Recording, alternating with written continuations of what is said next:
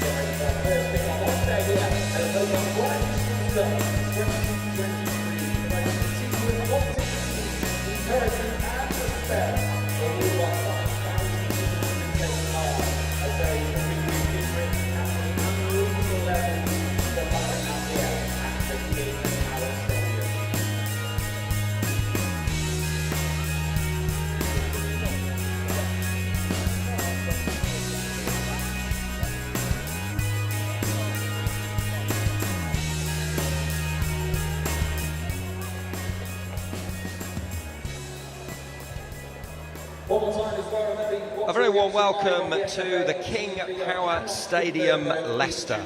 Pokemon Primary Schools Cup Finals for 2023, and some fantastic young talent to show you live from the home of the Premier League champions from 2016, FA Cup winners in recent times, Leicester City. So what a wonderful opportunity and experience for all of these youngsters. I know all the friends and family, everyone involved with all of the teams have been thoroughly looking forward to this. And we have a pleasant day as well, not too hot for them, fairly still. The pitch is in immaculate condition. So, yeah, there'll be a nervousness, there'll be an excitement, there'll be just a great feel-good factor, I think, around the stadium, which is great to be part of. So, well, we can go through the teams on pitch 1 and pitch 2 to kick things off. We're using 4 pitches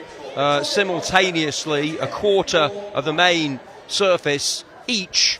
So it is going to be some really, really good noise levels, I'm sure, amongst the fans watching all of their kids in action. So the School Teams Cup Group A will be on pitch 1, and that's Robert Wilkinson versus Edge Hill.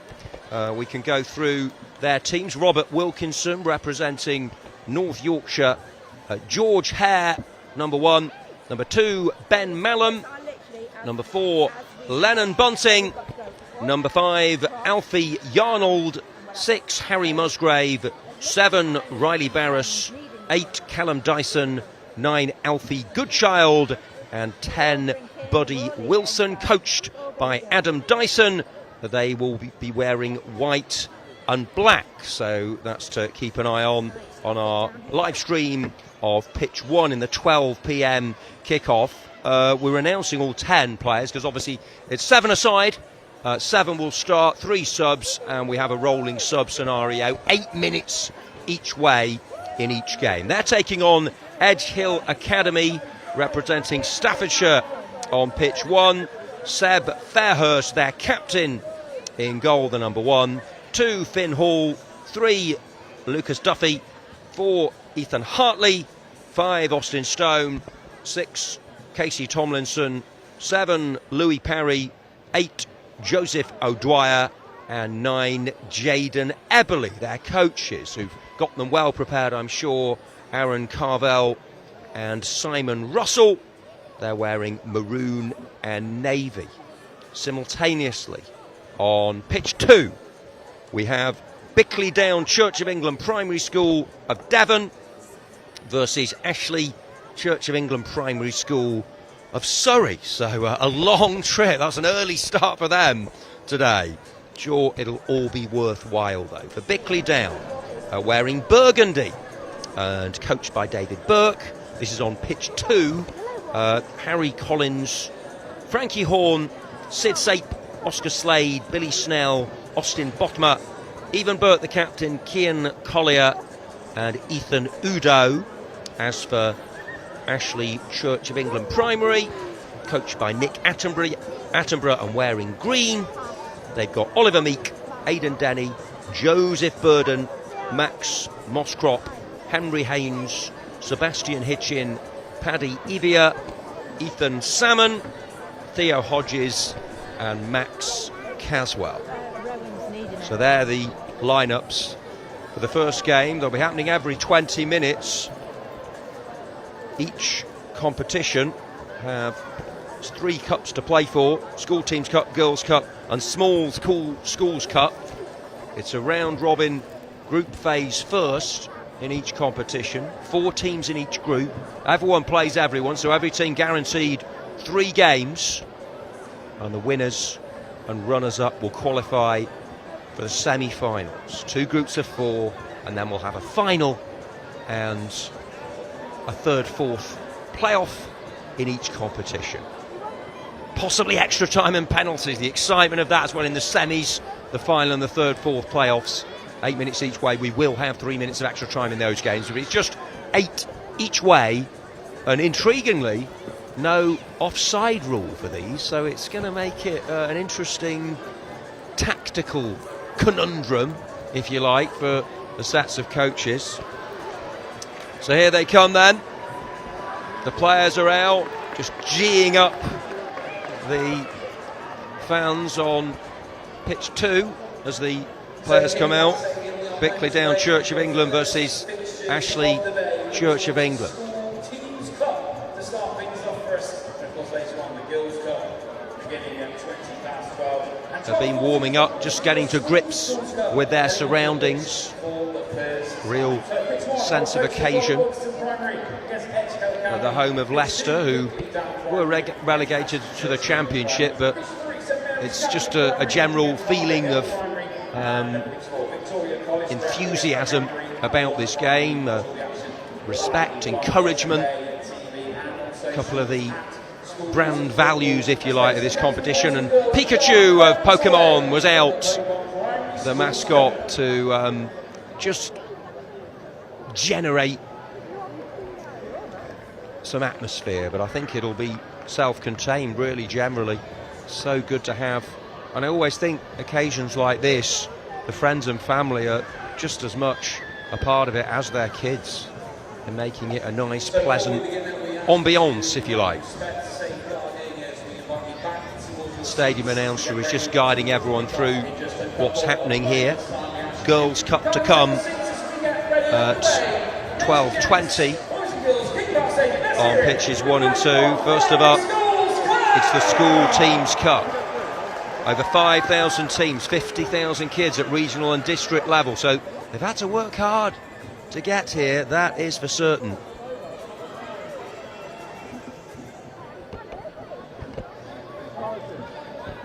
And we are underway on pitch 1. Robert Wilkinson and Edge Hill Academy, and it's on the ball. Edge Hill trying to get something moving. And they've kicked off just a little bit before the other game. Of course, we will have cheers coming from the different areas of the stadium, which might be quite disconcerting, but I'm sure they'll get to grips with it. It's the Maroon and Navies of Lucas Duffy, who chips it forward. Might be an early opportunity on pitch 1 there, but the keeper is out to gather, and rolled out by George Hare, the Robert Wilkinson goalkeeper, as we get underway on pitch 2. The referee blows his whistle, and they've started proceedings as well. Bickley Down Church of England versus Ashley Church of England Primary. Good passing football on number 1. Early stages of the action on pitch 2, and it might be an early chance as well for the number 7, Austin Botma.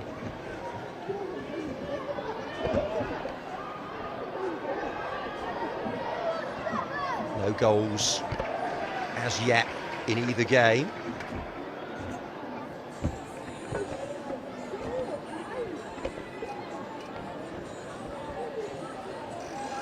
So throwing comes into the box from Robert Wilkinson.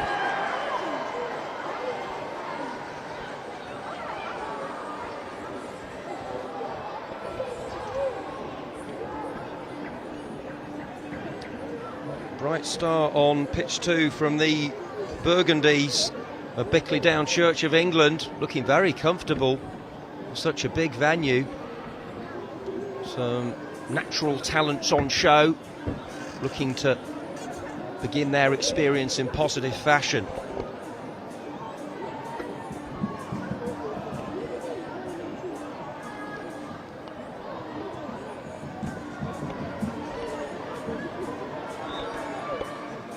No clear chances yet on either 1 or 2 in this Schools Cup. Natural that they might not get into their stride for a while.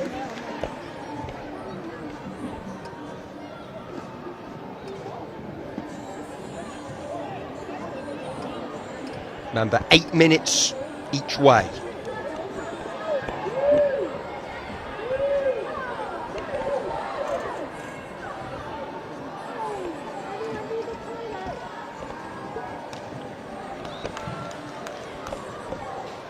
Really good free kick and follow-up shot from Evan Burke, the captain of Bickley Down Church of England, on pitch 2. His initial drive was blocked, and then he had an effort on the follow-up from open play, which wasn't too far wide. So it's definitely Bickley Down Church of England who settled better against Ashley Church of England in this Schools Cup.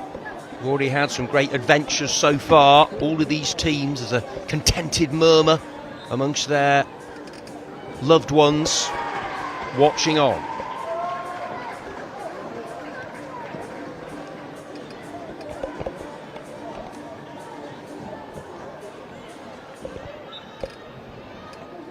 It's all Bickley Down Church of England at the moment, as Ethan Udo played it back in. Had to do a lot of defending of Ashley Church of England in green. Haven't conceded yet though, as Evan Burke races forward down the right hand side. We've passed the midway point of the first period. The game that kicked off a little bit earlier. Most of the excitement has come on pitch 2 in the Schools Teams Cup, and it's mainly come from the boot of Evan Burke, who had another shot saved by the keeper. Can they turn their dominance into goals? Good defending by Sebastian Hitchin. On pitch 1, a few questions being asked, but good save by the keeper. On pitch 2, a breakaway from Ashley Church of England, their first chance of the game, up the other end, and what an effort and what a goal. They've got the lead, Bickley Down Church of England, and it is a special strike from Cian Collier, the first goal on pitch 2 of the day, and it's a special one. Oliver Meek couldn't keep it out. He got a touch, but it was such a powerful strike by Cian Collier, and a great moment for Bickley Down Church of England. They're 1-up in their game. They've struck first, they've broken the deadlock, and the goal scorers look really good. A great little piece of play on the left wing from him as well. Always good if you can get that first victory when you've got 3 games. 3 points for a win, 1 point for a draw. But it's 1-up for the side in Burgundy. A brilliant strike, and even though it's a small pitch, it counts as a long ranger really, especially after Evan Burke had chances, the captain, but it was the number 9 who fired home. In the game between Robert Wilkinson Primary Academy and Edge Hill Academy, 0-0. Not as much goal-mouth activity, but still have had some promising passages of play, and it's a shot into the side netting. Probably best chance of the game so far for Buddy Wilson. It's a tight angle. Not sure he would have expected to score there, Wilson, but it was probably would have been covered by the keeper, as another shot is blasted over in a frenetic contest on pitch 2. But Robert Wilkinson are starting to struck their stuff on the adjacent pitch. Great little bit of skill by Jaden Eberle for Edge Hill in maroon and navy. Coming up towards the end of the first period, 0-0 between Robert Wilkinson and Edge Hill. 2 evenly matched sides by the looks of things. There is the half-time whistle. Nothing to choose between them. Goalless at the break. And watch that shot into the side netting from Buddy Wilson of Robert Wilkinson. But the keepers and defences doing well. Crossing over to the other field of play.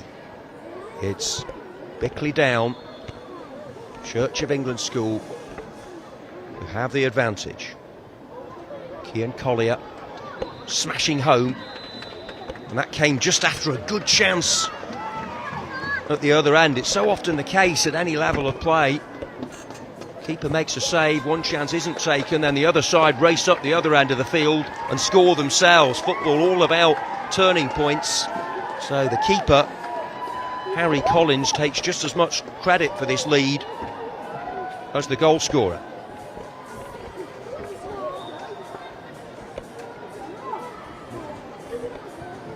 Well, we're already underway in the second half. Can understand just a little bit more caution in the first games. You don't want to lose it. A draw isn't always the end of the world, and that's really good defending by Robert Wilkinson Primary. Could easily have been the opening goal. Bright start to the second from Edge Hill. Pretty much immediate turnovers. Chance just to swig on the water, get the fluid levels restored. But we're at half-time between Bickley Down and Ashley Church of England, and it's Bickley Down who have the lead at the break.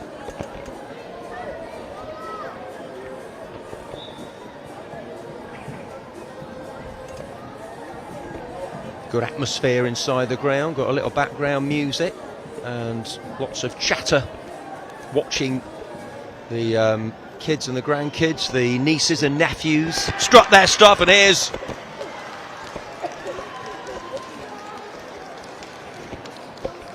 bit more promise. Oh, that's beautifully worked and dragged just wide on pitch 2 from the side who have the lead already. They might have doubled their advantage. Bickley Down looking for the cushion, that second goal. Still tantalisingly poised on pitch 1. They're just into the second minute of the second half.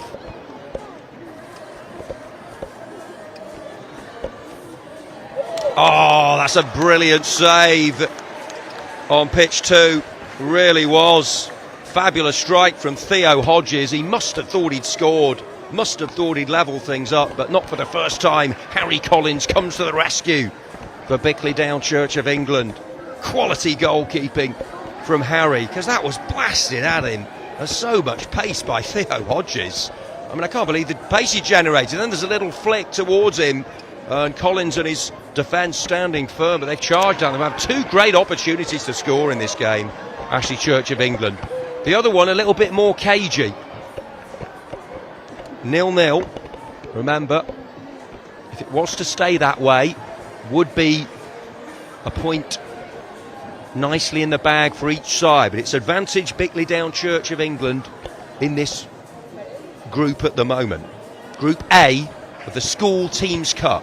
Girls' Cup football to come straight after these games. It's relentless, it's frenetic, and it's going to be thoroughly enjoyable. We've already seen a really good game on pitch 2. On 1, might be a chance here for the team in black and white. Robert Wilkinson, good, searching from Alfie Goodchild, Buddy Wilson, the forward players starting to ask the questions. That was a decent breakaway, might have hoped for a little bit better. Might be one goal that wins it. One goal between the two on pitch 2. They've come at them well. They've had good chances either side of the Bickley Down goal of Ashley Church of England. Here's the ball into the box on 1. And a good save by the keeper. It's a decent effort. Alfie Goodchild looking very dangerous, but Seb Fairhurst, the captain of Edge Hill Academy, with the save. And it remains even Stevens. Coming up towards the halfway point of the second half. Remember, they're 16-minute matches. And here's an equalising goal. They've done it. It's the number 2 on pitch 2. Aidan Denny has levelled things up for Ashley Church of England, and you'd have to say they deserve that. Harry Collins has made good saves in first and second half, but picked that one out from Aidan Denny. 1 apiece. And impressive character, because not only did they have the heartbreak of having a chance and then conceding in the first half, they've had to dig deep, they've had to show some resilience and grit. Really good attitude from both sides. Well, from all four sides on these two pitches. Excellent to see. Some good defending, some excellent ball striking, we've had some decent efforts, good saves. Overall, high quality matches, considering they're under 11 players. Real ones for the future. We've got a corner kick for Joseph O'Dwyer to take, I think, on pitch 1. I think it's going to be 1 goal that wins it, as on pitch 2, they're back in front. Austin Botma has restored Bickley Down's lead. So they're 2-1 up now, and they've shown some character. Conceding to Aidan Denny, but has Austin Botma just got the winner? I think it's going to get more stretched as it goes on. Nothing came from that corner for Edge Hill Academy. On 1. So we've got a 0-0 and a 2-1. It's another good piece of play down the left. He's had an excellent game as Alfie Goodchild for Robert Wilkinson, but nothing to show for it as yet. Of course, we have got cheers coming from the other pitches, which is a little bit surreal and confusing for the players, but they've just got to focus on their own match as a header is flashed wide for Robert Wilkinson Primary. They've had the better moments, but they haven't found a way through. They've not had the cutting edge. They've had some great opportunities, and they'll feel they perhaps deserve the lead, but you have to admire the stubbornness of their opposition, Edge Hill. Only got a couple of minutes to go in that game. It's 2-1 in the other one. So the outcome's still uncertain in both matches. It could be 3 here. This could be game over on pitch 2. No. More resilience. Free kick for Robert Wilkinson against Edge Hill. In it comes. Keeper did well, and he has had a good game. Seb Fairhurst. He's had to. The skipper between the posts. Approaching the final minute of the 16. 8 each way in the school's Teams Cup.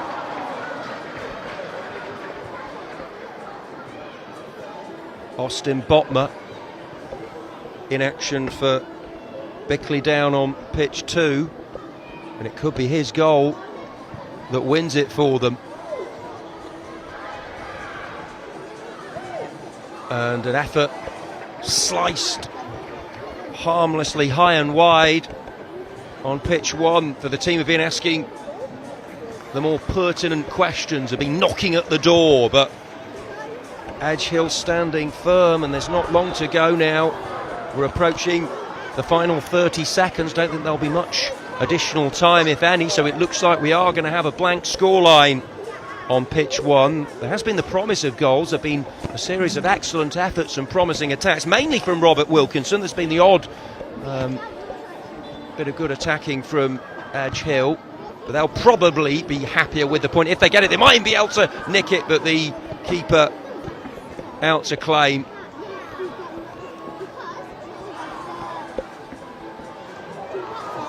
And there's a really good save on pitch 2. And on 1 it's finished level.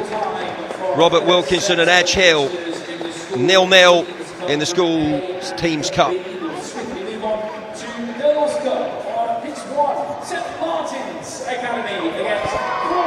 Up to the closing stages on pitch 2. Bickley Down 2-1 up. Even Burke, the skipper, just had a shot saved by Oliver Meek. And now Collier again. And pitch 4, Churchtown Village School against Davies Lane Primary School. Not long to go now on pitch 2. Looking to close it out. A Bickley Down, and they have. They won by 2 goals to 1. Kian Collier and Austin Botma, the scorers.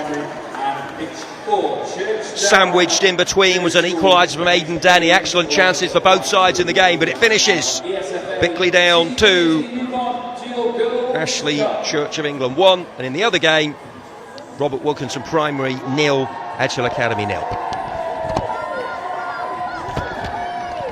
Girls' Cup is coming up. So the next set of games begin to kick off. The scores so far. On pitch 1, it finished Robert Wilkinson Primary 0, Edgehill Academy 0. On pitch 2 in that previous fixture, it finished Victory Down Primary School 2, Ashley Church of England Primary School 1.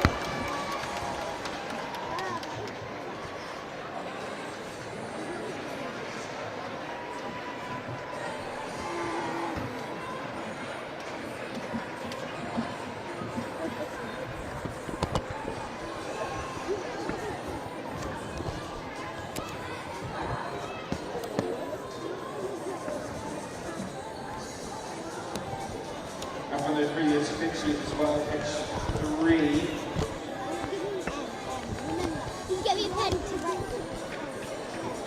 It finished St Mary's Catholic Primary School 1, Harvard Hill Primary School 2.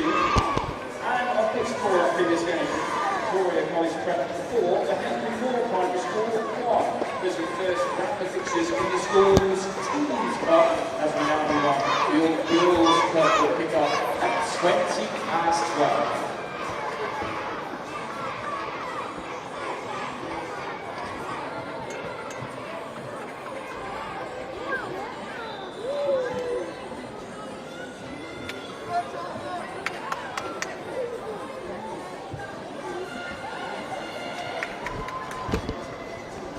Okay, it's time for the Girls' Cup. Pokemon Primary Schools Cup Finals for 2023. We've got St Martin's Academy versus Broughton Primary on pitch 1, and St Walburgers versus Dale Hall Community on pitch 2. Should kick off pretty much at the same time. So St Walburgers in yellow and blue, Dale Hall in blue and black on pitch 2. On pitch 1, St Martin's in maroon and navy, and Broughton Primary in black and white. The pitch 2 action is just underway. We've got Days Lane, we've got St Walburgers Catholic with Evie Green, Kiki Barnes, early attack as well. Bianca Michalska, Jessica Legg, Violet Wasmuth, Chloe Hinlagan, Estelle Nellian and Queenie Barnes for Dale Hall Community. Leah May Burgess, Isabella Stouffer, Jessie Cook, Isabella Maycock, Mia Barker, Alia Ryan, Ella Norfolk and Florence Cook. And it's good attacking for the team in yellow and blue. Can they get the ball away from the keeper on pitch 2? Good chance actually. Queenie Barnes, delightful footwork, mesmerising, silky skills from the number 10. St Walburgers representing Dorset. We're underway on pitch 1 as well. St Martin's Academy in maroon and navy, Broughton Primary in black and white. For St Martin's Academy, Minnie Rockcliffe, Lydia Williams, Poppy Adams, Florence Daniel, Abigail Rainbird, Kerry Wynn, Annabelle Smith, Loretta Eccles and Lily Brown. For Broughton Primary, Taylor Marriott, Sylvie Gillespie, Eva Rose Roberts, Reese Nethercott, Rachel Hook, Lily Allen, Lacey Bertram, Stephanie Amancona and Bella Lofthouse. Broughton coached by Georgina Derman, St Martin's by Olivia Fuller and Shona Valentine. Both games at 0-0 on pitch 2. They've looked very good of St Walburgers Catholic Primary so far, particularly the number 10 Queenie Barnes with Estelle Nellian as well. Go on Millie is the cry from the fans who are watching one of the other matches. But great to see so many and hear so many supporters. Girls' Cup football on pitch 2. It's the star of the show so far, the St Walburgers number 10. But Ella Norfolk's got some tricks of her own for Dale Hall community. But St Martin's versus Broughton on the first pitch. Seeing all St Warburgers on the other one. Great save by Lila May Burgess as well on pitch 2, but Queenie Barnes is pulling the strings and strutting her stuff with some very, very stylish work. Who's going to score the first goal then of the Girls' Cup? As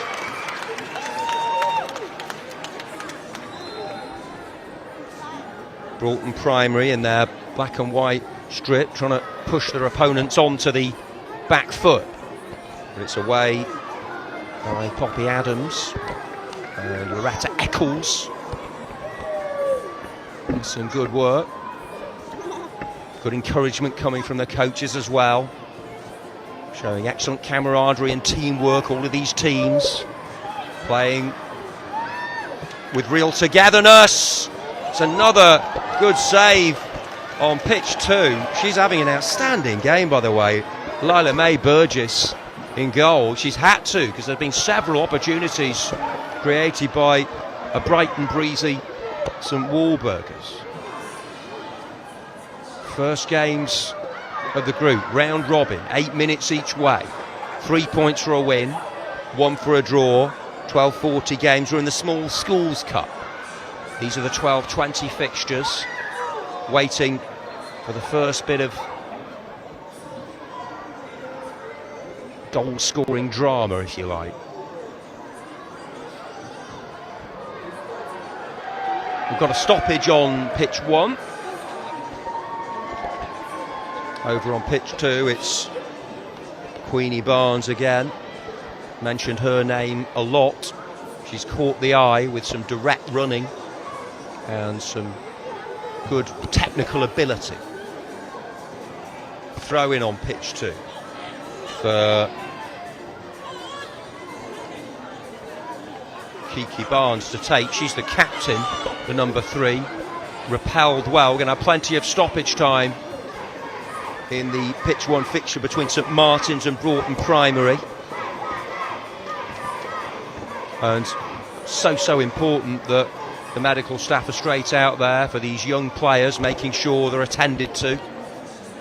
And let's hope she's going to be okay. It's Stephanie Amankona who's down. Captain, number 9.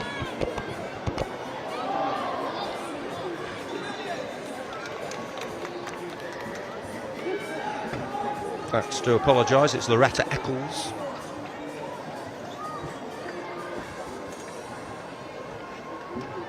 Good bit of skill again from Queenie Barnes.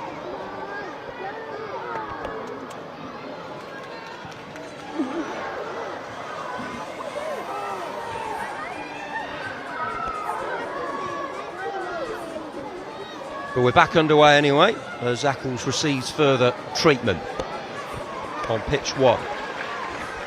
6th minute, but there'll be 3 or 4 minutes of additional time, so it might delay the next kick-off. So we're just inevitably might be that the games don't exactly kick off concurrently, such is the nature of the way this is being organised. But well done to the event planners, because there are lots of games to cram in to get the players on and off the pitch.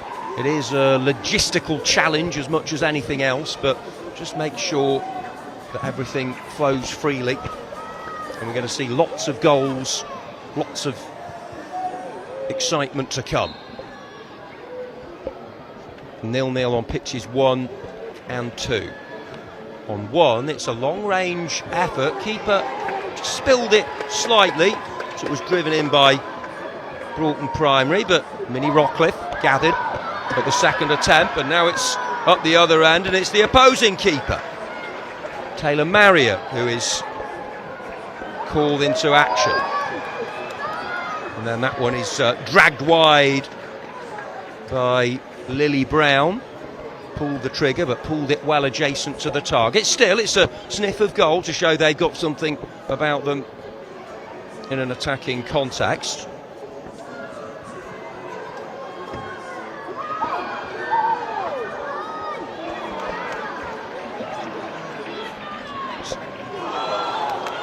Seven-a-side games. 0-0 on 1 and 2. More great skill from Queenie Barnes of St Walburgers on 2. Back on 1. Might have a bit of defending to do, St Martin's Academy.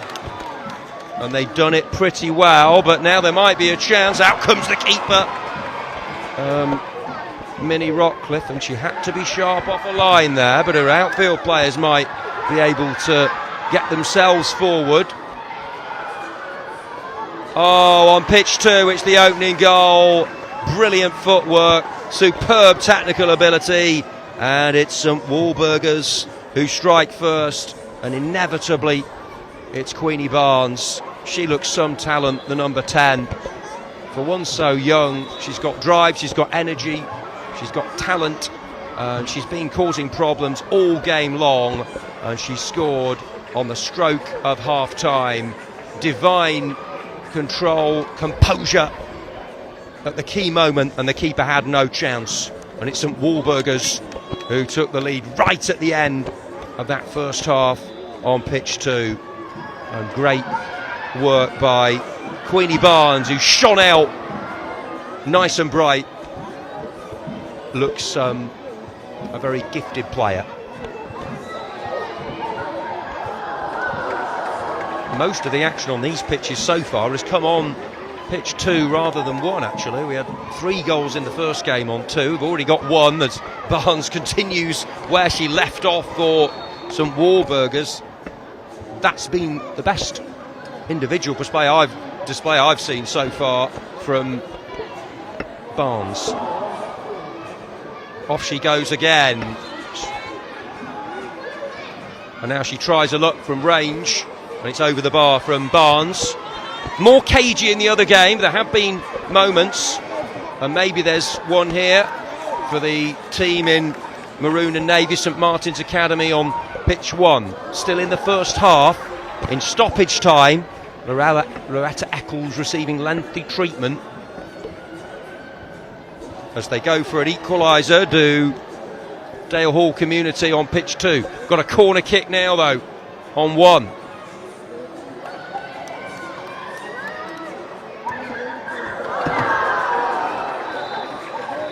And it's an effort just over the bar right at the end of the half as well. And that was probably, could say, the best chance of the game for St Martin's Academy. As the half-time whistle blows, that only travelled just over the crossbar. But it remains 0-0. On pitch 2, the game goes on. We're into the second half. And it's St Walburgers who lead by a goal to 0. Queenie Barnes with it right at the end, literally the final kick of the first half, as she danced her way through and then slotted an unerring shot, just prodded past the keeper. This could be the leveller here though for Dale Hall, and it is. It's 1 apiece, and it's their number 10, Florence Cook, who's evened things up. It's the tale of the number 10s in this game in the Girls' Cup. Queenie Barnes for St Walburgers, but Florence Cook racing forward rapidly. She drew the keeper and then prodded it past her, and it's in the balance again, 1-1, and now it's Barnes up the other end. Cracking game this between St Walburgers and Dale Hall. But whatever was said at half-time by Jack Bolton, the coach, has worked, because it's an awful time to concede, isn't it, right at the end of the first half, because it changes the team talk, changes the nature of what you're thinking. But they've responded well. 2 good pieces of individualism. We're back underway on pitch 1 between St Martin's and Broughton Primary. 0-0. We've got a 0-0 and a 1-1 in the Girls' Cup on pitches 1 and 2 here at Leicester City FC, the King Power Stadium. So good for all these girls and boys to be playing on such a terrific pitch. Oh, fantastic play again by Barnes. Oh, brilliant. That's a wonderful goal from Queenie Barnes of St Walburgers, her second of the game. Delightful stuff. It's mesmerising. She's bamboozled the opposition again as Barnes found her way past the keeper from close range, cutting in from the right, and St Walburgers restore their advantage through their star player Barnes. Buoyant and brilliant, and now she's on a hat-trick, and you wouldn't bet against her scoring it, and she has. It's 3 for Queenie Barnes, 3 for St Walburgers, and she is just tearing them apart. She's too good, too hot to handle. She'll have been looking forward to this day for so long as well, and she has risen to the occasion. She'll be getting this match ball, I think. Still a lot of games to go for her. Will she be lifting the trophy? Maybe. 3 goals for Queenie Barnes of St Walburgers, 1 for Florence Cook of Dale Hall on pitch 2, as that looks to be done and dusted, to be honest. So we'll focus on pitch 1 for a while, and St Martin's and Broughton Primary, rather like the games in the schools Teams Cup that preceded this one. All the actions really come on pitch 2, where Barnes wants another one as they thundered a shot against the bar on 1. Wow, that's a good effort. Lily Brown so close to breaking the deadlock from range. Looked up in frustration to the heavens because she thought she'd scored. But it's the Maroon and Navies who feel they should be ahead in the game as the woodwork comes to the rescue of Broughton Primary. Good run here by Florence Cook on 2. But it's Queenie Barnes, player of the match, no doubt. She's almost taking them on single-handedly. She got past 4 challenges. And we've got an opening goal in the game on pitch 1. St Martin's Academy have struck. They just hit the bar. Could say they deserve that goal as well. And they've taken the lead against Broughton Primary. 1-0. First goal we've seen on pitch 1. And it's St Martin's who got it, representing Cheshire with pride and passion in the Girls' Cup. And they find themselves in the ascendancy coming up towards the midway point of the second half. Congratulations to St Martin's on that goal. The other one looks all over. Can Broughton Primary hit back? They've had their moments in the contest, that's for certain. First goal we've seen on pitch 1. What have they got in response here? Broughton Primary have played their part, that's for certain. They've not been fazed by the occasion. But that cross-come shot didn't come off, and precious time ticking away. St Martin's looking good on pitch 1. St Walburgers looking very good on pitch 2 in the yellow and blue. It is all about team togetherness and working for each other, but naturally you are going to get standout performers, but the others can take credit. It's a team game. She's the sparkling jewel in the crown though, isn't she, Queenie Barnes, in terms of the way she runs the show. And they've allowed her to play there. They put in the graft, her teammates, for certain, and they're allowing Barnes to show her undoubted, unrivaled technical ability. I mean, she's just dribbled with the ball at her feet there, and they just simply couldn't get it off her on pitch 2. Pitch 1 is good game so far. They're a little bit behind on 1 after the stoppage in the first half. But they've done well since scoring the goal of St Martin's. So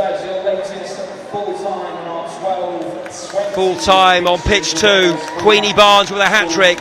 St Warburgers beat Dale Hall by 3 goals to 1. The small schools cup. First time we're going to see our teams there heading on to our pitches here at King Power Stadium. So pitch 1, we'll see Lindau Community School against STS Peter and Paul Primary School. On pitch 1 we're still playing St Martin's and Broughton Primary. St Martin's lead by 1-0. It's not an insurmountable lead as yet. At 12:40, by the way, we've got the Small Schools Cup.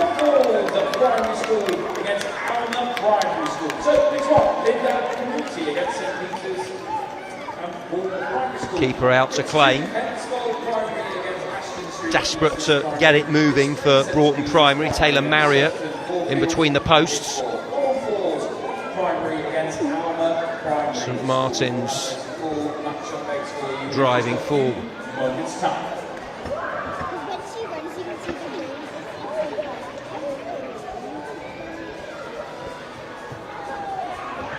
Job done from St Warburgers. They pick up 3 points with their 3-goal show from Queenie Barnes.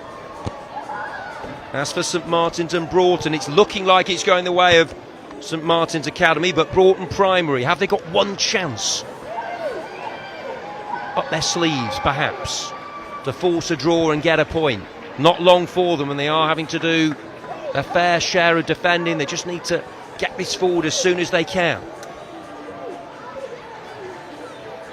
Haven't really tested the keeper as much as they would have liked, and it's with Bella Lofthouse trying to instigate something for her team and pull those strings, but it's good, determined defending from the side who have a slender advantage. Final 20 seconds, ball driven in low, it's cleared, so they're on the back foot now. Can they hang on to 3 precious points here? St Martin's. It's been a fascinating contest. Looks like it might be the only goal that wins it, or have Broughton Primary got other ideas? We're into stoppage time at the end of the game. Pitch 1 from those 12-20 fixtures. But the scores from our other games, pitch 2 finished St Warburgers Primary School 3, Dale Hall Primary 1. Pitch 3, Crane Hall. Pitch 2 will be getting underway very shortly. And pitch 4 finished Churchtown Middle School 2, Days Lane Primary School for the Small Schools Cup. It's all over on pitch 1. Big win that for St Martin's. They've beaten Broughton Primary by 1-0 in the Girls' Cup.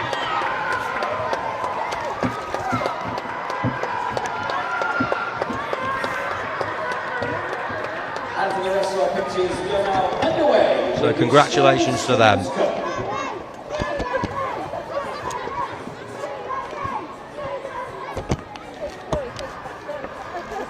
Small Schools Cup then.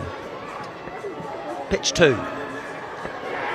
Pensford versus Ashton St Peter.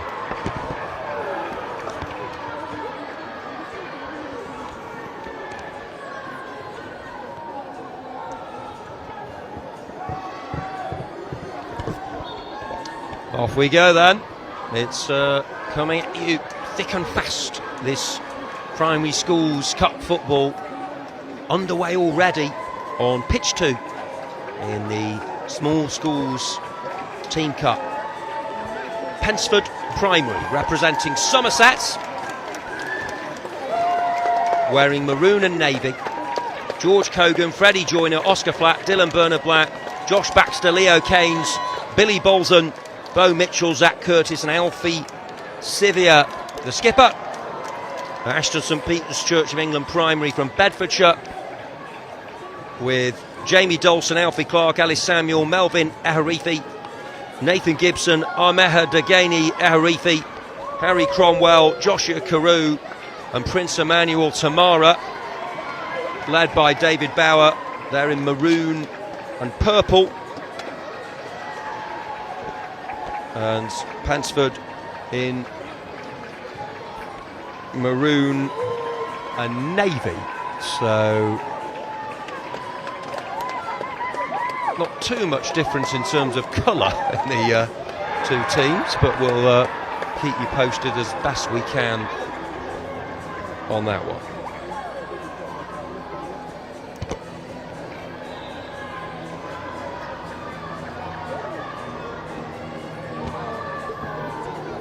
As the cross is driven in low, but on pitch one we're off and running.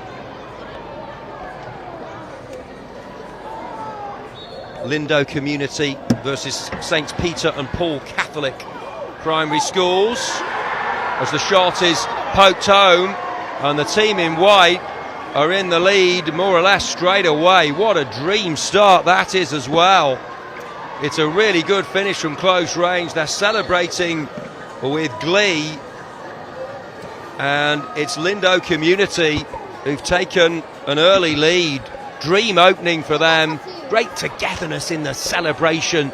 Was wonderful to see from the side in white. Straight from the kickoff, they've taken the advantage. Early goal, early confidence booster for Lindo Community School, led by Eric Garner and Thomas O'Keefe, and that is magnificent stuff for them, as St Peter and Paul Catholic Primary rock back onto their heels. Lindo Community playing in their white, red and blue. Toby Foster in goal. The rest of the lineup: George Hardy, Freddie Lambert, Ellis Greeny, Rory Walsh, Archie Long, Freddie Polton, Henry Roberts, Harry Bracken and George Roberts. Good response though from St Peter and Paul Catholic Primary,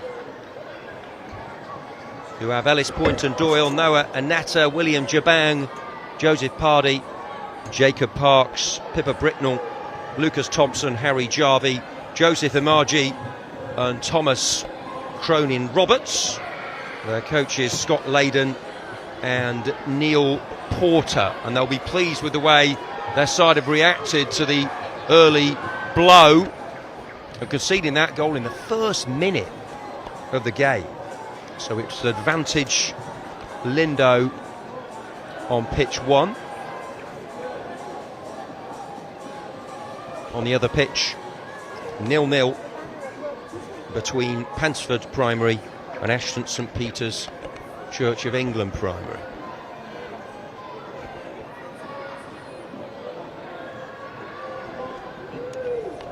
Lindo looking good here.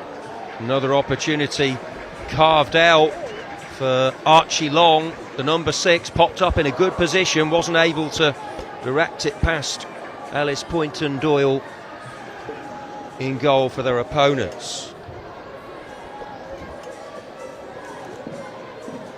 0-0 on pitch 2.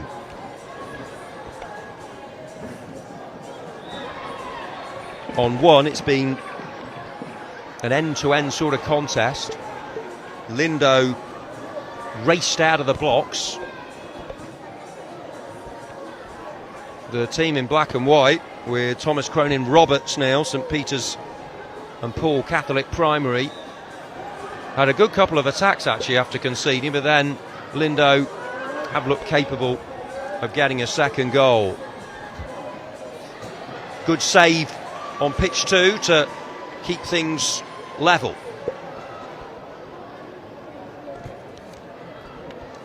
Pensford Primary and Ashton St Peter's head to head as we complete the first round of fixtures in these round-robin games. Good defensive block on pitch 2.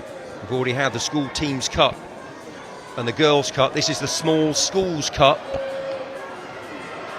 Remember, each team plays 3 times in the group. You play each other, and the top 2 through to the semis. So not the end of the world if you lose your first, but it doesn't half help your case if you can get the victory in your first match.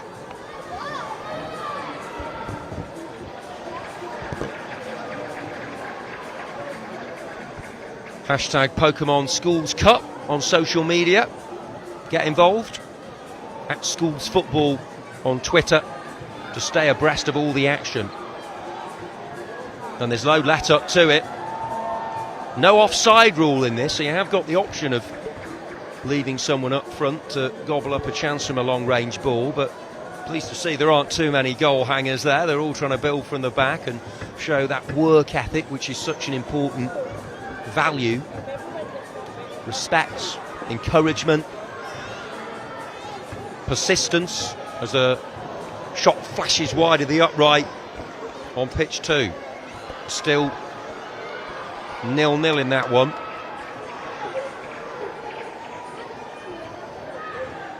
Great defended by Lindo to keep their sheet clean. If they can keep a clean sheet, they will win the match on pitch 1 because they scored with the very first attack of the contest. Remember, 8 minutes each way in the group games.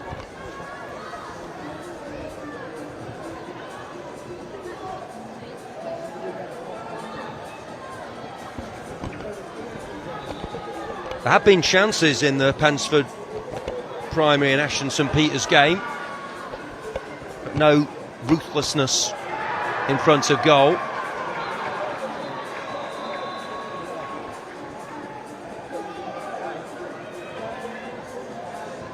More thou shalt not pass type defending from Lindo. They've shown all facets of the game needed.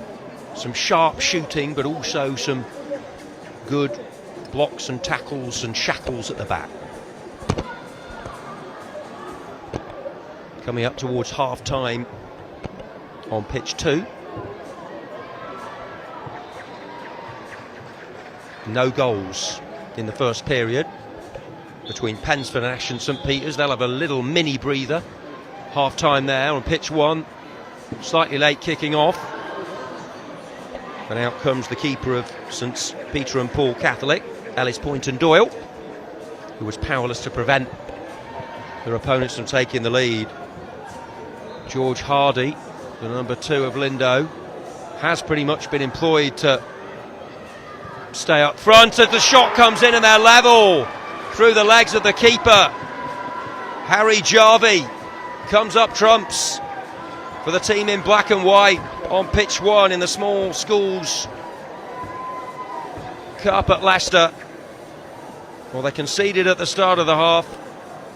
They've scored towards the end of it. Harry Jarvie finds a way past Toby Foster, and it's 1-1. And you can't say they don't deserve it. They've really dug in. They've really shown a spirit. They haven't thrown in the towel. They've shown an application, an industry, an endeavour, and they've had their reward. A little bit of luck when he hit that. I mean, it was an awkward bounce, but the keeper would have hoped to save it. Wasn't able to do so. And congratulations to Harry Jarvie, a big moment for him. 1-1. We're back underway in the second half on the other pitch. These games are opening up into the second periods. Next up at 1 o'clock, we've got the Schools Team Cup Group B. This is Small Schools Cup Group A.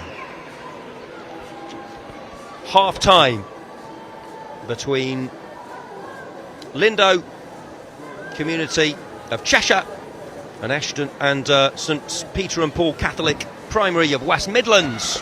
So not a long journey for them. Here we are in the East Midlands, and they'll probably be the happier team as they go into the cluster, into the huddle. Their coaches Scott Layden and Neil Porter will be getting the instructions in, but the players buzzing after that goal equaliser. You could still almost hear the sound of the referee's whistle as they conceded in the first minute. Chance on both posts. Goodness me, we've had a shot that's hit both posts on pitch 2. Well, you just feel that we're destined for a 0-0 when that type of thing happens. Keeper very relieved, and somehow I've had chances at both ends actually between Pensford Primary and Ashton St Peters. And here's a shot that squeezes against the post. So both teams have hit the upright or the frame of the goal in the last minute or so. It's you attack, we attack. We have to have a goal, surely. No, it's blazed over the bar. by the number 9 on pitch 2. It's had everything apart from a goal. Well, Lindo scored at the start of the first half. Can they repeat the feat at the start of the second on pitch 1? They weren't far away, were they?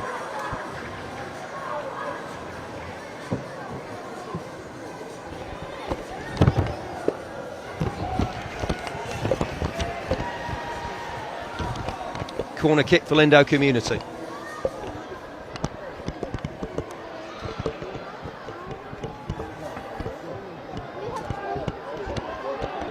Possible breakaway from St Peter and Paul Catholic. It's got noticeably warmer actually in the last hour or so, as another shot hits the post and then squeezes wide. So both sides on pitch 2 are having no problem at all smashing it against the uprights. Got some good attackers on display, the likes of Zach Curtis and Alfie Sivia, the captain of Pensford, Josh Carew and Prince Emmanuel Tamara of Ashton St Peters. As Pensford Primary get Oscar Flack racing forward. Alfie Sivia almost scored for them, and he's going to take a set piece on pitch 2.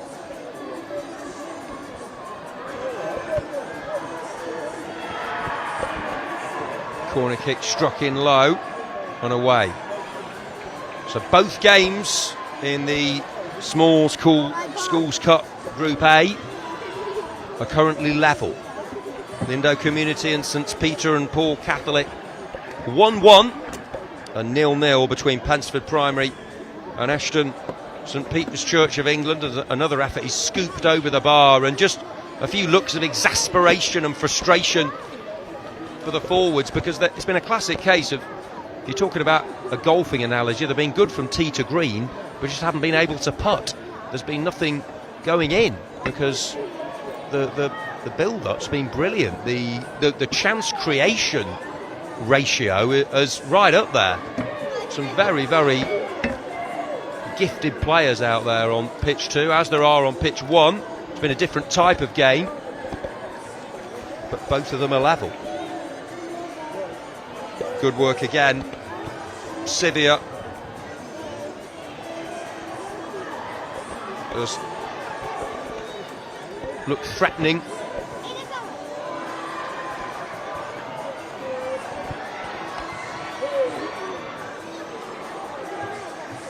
Not long to go between Pensford Primary and Ashton St Peters. So this could be a tight group if it remains like this. We've still got 5 minutes left on number 1. And Freddie Lambert coming forward for Lindo and wasn't able to catch that one, the keeper Ellis Poynton Doyle, and it's wide for a corner which will be taken by Freddie Poulton.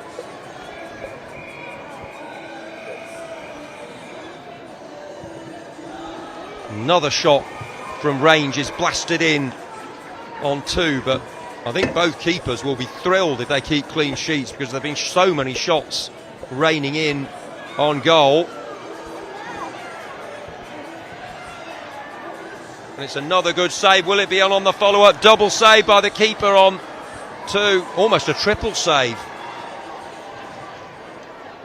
Aharifi, Carew, Tamara have all bombarded the goal of George Cogan, but credit to the 2 keepers actually on pitch 2. They've been brilliant. George Cogan and Jamie Dolson, hats off to them, because if it stays 0-0 with the chances we've had, that if they are involved in penalty shootouts later, you definitely back those keepers, because they've had a bit of luck, but you always need it, don't you, when the shots are flying in on goal. It's probably, obviously keeping my eye personally over both games on 1 and 2, but the match on pitch 2, which you can sort of dip in and out of, has probably been the best 0-0 I've ever seen, as a shot is dragged wide for Lindo, looking to get into the ascendancy, into the closing stages on 2.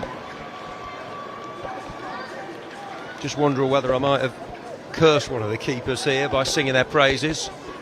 Hope neither of them makes an error now, because, you know, it's not only about goals, is it, this game, at any level. Sometimes you have to admire good goalkeeping, resilient defending, good passage of play, the number of chances created.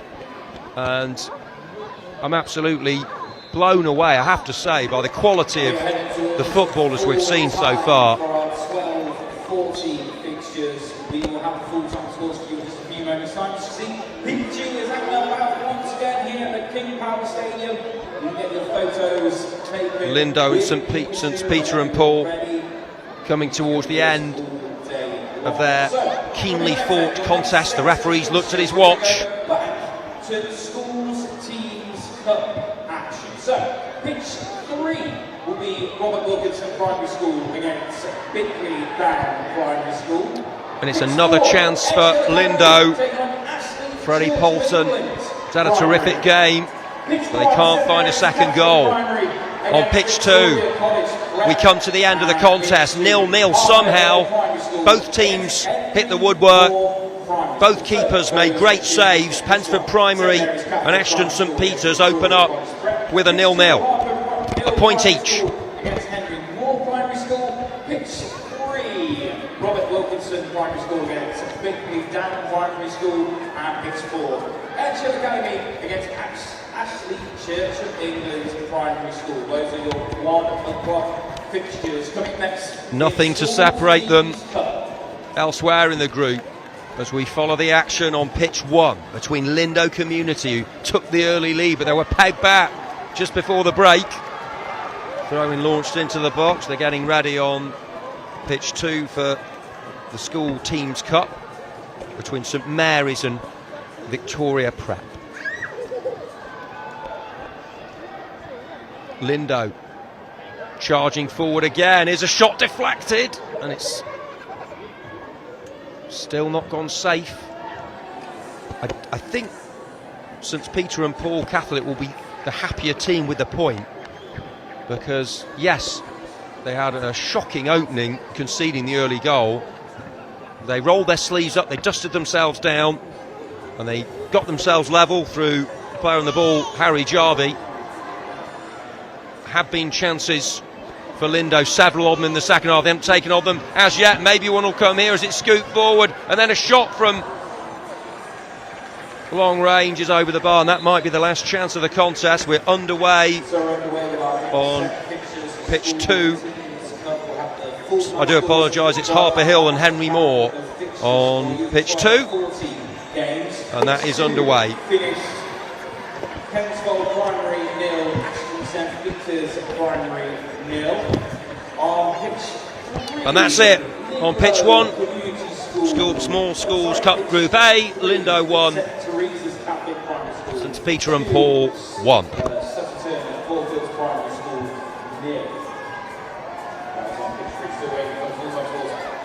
Pitch 2 and 4.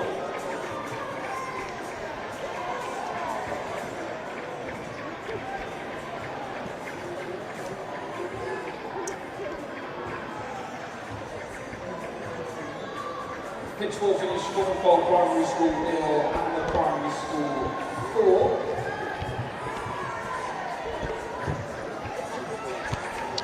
Pitch 2 then. We've got Harper Hill versus Henry Moore.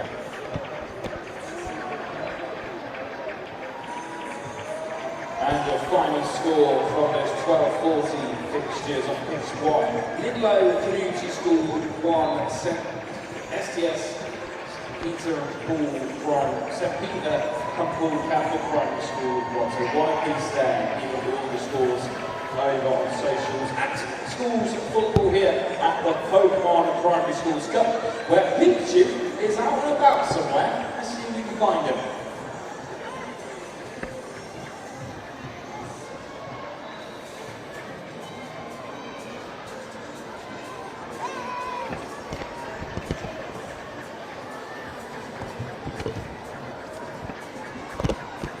And we're about to get underway on pitch 1 as well, between St Mary's and Victoria Prep.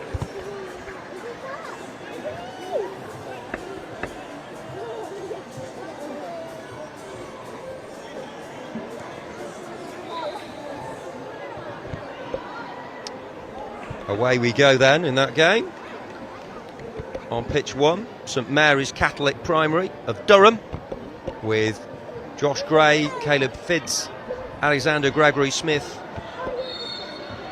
Oh, it's a goal on pitch 2, and the first of the game is scored by Dylan Leverington.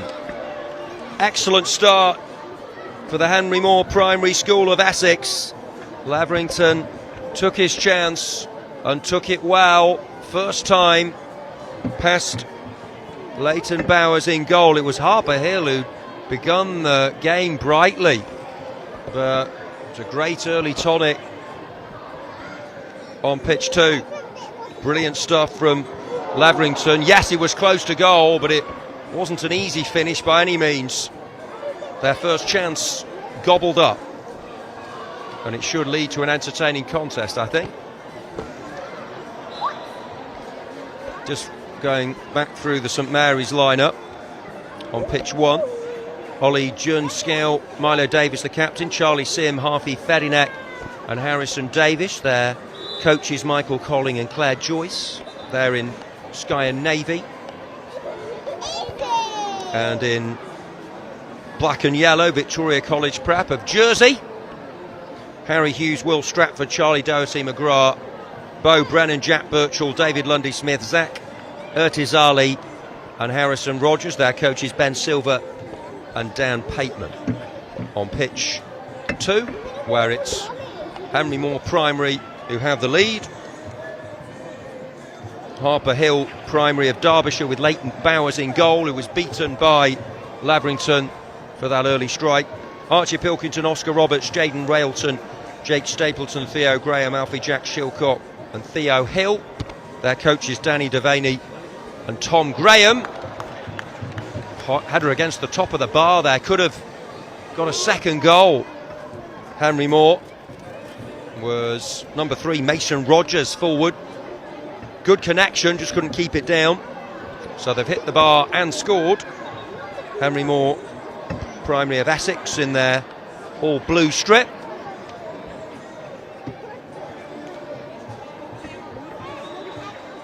They have Harry Mallett in goal, Casey Mellon, Mason Rogers, who just hit the bar, Kirain Elliott, Bobby Paxton, Dylan Leverington, Freddie Grant, Sonny Dingle, Jesse Kennedy and Daniel Sabelski. Cassie Broughton and Mark Leverington will be proud of Dylan, are their coaches. But on pitch 1, the team in sky blue with a good attack. Oh, that's a fantastic effort on pitch 2 from Jake Stapleton, who's been excellent so far. Shouts in frustration as his long-range free kick flies just wide the target. Not sure the keeper had it covered.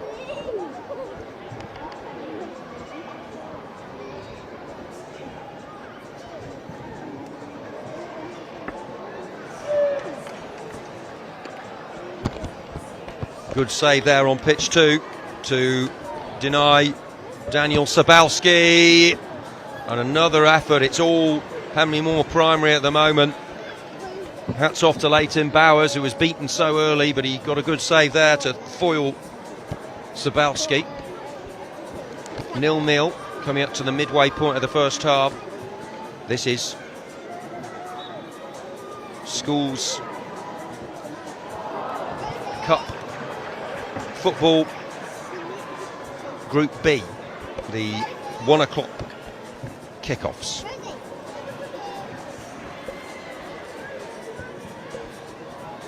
The more eventful game so far has come on pitch 2.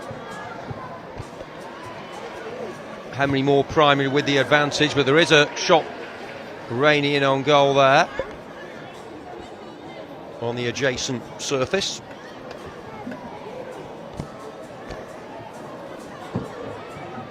And it's definitely St Mary's Catholic Primary who've had the opportunities, a few scoring possibilities generated by their enterprising attacking football.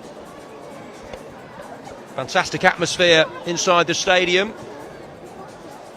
The friends and family of the players enjoying their day out at the home of Leicester City FC. Now the Championship, of course. but still amazing to think that these young players are treading the turf of Premier League champions from 7 years ago, FA Cup winners not so long ago, and got to semi-finals in European competition, the Europa League.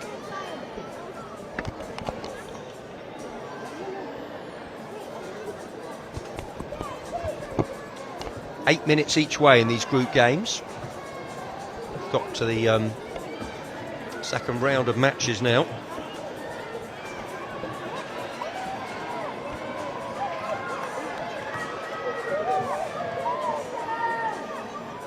Could there be an equaliser on pitch 2? They're claiming a foul, wasn't given. Now it's Victoria College throw-in on 1.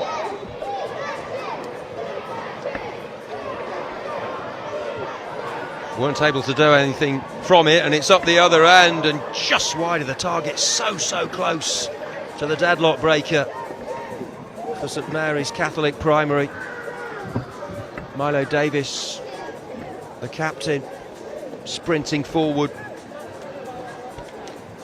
They've got a corner, decide to play it short. Half time in the other game, still got 90 seconds plus any additional time. Harvey Fedinak back for Caleb Fidds. Hacked away. Maybe there's something, it's fairly end-to-end at the moment on pitch 1. Two good, well-drilled, well-organised outfits. Josh Gray in goal for St Mary's Catholic. And we'll gather this ball with a minimum of fuss. We've got a free kick on 2 early in the second half. Jake Stapleton fizzed one wide in the first half. What's he got up his sleeve? Oh, he's played the unselfish pass. Perhaps wasn't expecting it, Theo Hill, as the Victoria College keeper Harry Hughes gathers. 0-0 into the closing seconds of the first period, as that one is smashed high wide.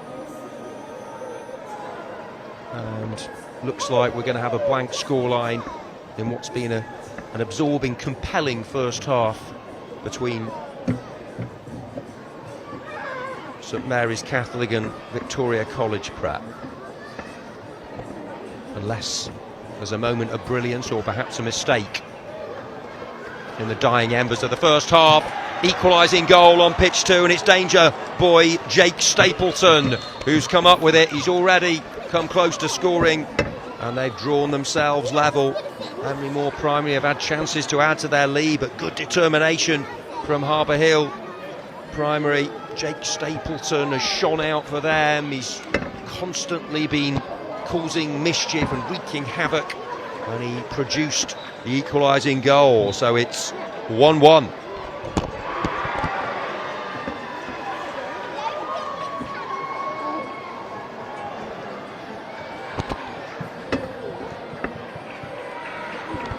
Dylan Laverington's goal cancelled out on pitch 2. It's half time between St Mary's Catholic and Victoria College Prep. No goals in that one. In the other game, we've had one for each side. Dylan Laverington of Henry Moore. Equalising moments ago was Jake Stapleton with a well-taken goal.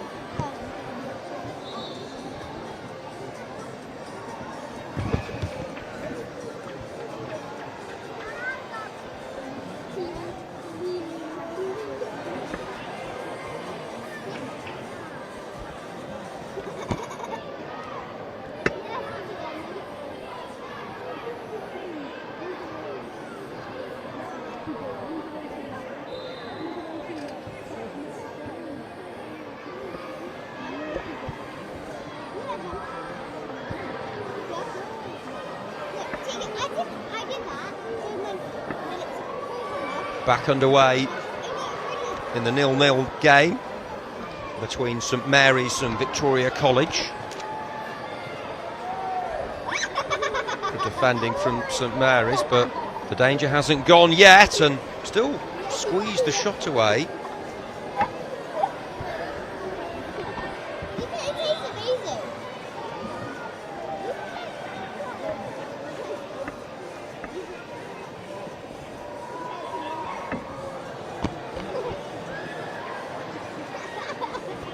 Keeper out to Clay on pitch 2. They're just a little bit ahead on this one in terms of time.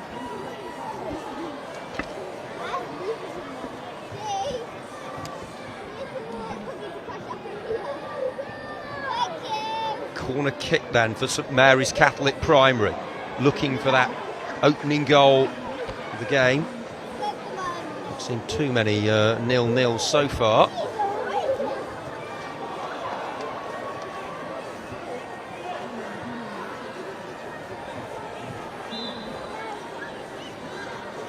Oh, keeper wasn't able to keep that one out, and it's bundled in from close range, and it's the opening goal for St. Wow, and it's frustration for St Mary's Catholic Primary. Victoria College Prep have struck. Harrison Rogers was on hand just to pop it in right underneath the crossbar, and that's a big goal early in the second half for the representatives of Jersey, and that'll give them so much confidence going into the rest of this competition. Looking to hit back straight away, St Mary's Catholic Primary, and unable to do so. But they've nicked a goal. It was a good attack, and Rogers was the as a shot is thundered against the crossbar. They probably heard that all the way on the other pitches from Stapleton. He's already scored once for Harper Hill in the match on pitch 2, which is 1-1. It's 1-0 on pitch 1 to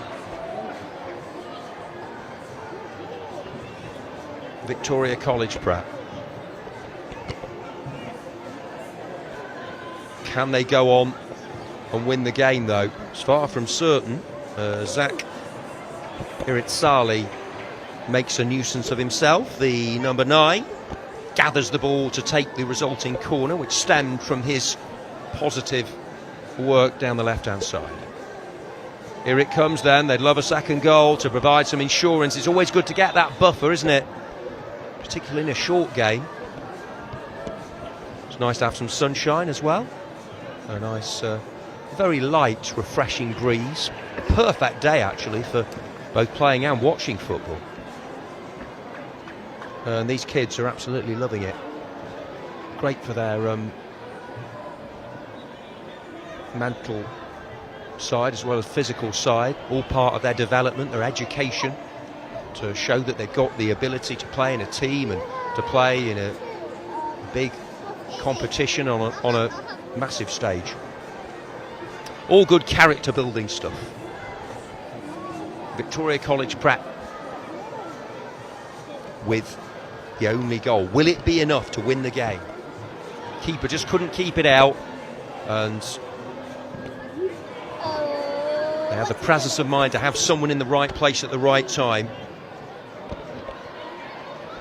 Looks like we're going to finish level in the other match unless something spectacular happens, but a throw in for Harper Hill Primary that loops in. Theo Graham trying to keep it in play.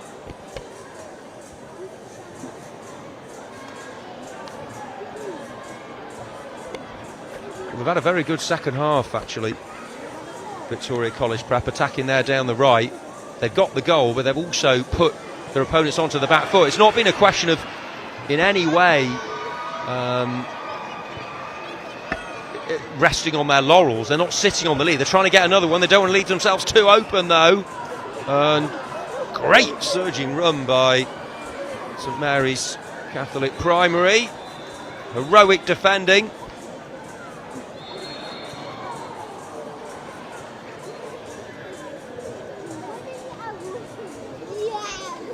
Coming towards the end of the 1 o'clock games, the 120s are in the Girls' Cup Group B on pitches 1 and 2. And they're just waiting on the sidelines, ready, willing and able. They just can't wait to get onto the pitch, which is great to see. So starting to draw to a close our latest round of fixtures. Full time on pitch 2 between Harper Hill and Henry Moore, 1-1. One set of fixtures now in the Girls' Cup. So on pitch 1 we'll see Creighton Church in the primary against Church Down Village. Still playing on pitch 1. Primary against Days Lane Primary.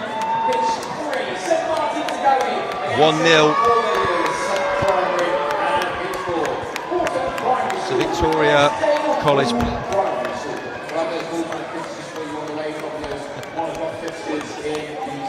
It's actually quite disconcerting in a way, because we're watching these games from in amongst the fans, who many of them are watching the games on the far side on pitches 3 and 4, so cheers aren't necessarily representing what we're seeing on pitches 1 and 2, but it's all part of the fun, all part of the occasion for everyone. And good to see so many supporters here. And I think it's quite a good idea actually to have them all in one place where it generates more atmosphere, certainly in this side of the ground. Good save made there to keep them ahead into the last chapter of this contest between St Mary's Catholic and Victoria College Prep. Can they level things up right at the end of the game? They most certainly can. Celebration time for them. It's the number 10 who wheels away, Harrison Davis, and they have levelled things up. It's a last-ditch equaliser, a big goal there. Goal at the start of the half for Victoria College, but it's cancelled out. Excellent spirit, because they've had to do a lot of defending, particularly in this half, but Harrison Davis was able to produce the finish, and looks like this one, like the game on the other pitch, is going to finish 1-1. They couldn't hang on. It's tough on Victoria College, it really is. They'll feel they did more than enough to win the game, but they might still lose it because they've shown an application and an appetite, hunger and desire, which you'd like to see. Never given up, and that is one of the mantras, I'm sure, of the day and the whole competition, the whole ethos of this competition. Never give up. Always give your effort.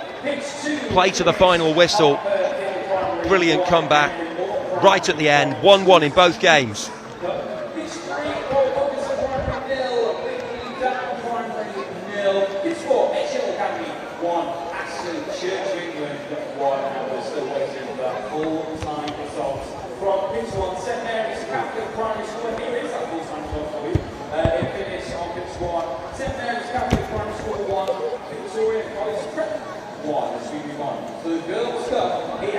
Time for the Girls' Cup, and we're underway already on pitch 2 in this 1:20 game.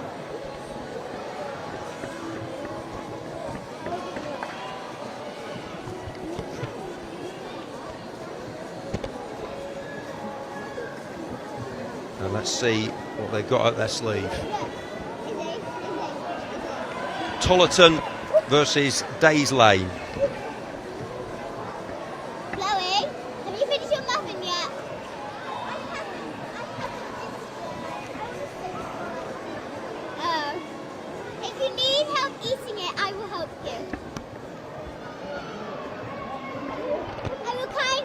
And we're underway in that one, and on the adjacent pitch, an early effort on pitch 2.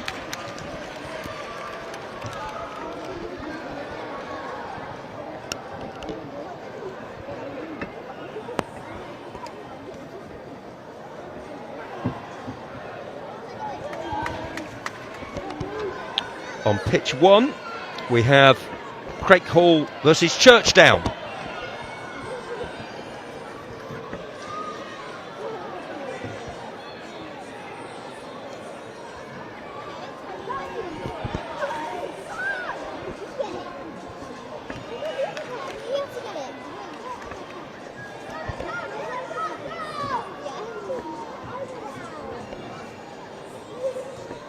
Early corner on 2. Swung over as a good delivery actually as well. It's Tollerton from Nottinghamshire, so just down the road. Tollerton Primary. There's a big rivalry in these parts between Leicestershire and Nottinghamshire. They're in green and black, Tollerton Primary. Darcy Bailey, Lily Screeton, Isla Tillotson, Asmi Shaw, Molly Cox, Imogen Garrard, Eva Dewhurst, the skipper, and Elizabeth Dull, led by Nick Isted and John Wells. Days Lane Primary of Kent, Emily Ward, Chloe Stevens, Eliona Sangma, Lois Larkins, Tilly Georgiou, Saria Ashby, Neve Williams, the captain, Carmela Gum, Bo Kempson, and Effie Ajara. Ed Simmons is their coach. They're wearing yellow and blue.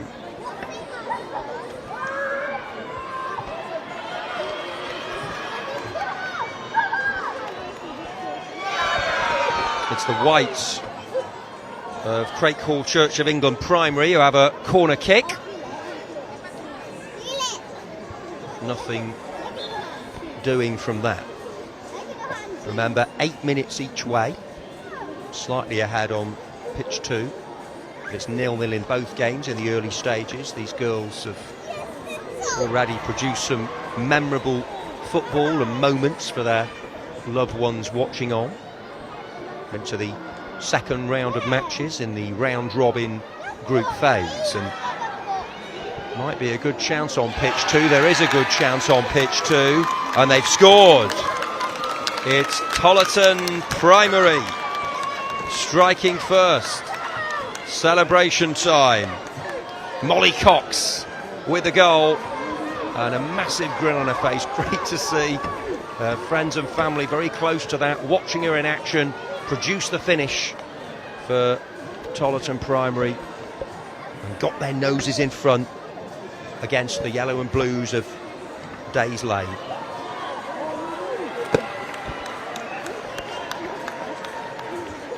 So Tollerton Primary 1 up on Days Lane. It's 0-0 between Crakehall Church of England Primary of North Yorkshire and Churchstill Down Village Junior School of Gloucestershire on pitch 1. And it's actually been Crakehall who've been getting forward the better so far. Good defensive block, and a shot pulled wide on the follow-up. Got forward well, did Ruby May McCafferty for Crakehall, and that's the best bit of action of the game so far on pitch 1. On 2, Molly Cox produced the goods for Tollerton to give them a 1-goal advantage.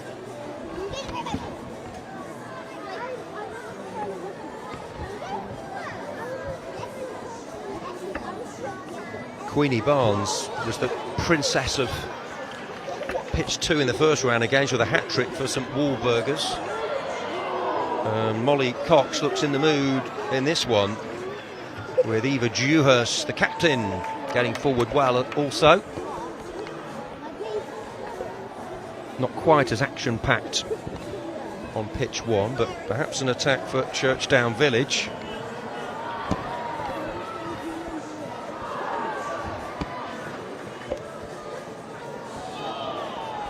Right wing corner, causing uncertainty and hesitation in the rear guard as Tollerton look to double their advantage. And it's the goal scorer, Molly Cox's corner is repelled.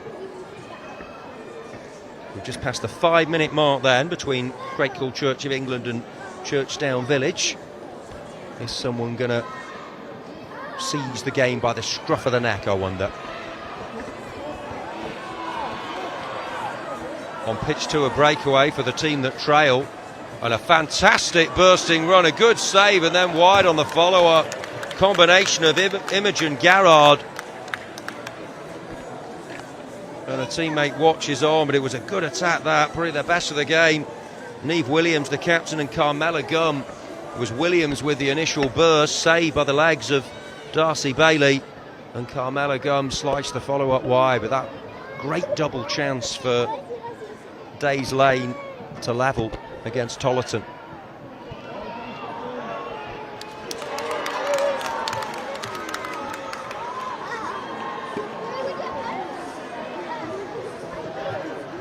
Final couple of minutes of the first period, second game of the round robin phase.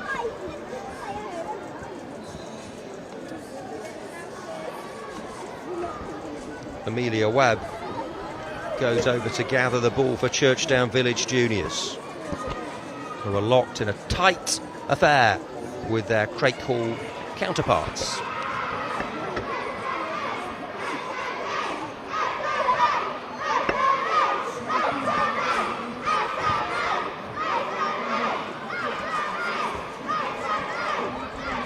Craig Hall probably just shaded it so far in terms of goal threat.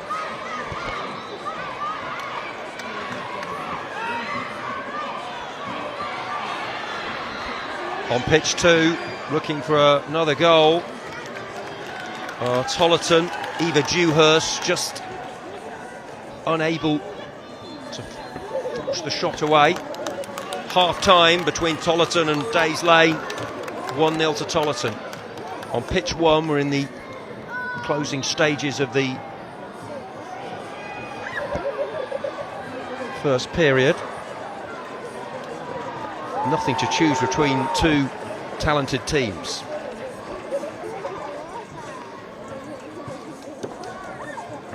Defence is just about dominating.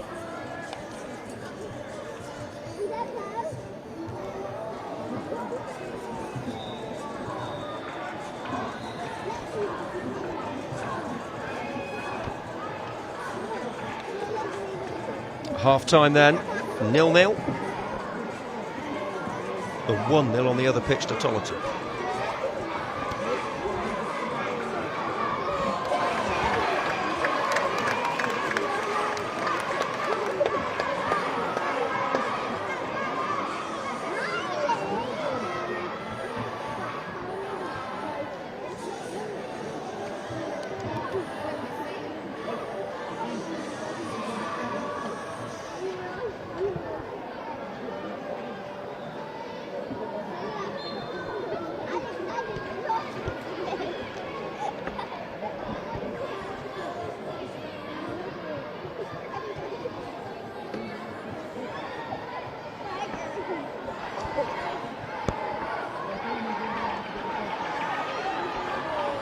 We're back underway on pitch 2, which has looked very good. Molly Cox driving forward there.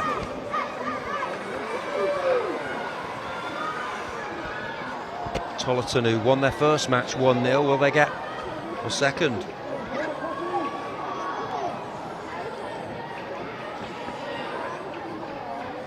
First fixtures, Tollerton got the better of Craig Hall, and Days Lane had a 3-2 win over Churchdown. All still to play for going into the second halves. Back underway in all of the action on pitches 1 and 2.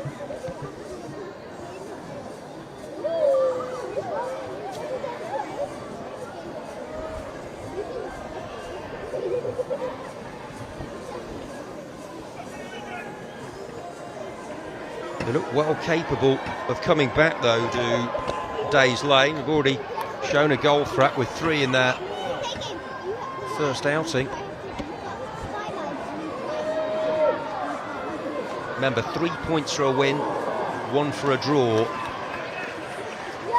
This is the second round of fixtures in the group.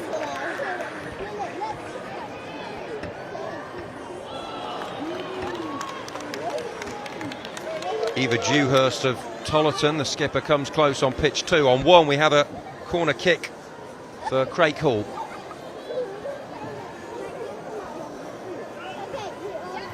Comes back to the taker, looking to do something from open play, but it's a breakaway. for Churchdown Village Junior School of Gloucestershire.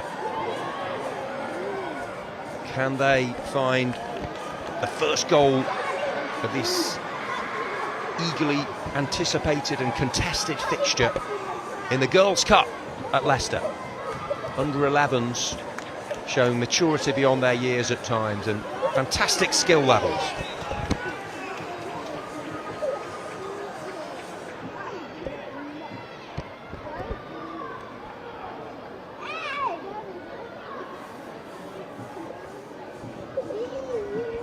So that one is ushered harmlessly behind, and the keeper Madeline Condé, who hasn't looked unduly troubled as yet. On the other pitch, Tollerton looking to close out a victory.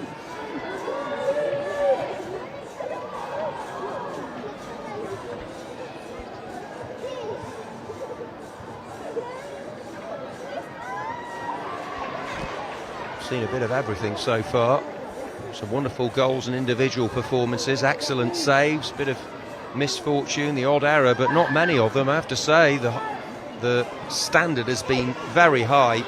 Now, possible chance for Days Lane on pitch 2 with Neve Williams dancing forward, but good defending. Still waiting for the first goal on 1. Churchdown Village showing optimism, showing good energy levels, but not quite the quality required. It's a strange goal kick, went straight up into the air really from Madeline Condé.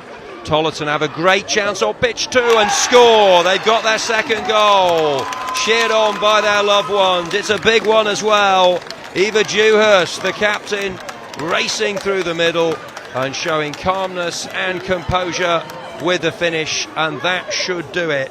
They have the buffer, the cushion of the second goal. She's had a lot of time to think about that, but it's as if she's been doing it all her life. Maybe she has been doing it all her young life, as she sprinted forward, showed pace, showed energy, and then showed quality in the finish. 2-0 to Tollerton against Days Lane on pitch 2.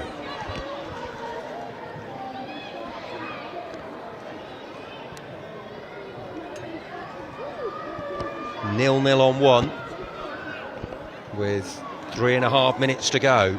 Haven't been too many chances in the game.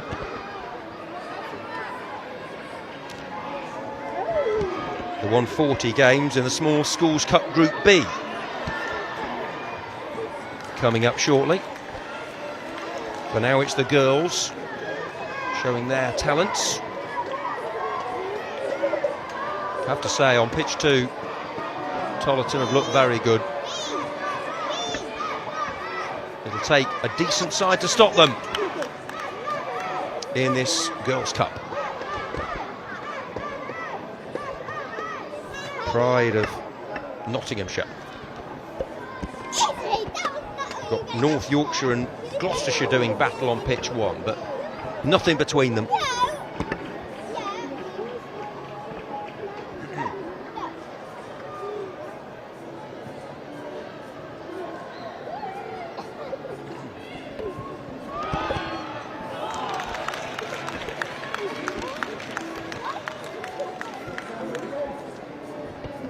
Neither keeper has had a great deal to do, but have to admire the well-organised natures of the two teams. It's been a real tactical battle.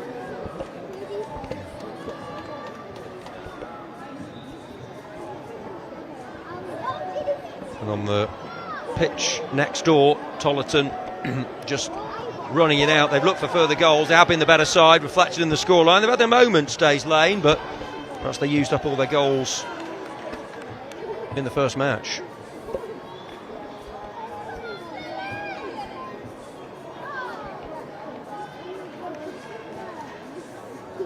We are into the main heat of the day, of course. That's going to have a role to play.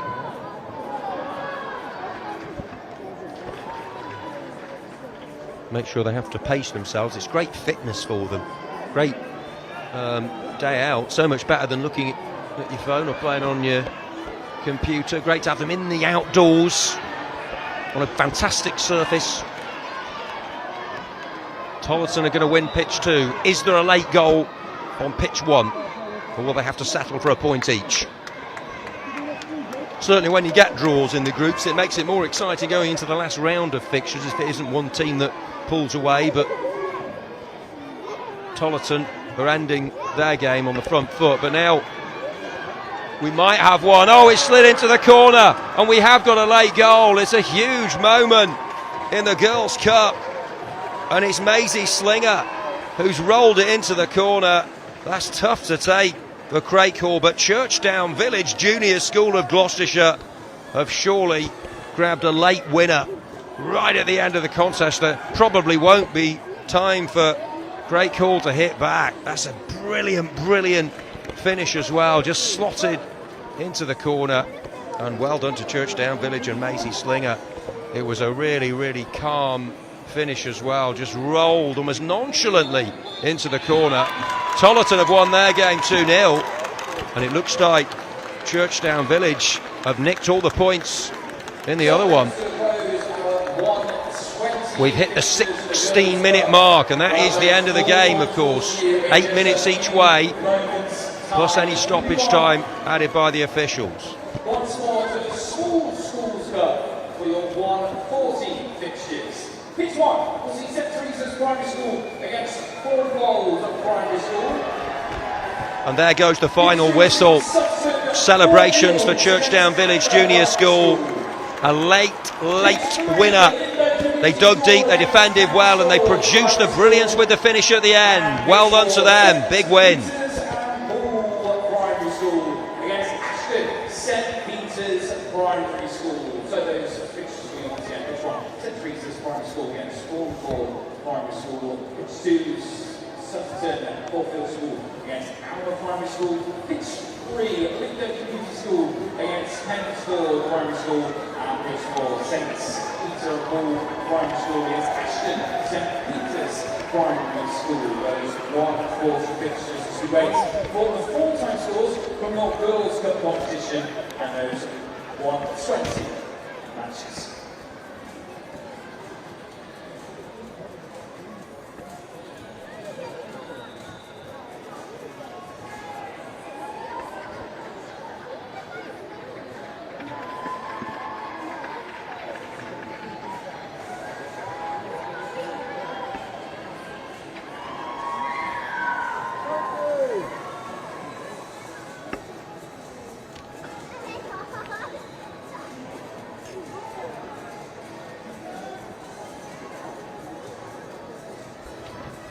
Full-time scores there from the Girls' Cup second round.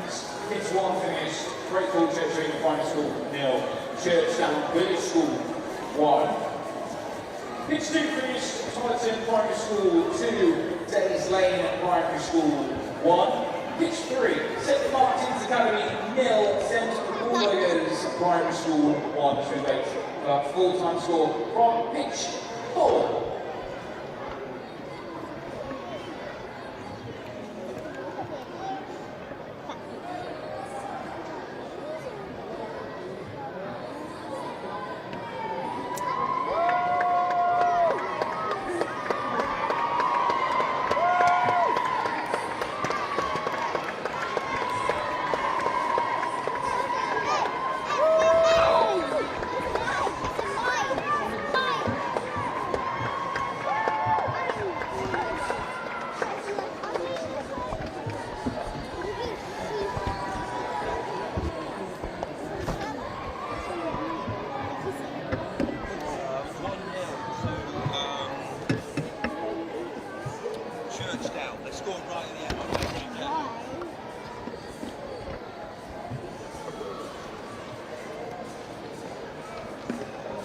Okay, we're back underway then in the 1-40 fixtures.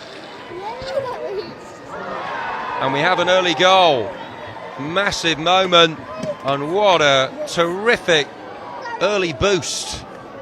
It was well drilled in, and what a start for Thornford Church of England Primary of Dorset. They've raced into the lead in the very first minute of the game. 1-0 up, and now they look to build on that, and then there's one at the other end. Phenomenal stuff. Well, we've got 2 goals pretty much in the first minute. Thornford busting forward from the outset, and then Isaac Carr has motored upfield, showed he's got the engine, and then he had the quality in the finish as well to make it 1-1. Sensational stuff. The most remarkable start we've had to a game yet in this competition, you'd have to say. Brilliant opening from Thornford, and then the spirit and the determination as another one's lashed in. We've got 2 goals now in response, and take a bow, that man Isaac Conway. The 2 Isaacs, Carr with the first, Conway with the second, the captain, and 2 goals in response to that early setback. We've had 3 in the first 2 minutes. Thrills and spills in the POKÉMON Primary Schools Cup Finals of 2023. Absolutely staggering quality in the finishing as well, as on pitch 2 we're underway as well, but that is remarkable stuff. 2-1 to St Teresa's Catholic Primary School. Isaac Conway the captain and Isaac Carr with the goals. That after Thornford had taken the lead on pitch 1. You can't take your eyes off the action for a moment. Enthralling, absorbing, compelling, energetic and end-to-end. Not even had time to run through the lineups. It should be number 3 and this is devastating. Lucas Johansson Garcia with the next. 3 goals for St Teresa's Catholic Primary, pride of Northumberland, as Lucas Johansson Garcia gets in on the axe. And well, the worst thing that Thornford could have done was score, because beware the wounded boys of St Teresa's, because they have gone up the other end and produced a goal blitz. Triple whammy. The 2 Isaacs, Carr and Conway the skipper, and then Johansson Garcia with the 3rd. Best start to a game we've seen, and it's going to take some beating. And the other one is underway as well. Sutterton Fourfields Primary of Lincolnshire against Alma Primary. And that's 0-0. Be amazed if there aren't more goals on pitch 1. Nearly another one for Garcia. It's a great save. Louis Winter, nothing he could have done about the other 3, but actually he saved that low to his right. That could be an important moment in the game, you know. Just keeps them in it, doesn't it? They're only 2 goals down. They conceded another one, there'll be no coming back. It's been brilliant, hasn't he, the number 7, Garcia. Takes the corner, whips it over. There's another one. Isaac Carr with his 2nd. 4 for St Teresa's, and they're on course for double figures. We've played 4.5 minutes. They conceded the early one, but they've scored 4 in response, so we've got better than an average of a goal a minute in this game. 2 for Carr, 1 for Conway and Garcia. A feast of goals on pitch 1. We have got a stoppage, and I think we need a breather, don't we, after that start? The action's picking up. It's getting better and better in this tournament. We've got a stoppage on the other pitch as well, worryingly. So both sets of medical staff on. 0-0 between Sutterton and Alma.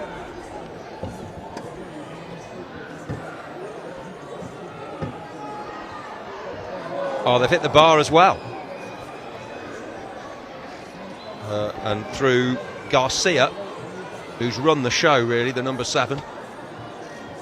4 goals and a crossbar hit for St Teresa's Catholic Primary. The performance of the day so far, this surely from them. Oh, that's disappointing for Conway. So, well, just They've had so many highs in the last few minutes, but now they've got a low of an injury of St Teresa's. 4-1 up, and let's hope he's going to be okay. He's back on his feet.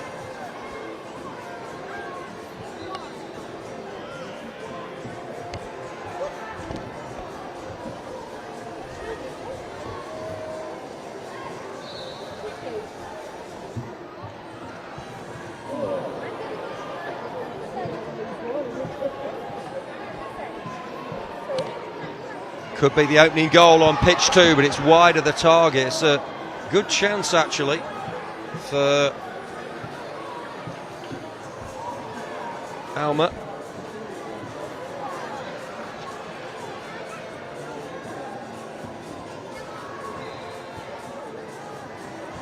In fact, it was Sutterton Fourfields racing forward, and they have had a few moments in this game so far, but it's been a real contrast to what's happening on pitch 1.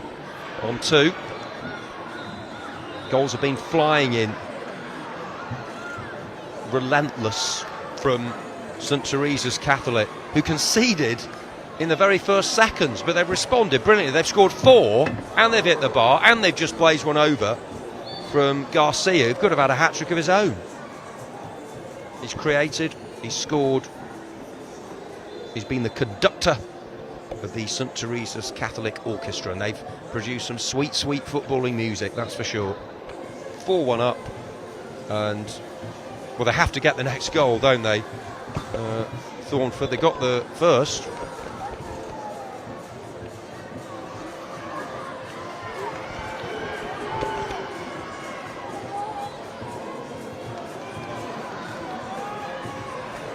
Well, it's been busy as Louis Winter in goal for Thornford, gathered the ball there well. Just looking at the first round of games, St Teresa's beat Sutterton 2-0. So they're full of goals, aren't they? We've hit 6 already in the competition.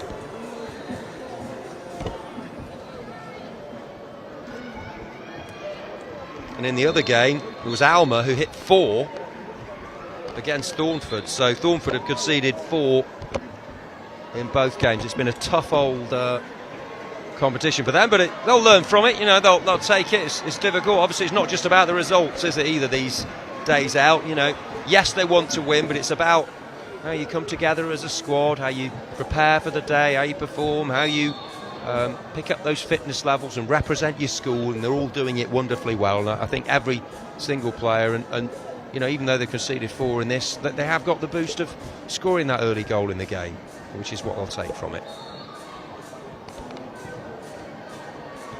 Went to stoppage time at the end of a scintillating first half of football on pitch 1 in the Small Schools Cup. Group B, a rampant St Teresa's 4, Thornford 1, and it was Thornford who scored with the first attack. But St Teresa's have come at them in dynamic fashion. 0-0 in the other one. Might not be for long.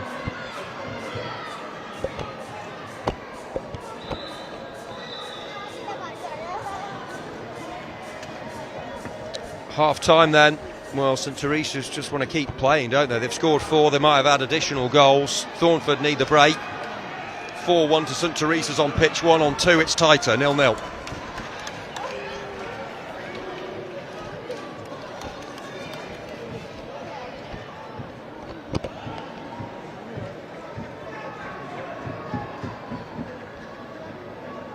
Probably Alma, who showed in the first game what they're all about, who have come the closest to breaking the deadlock on pitch number 2. On 1, understandably, St Teresa's just can't wait to get going again. I mean, what do you say to a team who've scored 4 in the first half? Alma getting forward, little cut back from the byline on pitch 2. They're defending resolutely for Sutterton.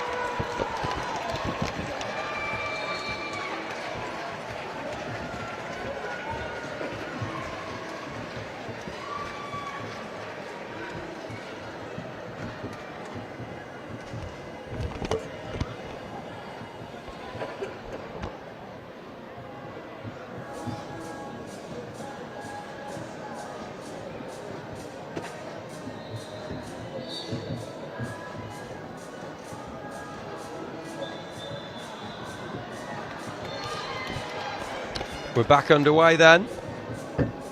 Half time on 2 between Sutterton and Alma, 0-0. But on pitch 1, they've been like a runaway express train, St Teresa's Catholic, and they're going to take some stopping. They really are establishing themselves as favourites for this Small Schools Cup.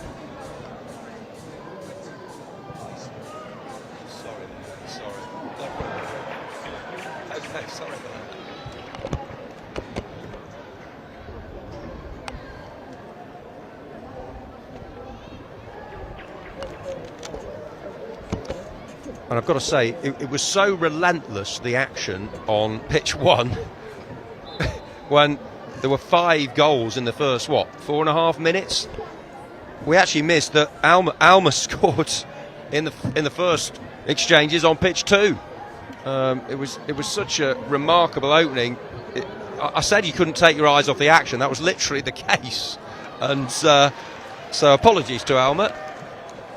They produced a goal of their own, and actually, having said St Teresa's are going to be favourites, well, Alma might have other ideas themselves, because they're proving quite the team themselves. So it's the team in red tops on pitch 2 have the lead.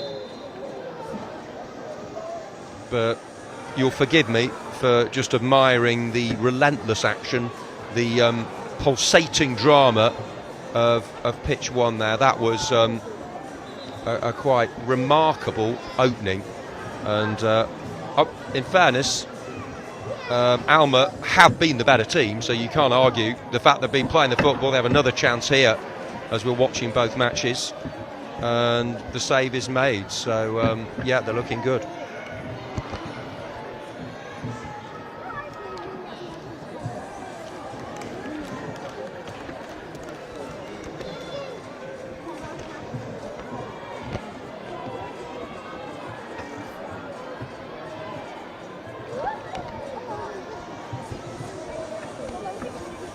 Well, we knew we'd get lots of goals. What has caught the eye, and I wouldn't say surprised me, but definitely impressed everyone, is how much ability there is here. I mean, it's hard to believe they're all, so young. They've got so much quality, and it's not only the technical talent, it's the fitness levels, and also the way they're playing for each other and with each other. And I know that is really important to Pokemon and everyone who sets this up from the school's football side of things. So congratulations to everyone involved. It's been a massive effort to get this event on, and the quality just keeps coming. That was off the inside of the post and in on the follow-up, and it's a 5th goal for the irresistible St Teresa's Catholic Primary School, and Northumberland can be very proud of them indeed, especially when you consider they conceded the first goal in this game right at the beginning of it. They've not looked back since. 5-star performance, high fives all round, and I don't think they're finished there.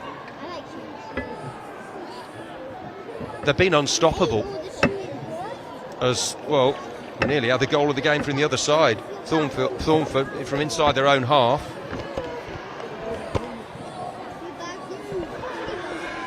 Alma have got some good players as well, and that's an own goal. It's gone in off Oscar Hall rather, and it's a 2nd goal for Alma, and they're 2 up, so they're looking good on pitch 2. Excellent cross in from the right. Unfortunate for the defender Oscar Hall, nothing he could do. It was more about the quality of the cross, to be honest, and it deflected in, and it's hard to see Sutterton coming back from that.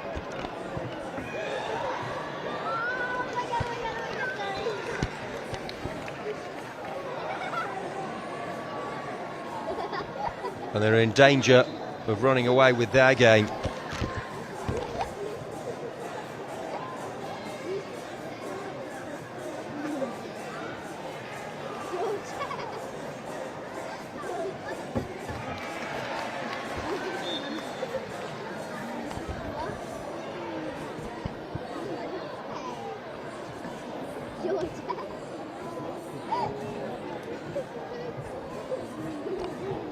Well, St Teresa's have already hit 5. added to their 2 goals in the first match, 7 in total. And Alma hit 4 in their first and now 2. So, boy, oh boy, that's going to be a battle of the heavyweights, isn't it? In the last group game, but they're both won, so they'll both be through, won't they? You have to get the old calculator out at this point to work out all the permutations of the groups, but there aren't going to be any in this group. It's all about St Teresa's, and it's all about Alma. It's all about Northumberland and Middlesex. They'll be the 2 teams, and I mean, they will fancy their chances. You never know, they might end up playing each other in the final. Still a lot of time to go. Remember, it's 3 points for a win, 1 for a draw. The top 2 in each group go through to the semis. Couldn't be simpler. Forgot the abacus, might need it later. Alma with a goal in each half on pitch 2. On pitch 1, St Teresa's with 4 in the first and 1 in the second, having conceded early. They march on. Also, you've got to remember as well, goal difference will be important in terms of deciding the final placings.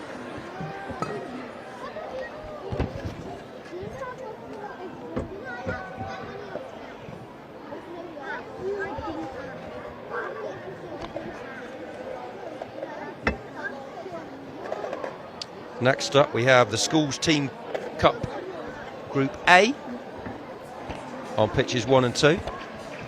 In the meantime, we're just going through the last rites of these small Schools Cup Group B matches. And it's a happy day for St Teresa's on pitch 1 and for Alma on pitch 2 so far.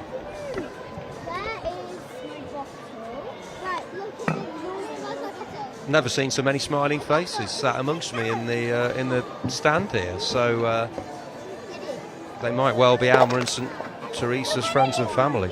Welcome to everyone watching the live streams. Hopefully you're able to keep tabs on all the action.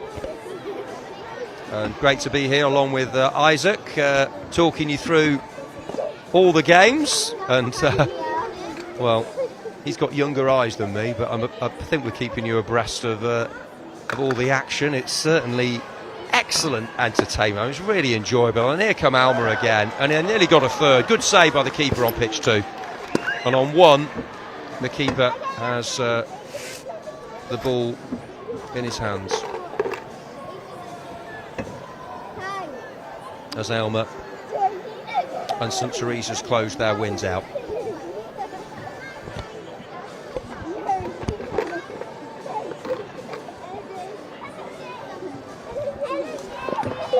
Covering the Premier League and the Football League's a piece of a cake compared to this. We've actually seen some quality you'd expect from that in the finish. Got so many bright futures in whatever they do, these youngsters.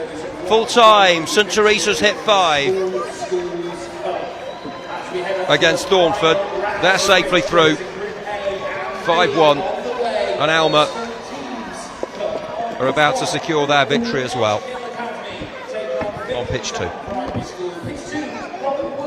Primary against Church of England Primary, pitch 3 Harbour Hill Primary against Victoria College Prep, and pitch 4 St Mary's Catholic Primary against Henry Moore Primary. Let's have a look at those. And the breeze is just picking up, which is nice.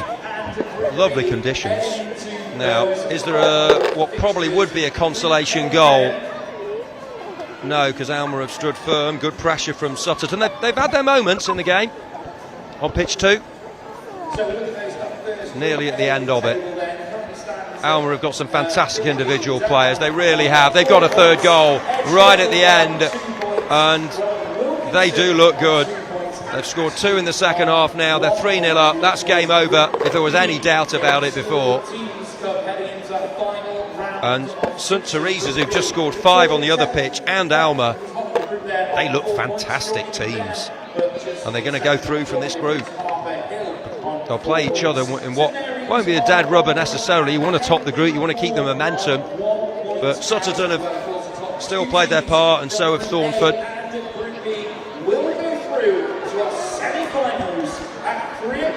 And that's it then. Alma celebrate. They've won by 3 goals to 0 against Sutterton, and they're through as well. Robert Wilkinson and Ashley Church of England, and pitch 3, Harper Hill against Victoria Prep, and pitch 4, St Mary's Catholic against Henry Moore, as we enter his final 3 fixtures of the School Teams Cup.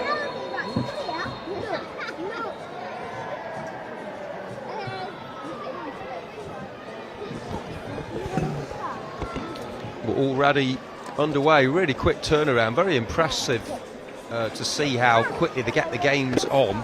They're all ready. This thing with kids of this age, you know, concentration levels, you know, impressed with that, because they've got to keep themselves ready, they have to be prepared, they have to have all their kit on and all be in the right place at the right time. So, you know, well done to all the staff and the teachers and the coaches for getting them ready, because I'm telling you, it's not easy to do this, and everyone involved with the whole operation. I mean, I have to give an A star to. We're talking schools language. Right, pitch 1. Schools Team Cup Group A, Edge Hill versus Bickley Down. St Teresa's Primary 5, Ford Primary School 2. Sutton Caulfield School 0, Halma Primary School 3. It also finished as well. We're underway in the other game as well, between Robert Wilkinson and Ashley Schools. So this is the Schools Team Cup Group A.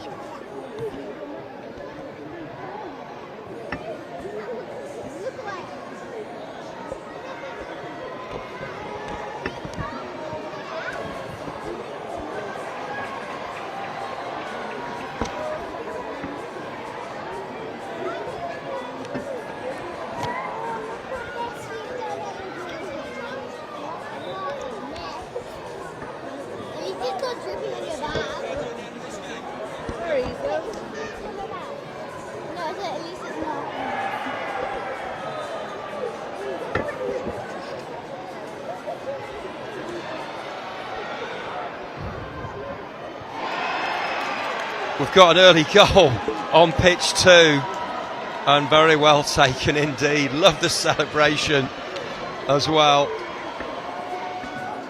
And it's the team all in green. Robert Wilkinson versus Ashley School. And it's Ashley School who scored.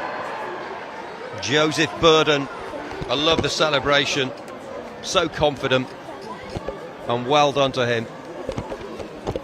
So it's advantage to Ashley on pitch 2 against Robert Wilkinson.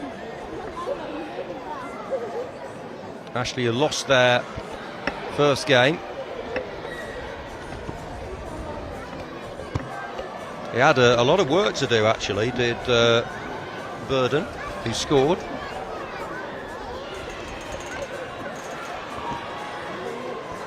Oh, and he's almost played through again.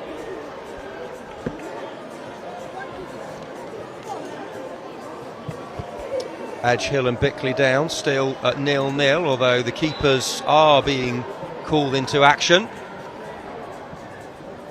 Edge Hill of Staffordshire in their maroon and navy.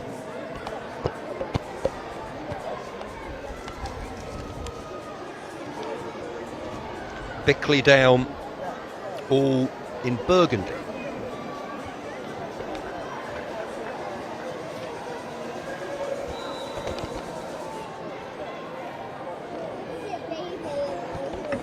Bickley Down won their first game.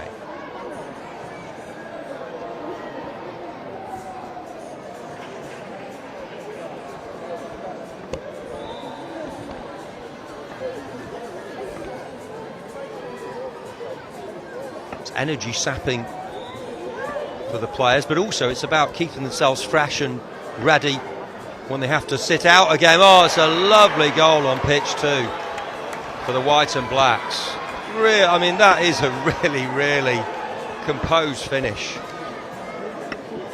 Beautifully taken from the number 7. School Teams Cup Group A. And it's 1-1 in that game. Robert Wilkinson levelling things up. And Riley Barras can be very pleased with his goal. So 1 apiece on pitch 2.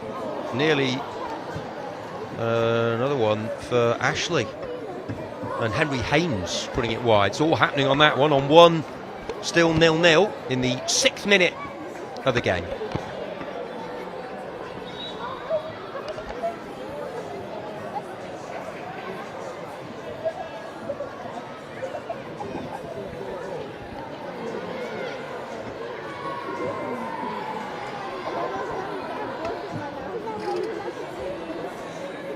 A little bit better there from Bickley Down Church of England Primary of Devon.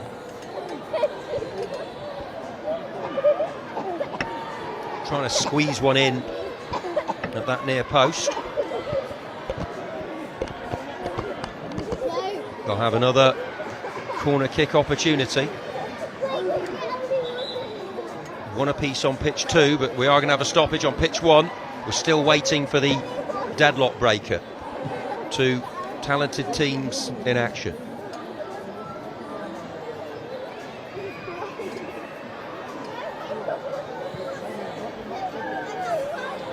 Maybe Edge Hill can do something. They're just starting to get inside the opponent's half of the pitch, but Bickley Down come away with it.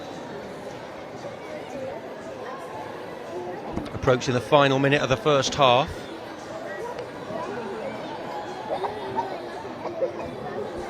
They've worked it well. Is this going to be the opening goal? And it is in the final minute of the first half. Very well taken indeed. Austin Botma with another goal. He's having a really good day. And it still took some finishing, that one, from the number 7. But he just pushed it calmly past the keeper. Bickley Down have their noses in front. Really good time to score as well. It had been a closely fought first half. They probably had the better of it. And now it's reflected in the scoreline. 7th heaven for the number 7. Austin Botma. 1-0 for Bickley Down against Edge Hill Academy. They've reacted well, though. They are going to have a chance to get the ball in the box with what could be the final attack of the half. But it's scrambled away.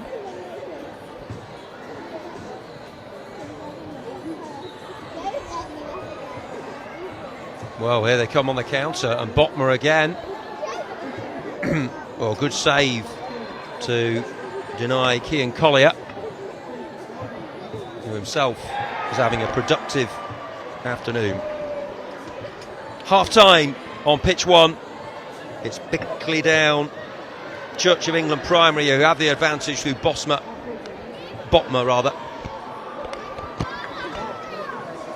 On pitch 2, it's 1-1. Between Robert Wilkinson and Ashley. Here come Ashley looking to retake the lead, and they do. An excellent attack, and it's finished simply. All it needed was a little deflection, and that's what it got from Paddy Evia. The number 7 in the right place at the right time, and they restore their advantage. 2-1 against Robert Wilkinson for Ashley Church of England Primary.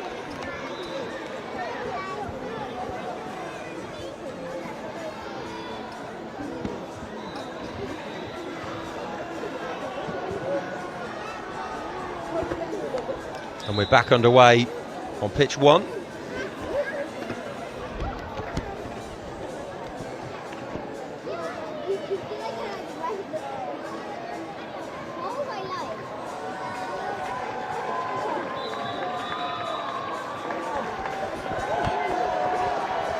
Half time on pitch 2. A terrific first half, actually.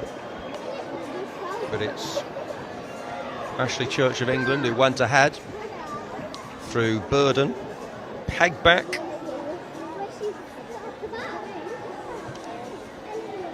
by Robert Wilkinson, Primary Academy, Well, you could have just done that. but then Paddy Evia was there to finish.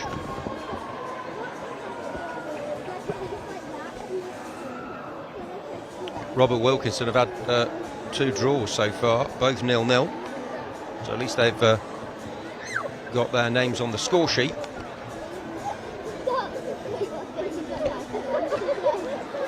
As for pitch 1, Edge Hill drew with Robert Wilkinson in their first game.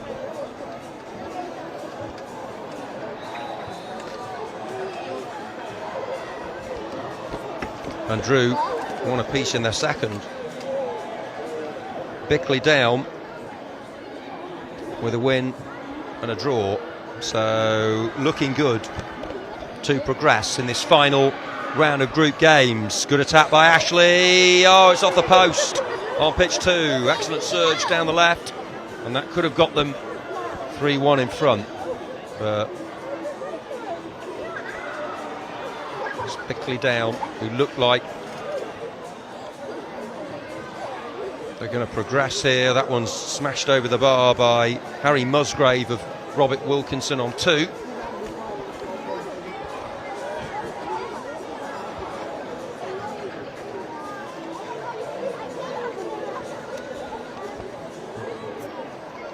So Ashley, having lost and drawn 1, really want to be hanging on to this.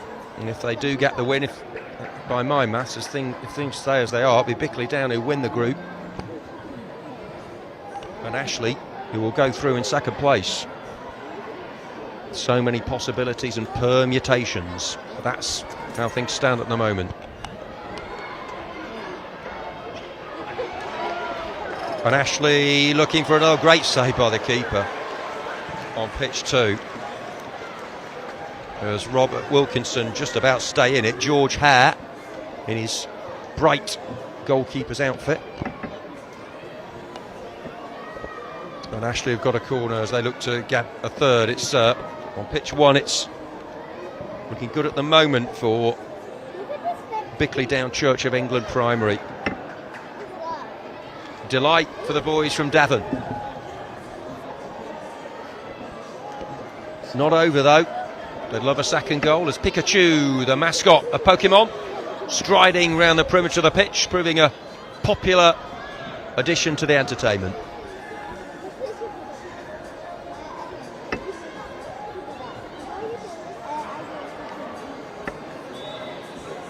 Robert Wilkinson have got a free kick.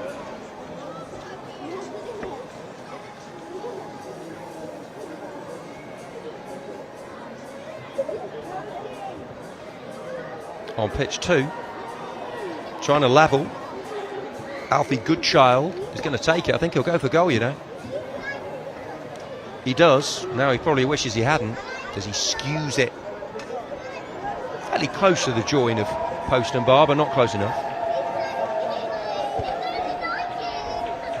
Into the final quarter of the contest on pitch 1 between Edge Hill Academy and Bickley Down Church of England.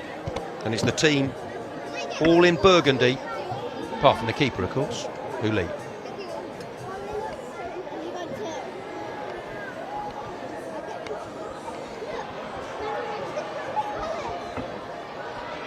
Ashley trying to put the game to bed on pitch 2 and nearly scoring after a five-player move.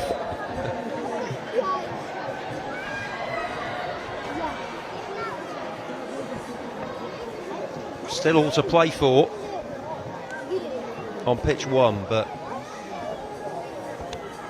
they're edging it against Edge Hill,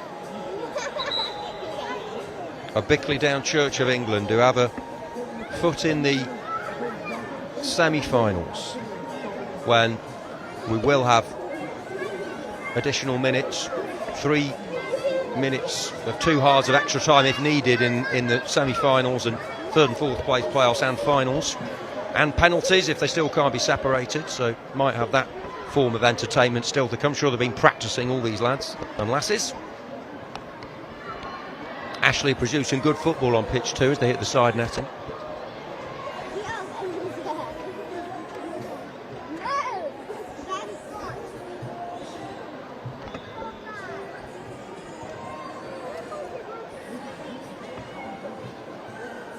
Just a couple of minutes left then for Bickley Down to close this game out. Robert Wilkinson still chasing hard, just hasn't quite happened for them. Looks like they're just going to be ousted unless they can produce something.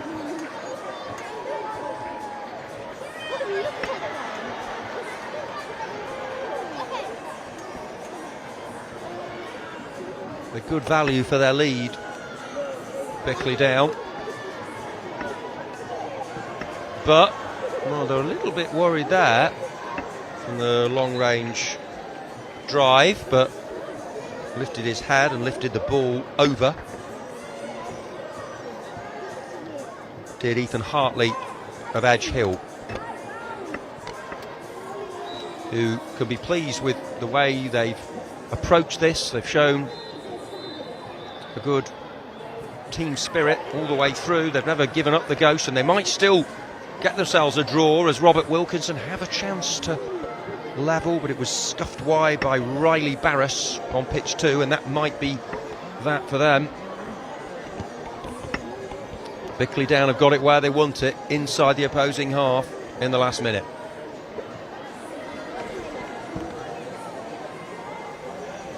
As this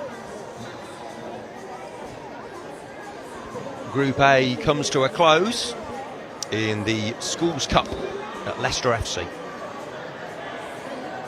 Robert Wilkinson might get themselves level. Brilliant save. That's a huge moment for Ashley. Oliver Meek might just have got them into the semis there with a save on pitch 2. Robert Wilkinson is showing good fitness levels and attitude here. As Buddy Wilson gets the throw in on pitch 2.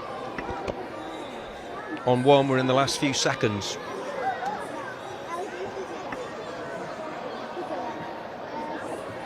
We've seen plenty of late goals. Maybe Edge Hill have got one up the sleeve here. Jaden Eberle. He's got plenty of players in front of him. In it comes, and the keeper's done well. And has that secured them a place in top spot? The referee has given a free kick just outside the box for Robert Wilkinson. Riley Barras felt it was inside. Wow, they're trying to plead with the referee, and you know, it's important they respect the decision of the officials. Full time. Bickley Down are through with a 1-0 win as they beat Edge Hill. Are Ashley joining them? It's a free kick, driven in, and it's into the corner.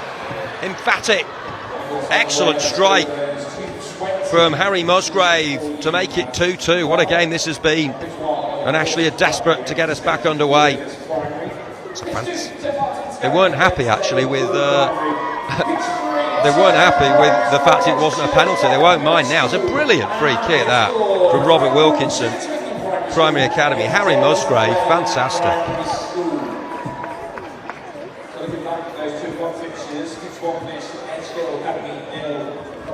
Down at Primary School 1. Still playing on pitch 2. Can't be long to go now. And Ashley might be in for a winner. Keeper came out for Robert Wilkinson. Defender helped him. Could still be in. And it is. It's a late winner. Sensational on pitch 2 for Ashley Church of England Primary School. Joseph Burden with his second of the game. Could be the last kick of it to get them a win and get them into the semi. Sensational drama. Absolutely brilliant entertainment. Robert Wilkinson will find that tough to take.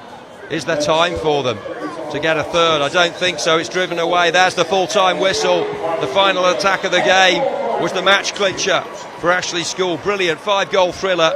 They've seen off Robert Wilkinson to get through to the semis.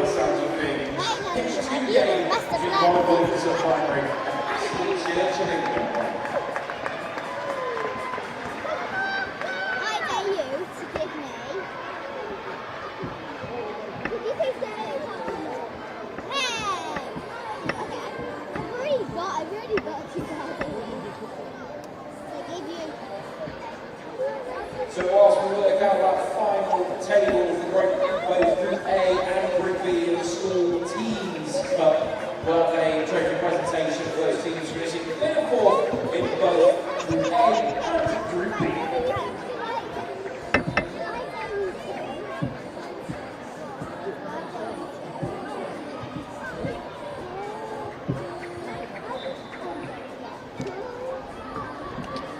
We're underway on pitch 1. No time to catch your breath. And it's been so enjoyable to watch these young players in action. And now it's the turn of the girls on pitch 1. On pitch 2, finished Robert Wilkinson Primary 2, Ashley Chinchin Primary School 3. What a game that was on pitch 2 we've just seen between Robert Wilkinson and Ashley.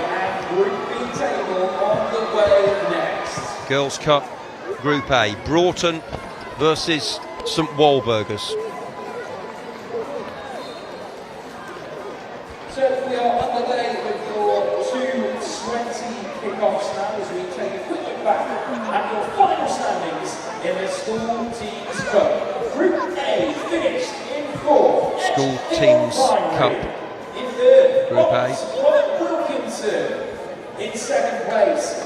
Ashley Church of England Primary. And in 1st place, Bickley Down Primary. It's just confirmation. Glad I got that right. Bickley Down and Ashley are through, as that's been confirmed by the stadium announcer. And well, they did it with the last kick, didn't they, Ashley? I mean, that is amazing. Finishing in 4th. Henry Moore Primary finishing in 3rd. Harper Hill finishing in 2nd. And Victoria Prep finishing in 1st, meaning Victoria Prep and Harper Hill are going through to the semi-finals. Well done to Victoria Prep and Harper Hill, who also are in the semis in that competition. But we're watching the Girls Cup now, and we have a goal on pitch 1, and it's very well taken as well from the number 9. Really well slotted. And that's a setback for Walburgers for certain. Goal in the first couple of minutes of that game. And we've got a goal on pitch 2 as well, so 2 early ones.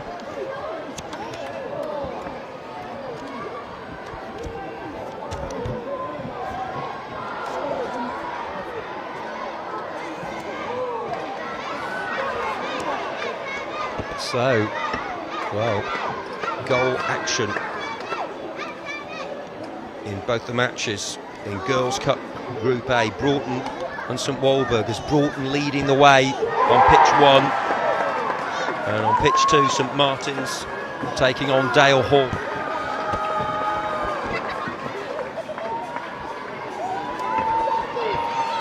It's Dale Hall who have the lead in that one.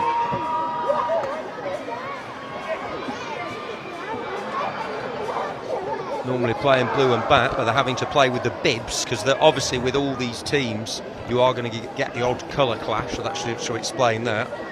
It's Dale Hall who have the advantage over St Martin's with their early goal, and Broughton lead St Walburgers.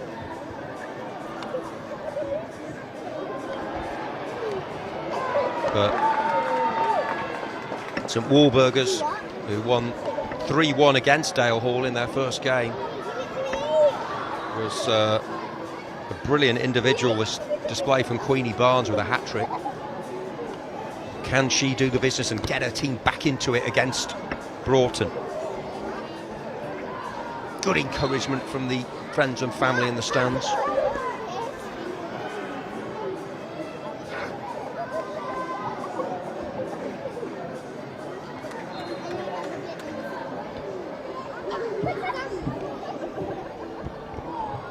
Broughton hit 3 in their last game.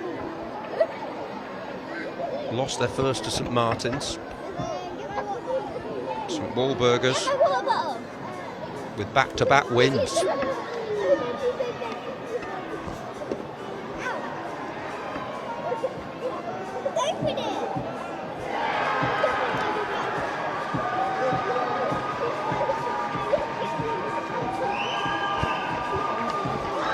Oh, and that's nearly scrambled in.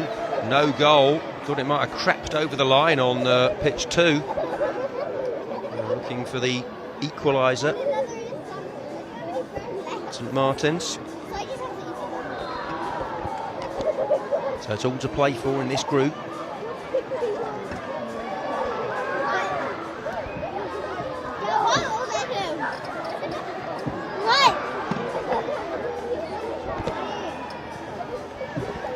expecting some high quality attacking between Broughton and St Walburgers, given what we've seen from both sides so far. And oh, what a run! And that's just mesmerising stuff from Queenie Barnes again. It's brilliant in the first game on pitch 2 with a hat-trick, and I thought she was going to go all the way there, and she's taken the free kick quickly, but it's saved by the Broughton goalkeeper. Taylor Marriott did well there. She's released her team to another attack.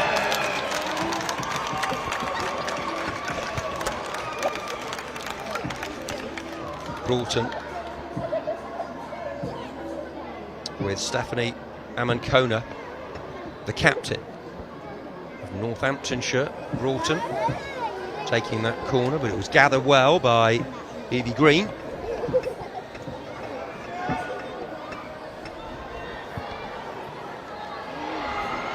And it's another goal on pitch 2. Dale Hall up against St Martin's.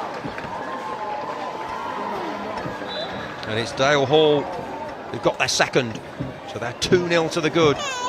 Closing in on a win. They've had a terrific first half. And there's an outstanding goal on pitch 1 from range. Superb football in the 7th minute.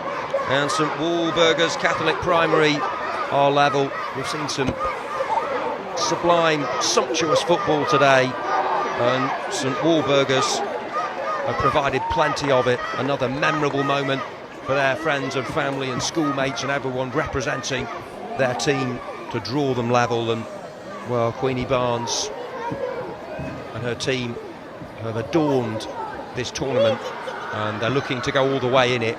And she's tried her luck again from range, but the keeper this time was equal to it. Well, if you're looking for a player of the tournament so far, the St Walburgers number 10 can't be far away. She always wants it as well. That's what I like about a flair player. She puts in the hard graft as well as she slices this one wide of the target. But she's been, well, not literally and standing, but metaphorically, head and shoulders above anything else we've seen.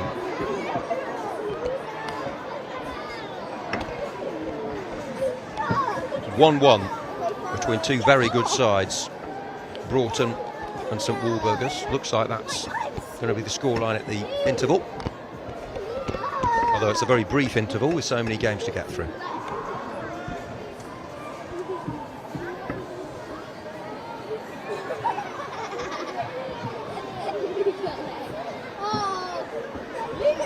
Broughton rock back then, having scored the early goal.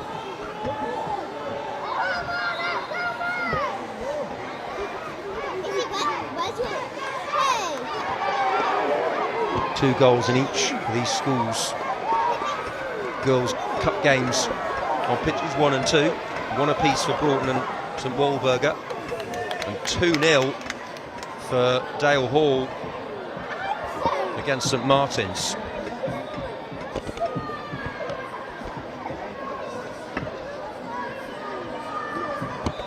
Half time on pitch 1, it's in the balance, all to play for.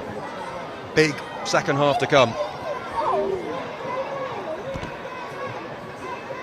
On 2, rather more comfortable for Dale Hall.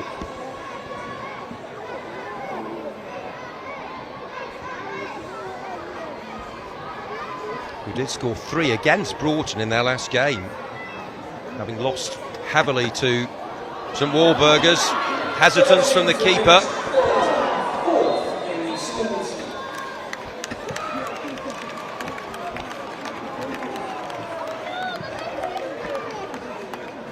St Martin's did beat Broughton as they flash a shot wide in their first game.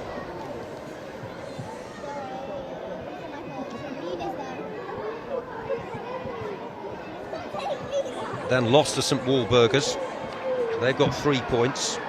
Dale Hall have 1. So Dale Hall can get above them with a win here to 4. Broughton just have the 1 point. So it look at the moment it's St Walburgers and Dale Hall, who are going through. Oh, here she goes again. The St Walburgers, number 10. Slippery. Great footwork, but for once she is denied. She just slaloms through though. It's like she's going skiing at times. Queenie Barnes, who has been the queen of this tournament so far, and here she is on the ball again. So comfortable on it, drives it in low and scores. And she has yet another one for her collection. She's unplayable. Absolutely outstanding. Balance, great feet, composure, drove it in low. Probably wasn't her best finish actually, but it didn't need to be. Such was the ferocity and power and purity of the strike. And, well, she might be on course for another hat-trick, who knows. But they've turned the tables on Broughton. St Walburgers are 2-1 up, and they look like going through with a 100% record. And if she keeps playing like this, Queenie Barnes, no one's going to be able to stop them. Especially impressive actually. They won the first game so easily, but they've kept their foot on the gas.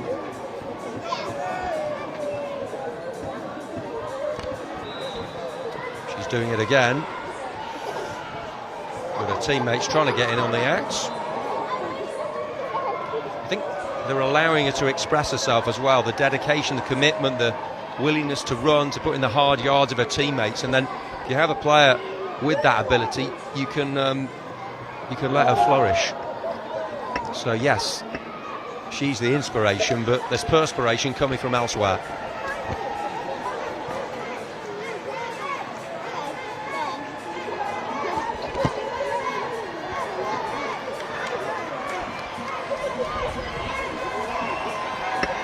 In the other game, on pitch 2, shot coming in from St Martin's, whose tournament started so well. They're a 1-0 win, a 1-0 defeat, but if they lose this one, it's Dale Hall who are going to be going through in second place behind an irresistible St Walburgers. Long way from Dorset, but they're going to enjoy that journey home the way they're going. The tournament might be going all the way to the final. Never know what's going to happen in the semis though. Just about getting through, isn't it? And then it's knockout football. It's not over yet though. Broughton can still get themselves back into it.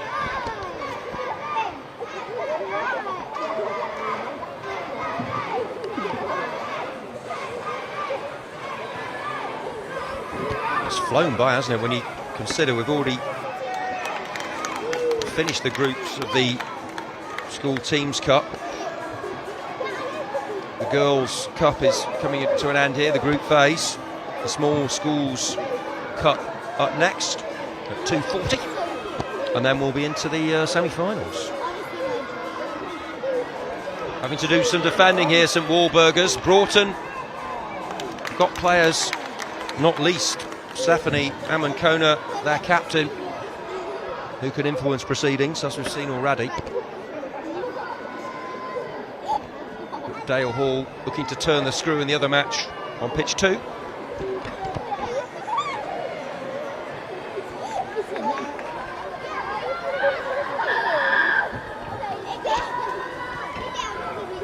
So almost ready for our first trophy medal presentation of the day. Your presenters for our Elsewhere, we're having the trophy presentations for teams that have finished 3rd and 4th in the School Cup in the group, so they won't play any more matches, but they've all represented their schools wonderfully, so that will create some nice applause and add to the atmosphere on the premises of the pitch. So well done to all those teams.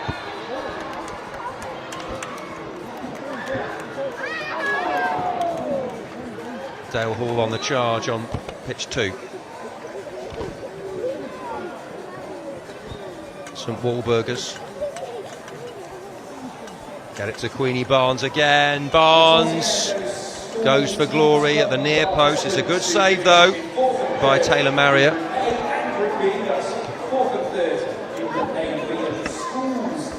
I think that's a nice touch as well, to get the 3rd and 4th place teams in the group a medal because it makes them feel part of it, doesn't it? Again, as we said earlier, it really isn't about winning and losing so much. As the corner comes in, I think they hit the post, didn't it? She's even trying to score from the corners, but yeah, I think that sends the right message, doesn't it, from POKÉMON, from the ESFA, everyone involved with schools football, that yeah, it is the taking part that is so important. It's the way you lose as much as the way you win that prepares you for life in general. It's about highs and lows, and and they've all taken it graciously. Any teams that have lost games, and it's been played in great spirits with the right moral code. Having said that, you love to win, and St Walburgers are going through as things stand with a 100% record.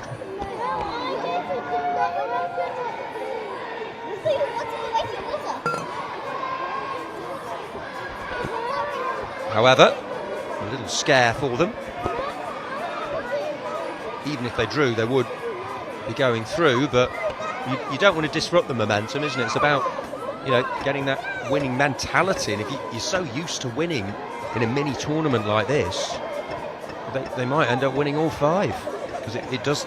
You haven't got to win all 5, have you? You've got to get through the group and then win the next 2.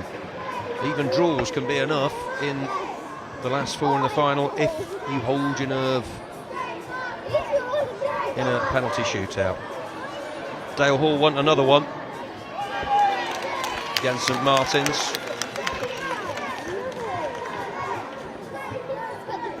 On pitch 2.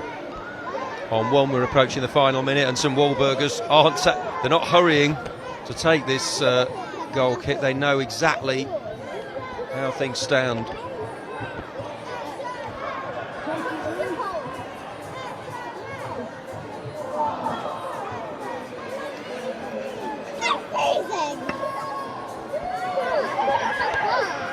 St Martin's just isn't going in for them. On pitch 2, that's some good chances. There was Lily Brown there, flashing one wide.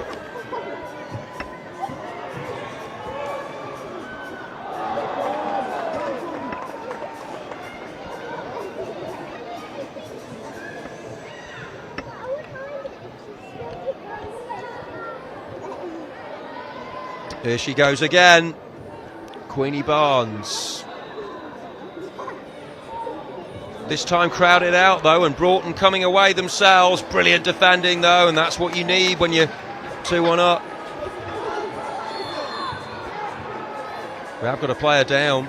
It was a crunching challenge actually on Stephanie Amankona. She was looking very dangerous as she came through. Dale Hall can't get another one on the other pitch.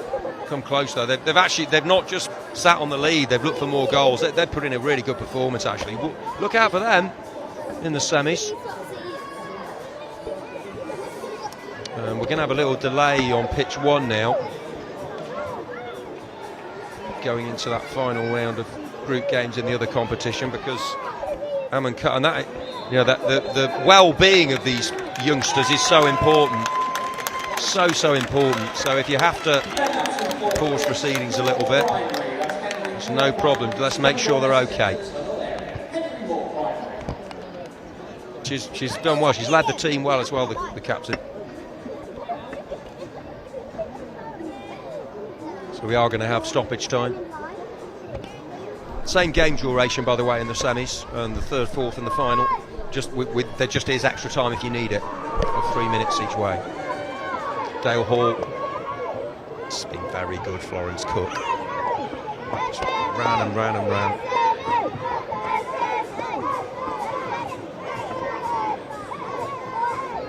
The fitness and enthusiasm of these players is exceptional.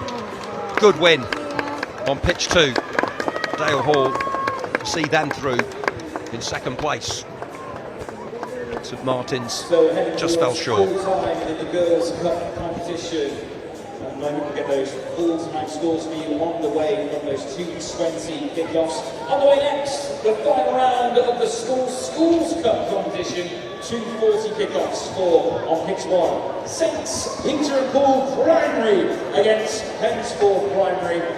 Pitch 2, Lindo Community School against Ashton St Peter's Primary School. Pitch 3, Sutton Fourfield School. That's it then, St Walburgers have done the job. They've got a great player in Queenie Barnes. She's been full of goals, but the others have done so well themselves. 3 out of 3, they're safely through to the semi-finals, and it's going to take an outstanding outfit to prevent them from winning, because they've been brilliant so far. They've seen off a talented Broughton team by 2-1, and Barnes again with a stellar performance.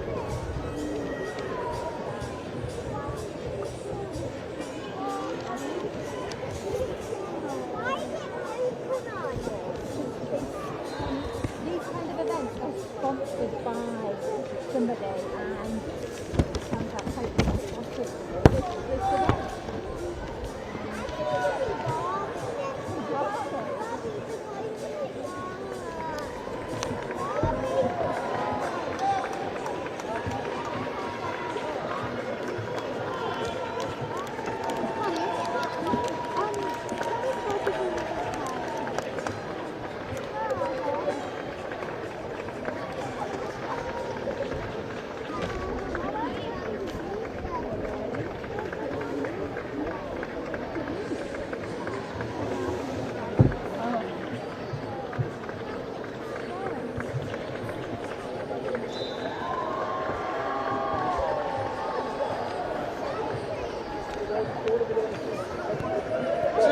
Please welcome the teams that finished 3rd and 4th in the School Teams Cup competition.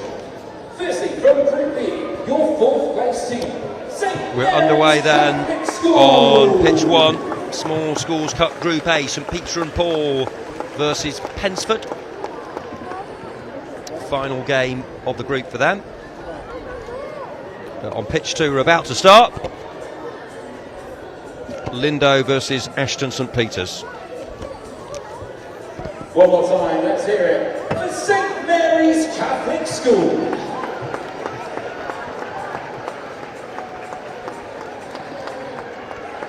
And now please welcome your 3rd place team in Group B, Henry Moore Primary School. When you look at St Peter and Paul, they will hope to strut their stuff. The team in black and white, Pensford in maroon and navy. Third in Group B, Henry Moore Primary School.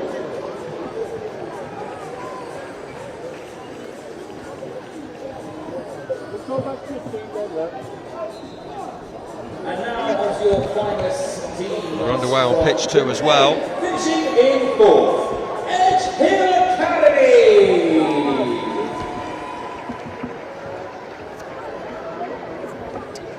St Peter and Paul with 1-1 in that first game.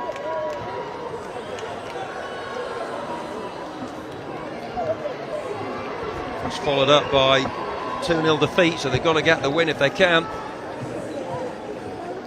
And Pensford 0-0 in their first, and then lost 2-0. As for Lindo and Ashton St Peter's on pitch 2, Lindo with a 1-1 and a 2-0 win. So they've been unbeaten in their first 2 games.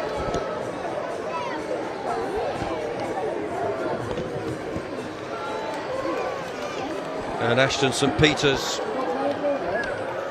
with a 0-0 and a 2-0 win. So pitch 2 has got 2 teams on 4 points, so they could be the sides who progress. Interesting to see how they... I don't think at this level there's going to be a question of sort of playing a game out and just being happy with the point. I think they'll all look to win, won't they? It's the way it's been played in the right spirit levels, and they're just going to enjoy every minute, aren't they, of playing on this great pitch.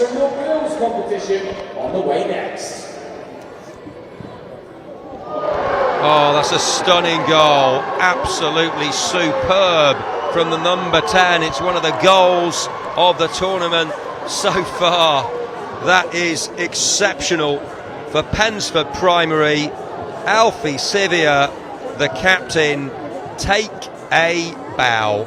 In the 4th minute, he smashed it into the net, and that is a moment that will stay with him for years, and who knows, maybe the rest of his life. He was so happy to score.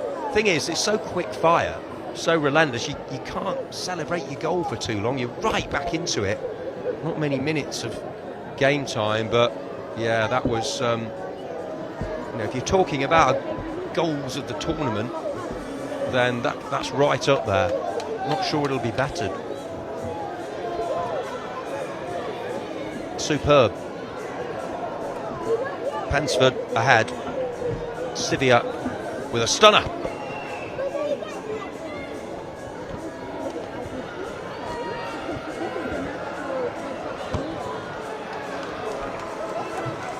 And he would certainly be a player you would want to see again, the goal scorer in those semi-finals.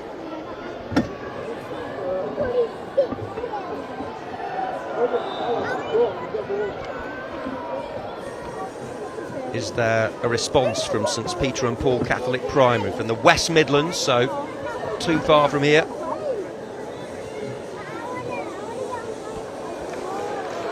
Still goalless on pitch 2, but Lindo Community starting to threaten. Oh, he's nearly scored another trailblazing goal as Sivia, with a shot from the free kick from an unbelievable angle, smashed that with power and nearly with perfect precision. He stood out not only in stature but also in terms of his display so far. Nearly had a second goal. Lindo on pitch 2 with another effort on target, but the keeper makes a routine save from Freddie Poulter. It's Pensford who are bossing their game against St Peter and Paul. Pensford of Somerset.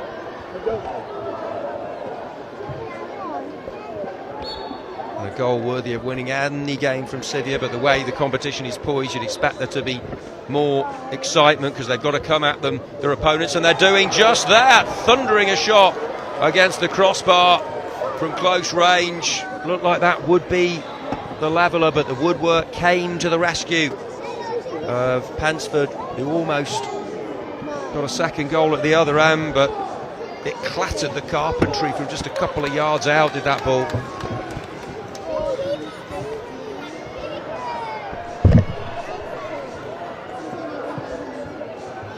Both teams on pitch 1 really know they have to win. That's the situation, and that will make it an end-to-end contest. Lindo on pitch 2, denied by good save from the keeper Jamie Dulson, who then gathers the ball into his arms. On 1, it's Sivia, the goal scorer, captain inspiration, who wins the ball for his team and then drives forward on a solo breakaway burst.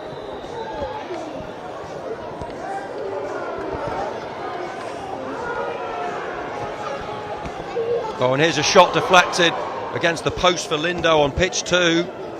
He's having a good game, is Poulton. He should have scored really already. He's been the star of this first half on 2. Back on 1. 1-0 to Pensford, but it's starting to look a pretty frail advantage.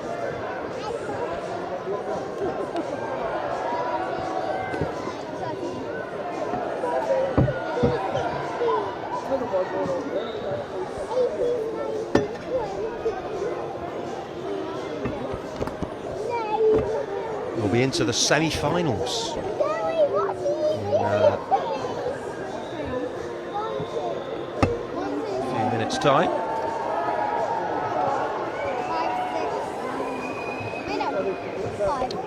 1-0 to Pensford at the break on pitch 1.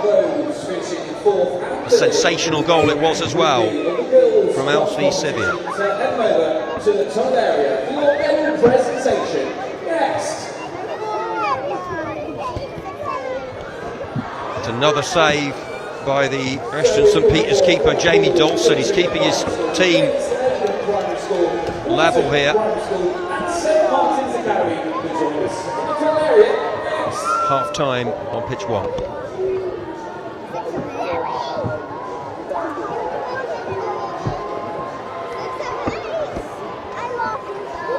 Well, Lindo with a draw and a win.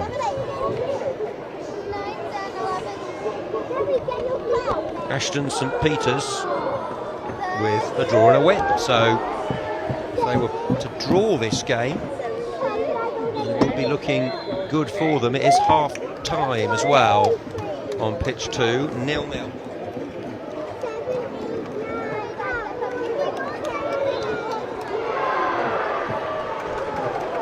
And on 1, Pensford with a draw and a defeat. So even if they won, if the other game finishes level, it won't be enough, and they nearly conceded, did Pensford. Good chance, but George Cogan did well to foil St Peter and Paul.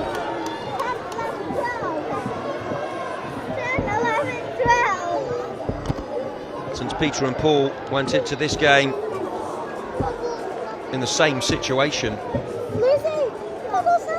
with only a point, so it's quite an unusual scenario. I mean, you get all types of scenarios in these groups going into the last games. Some of the others have been quite clear cut, but this, as I alluded to I think earlier, they're well aware of it, and even if Pensford win,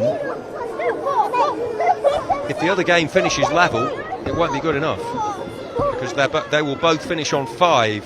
Well, the teams on pitch 2, Lindo and Ashton St Peters.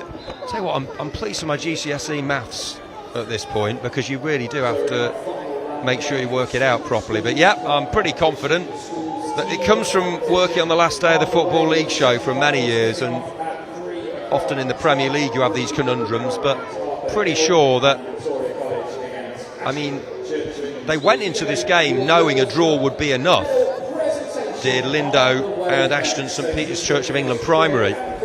But however, I would say that Lindo haven't played like a team would be happy with a draw. They're going for the win. They want to win the group, and if they keep playing as they are, they will win the group, and they might have a chance here on pitch 2.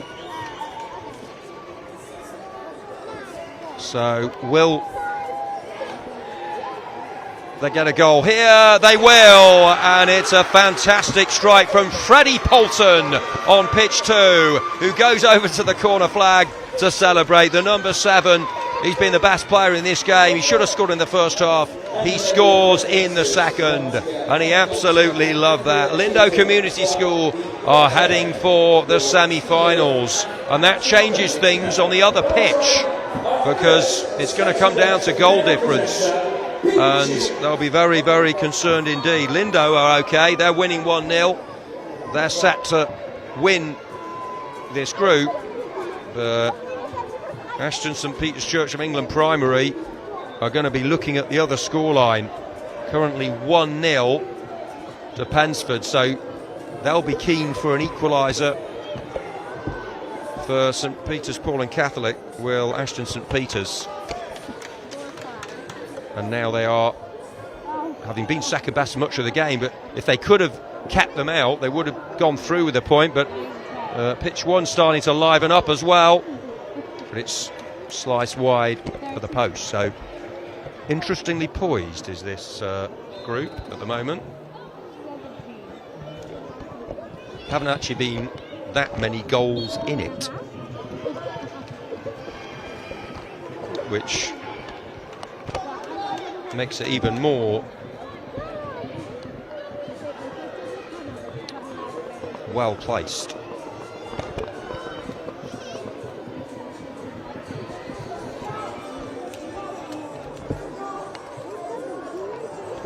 Pensford, having had a 0-0 and a 2-0 defeat, at the moment have a -1 goal difference. Primary School. Ashton St Peters with a 0-0. A 2-0 win. Have a +1, so they would still just go through on goal difference, but it is quite tensely poised. But that's what you want. You want it to be exciting. You don't want there to be runaway winners. It's great that, you know, more than 2 teams at the moment still have a chance of going through at this late stage. And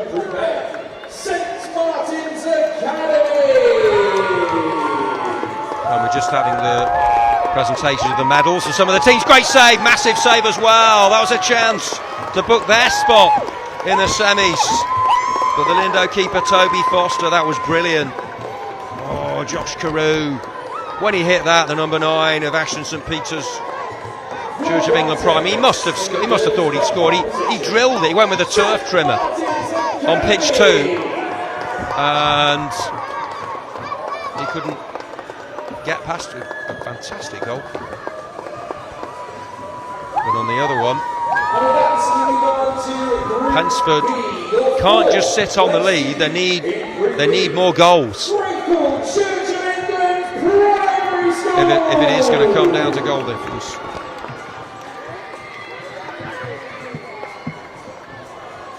Lindo wants another one. No worries for them. Unbeaten so far. They're going to keep that record going. It's just a question of whether they can hang on for the win in pitch 2. Pitch 1, it's still a wonder goal from Pensford Primary's Alfie Sivia, wearing the armband with pride, passion and brilliant individualism, as well as a team ethic, as he's back helping his defence there.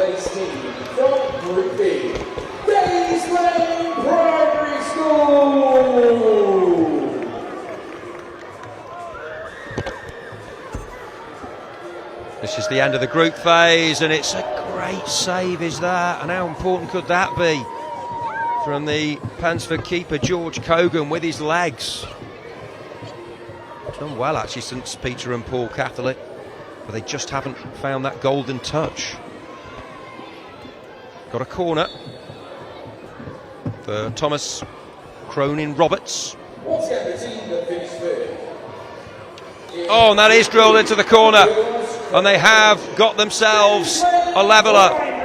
Harry Jarvie scores, and that might deny Pensford a place in the semi-finals. Big moment in this group.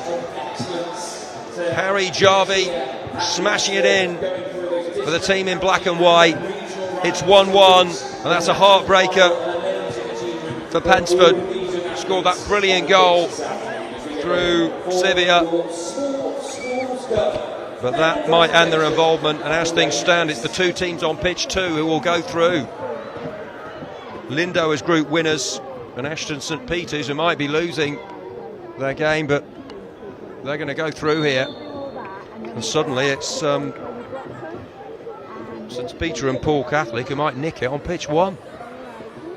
Oh, and at the back post, it's just gone wide from Joseph Pardee.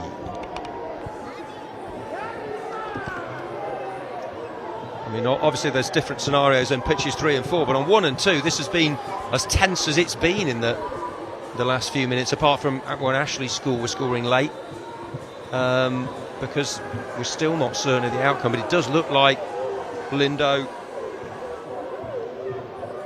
are going through with Ashton St Peters, and the 2 teams on pitch 1, yeah, they're giving it their all, but they both needed a win going into this, and it looks like it's going to finish level. Good comeback from St Peter and Paul, because they were very good in the first half, Pensford.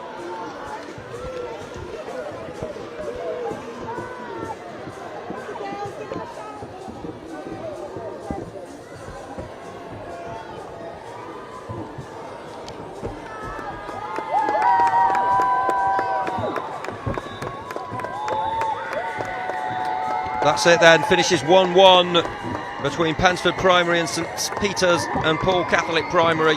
Won't be good enough in terms of progress, but they've definitely played their part in this competition. They can be really proud of their achievements, both teams, and 2 excellent goals as well in that game.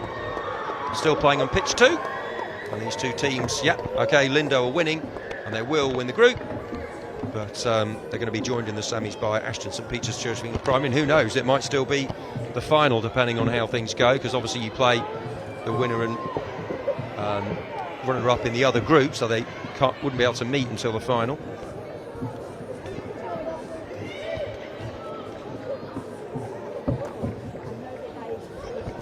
Oh, and they might just get one at the end here. Lindo having to defend desperately, just about keep them out. And they are going to close in on the win, I think.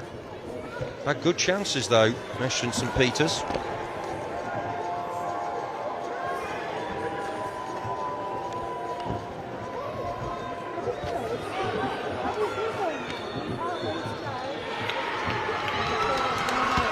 Lindo celebrate, they're through, and so too are their opponents, Ashton St Peter's, from this group.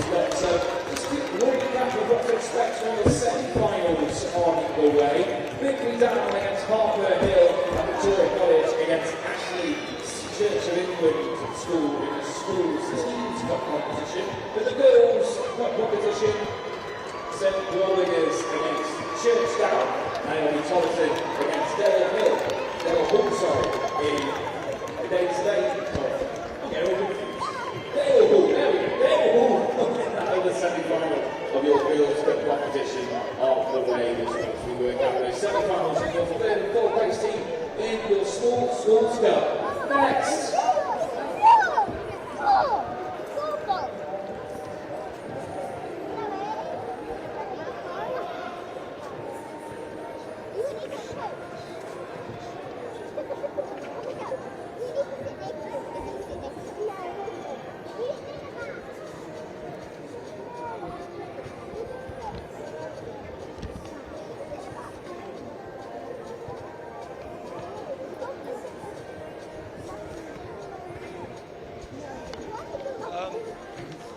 Any chance we could just confirm who the semi-finals are going to be on these pitches? Yeah, I've gone to the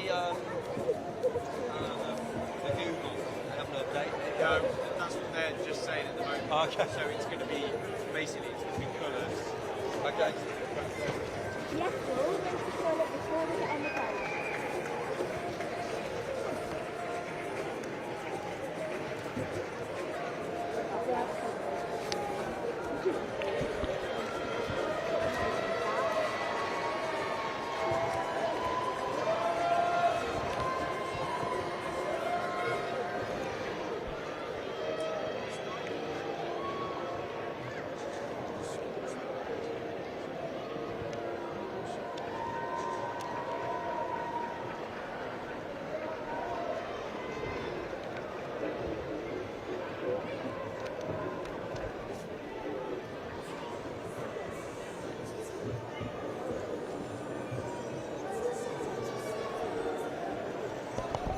So once again, we're working on those 3rd and 4th place teams in your schools cup competition. But what a day it's been for all of these young athletes and all of these primary schools with us here.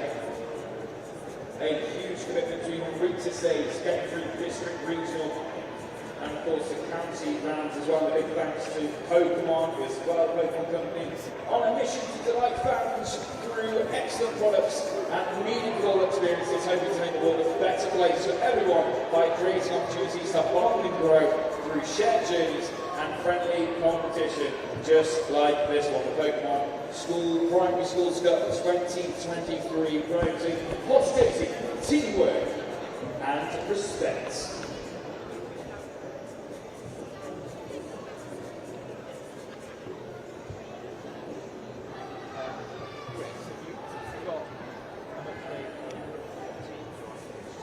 I'll try and work it out.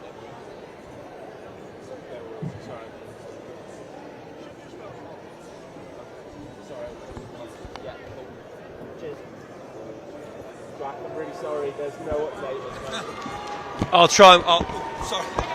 I'll... I'll try and work it out.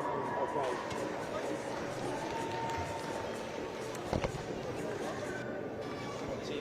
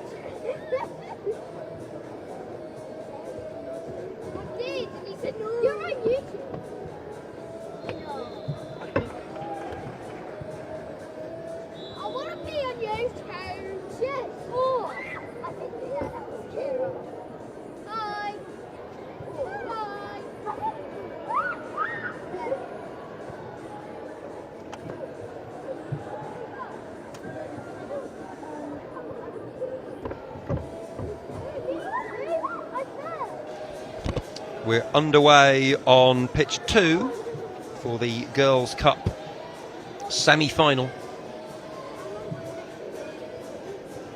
And it's a big, big occasion. St Walburgers are in this semi-final, and they have been brilliant in the competition so far.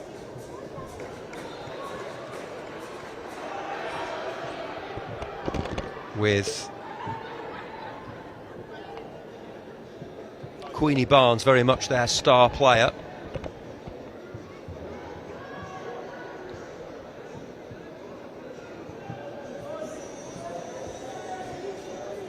So they're underway on pitch 2.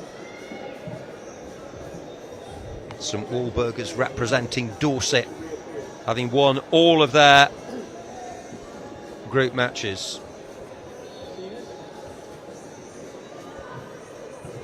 Barnes has illuminated this tournament so far, and she will be the player to stop.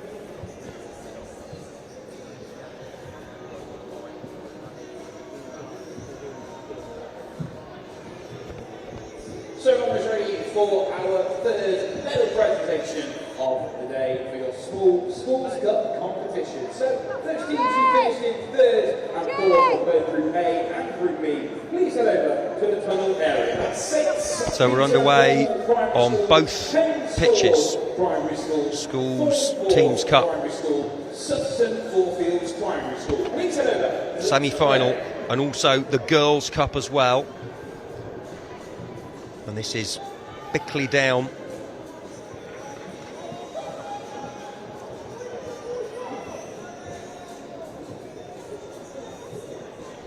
On pitch 1.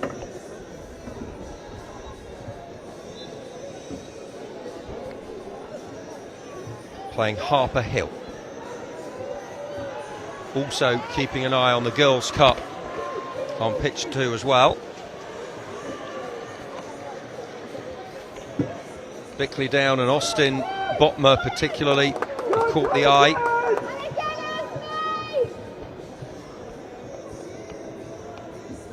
as in the Girls' Cup semi on pitch 2. It's been St Walburga who've St Walburga's Catholic Primary who've dominated early proceedings. Goal action in the other semi, or one of the other semis. And here she goes again. Oh, what a dribble. This is on pitch 2 and another outstanding individual goal from Queenie Barnes of St Walburga's Catholic Primary. Absolutely wonderful skill. Player of the tournament so far has scored another. And it's advantage St Walburga's Catholic Primary in one of the Girls' Cup semi-finals. They won all their group games thanks mainly to Barnes' brilliance and the other players working around her. And, well, if they can keep her fit and if they can get to ball, and if she gets enough of the ball, then they're going to win it. In the Schools Cup on pitch 1, it's Bickley Down Church of England 0-0 with Harper Hill Primary. Just threaded by Ethan Udo down the left. 3 minutes gone, remember. 8 minutes each way again in these games. 3 minutes each way of extra time if they can't be separated after full time. And if still level after all that, we will have penalties.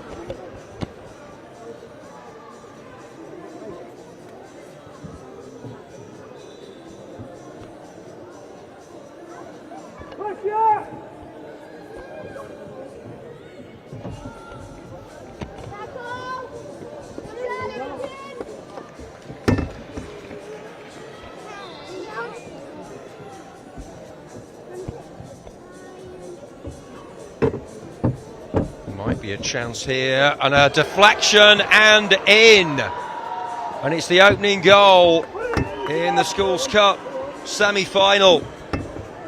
Took a big deviation past the keeper.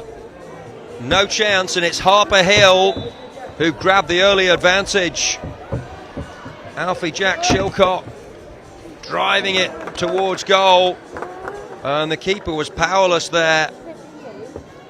Harry Collins just zoomed into the top corner. Bickley Down have suffered a setback midway through the first half. Well, very unfortunate for them. It was brave defending that didn't come off. And what have they got in response here? Well, quite a lot as the low drive. Fabulous hit by Frankie Horn. But Latin Bowers comes up trumps with a save. That dipped just in front of the keeper, didn't it? Blasted it in. Terrific power and quality on the shot. As in the other game, we have a brilliant run through the middle, and it could be another in the Girls' Cup, and it is. And guess who? Queenie Barnes. Goal after goal after goal from her in this competition. And, well, okay, she's wearing what? Pink boots, but they're golden boots, really, because she's just impossible to stop. Breakaway goal, very different to her first effort. Got a hat-trick in the first game. Everything she touches turns to goals, and by the way, she was never going to miss. St Walburgers are cruising into the final of the Girls' Cup. They're 2-0 up. And the other game, the game on pitch 1, is much closer. The Schools Cup between Bickley Down Church of England and Harper Hill Primary.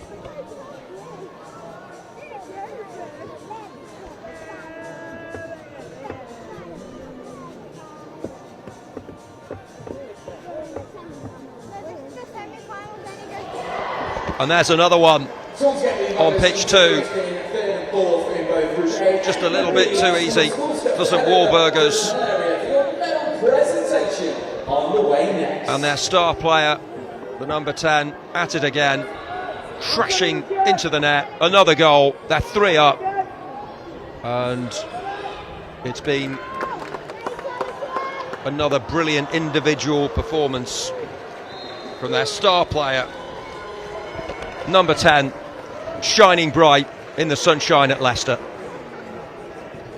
I mean, she was good in the group phase, but even better in the semi-final, and almost another one. 7th minute of the Schools Cup, the Girls' Cup. St Walburgers are charging into the final.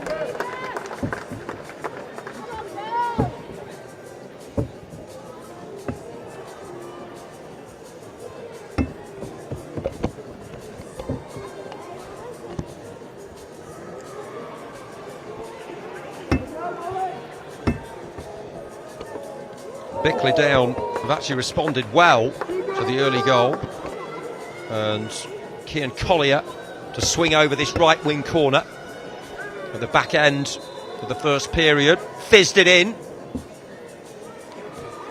They'll be cursing their luck if they lose this by a goal to nil after that big deflection that led to the Harbour Hill goal. But they're capable of getting one on the break, of the team who lead by 1-0, but that just spins harmlessly through for Harry Collins. Back underway in the second half on pitch 2. In the Girls' Cup, Bickley Down with another chance, and then it's a great save. What a performance this is from the Harbour Hill primary keeper, Leighton Bowers. Great stop. They can't believe they're behind in this one.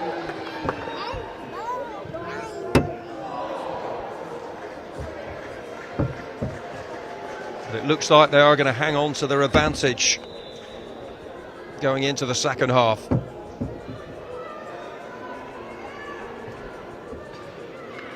Once again, your fourth place team from Group A in your Schools Cup competition, Pensforth Primary.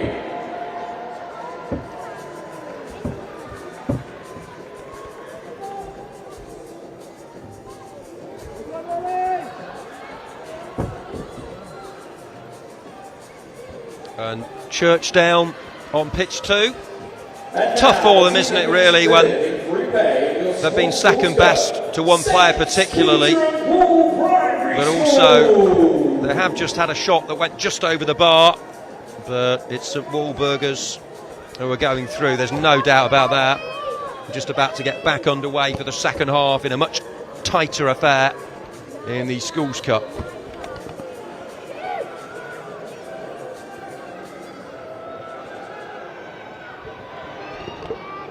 One more time, your third place team in Group A, Saints Peter and Paul Primary. Queenie Barnes, here she is again, another step over. And well, it's in some display. Here she goes again, Barnes taking them on, looking for another brilliant individual goal. Keeper came out.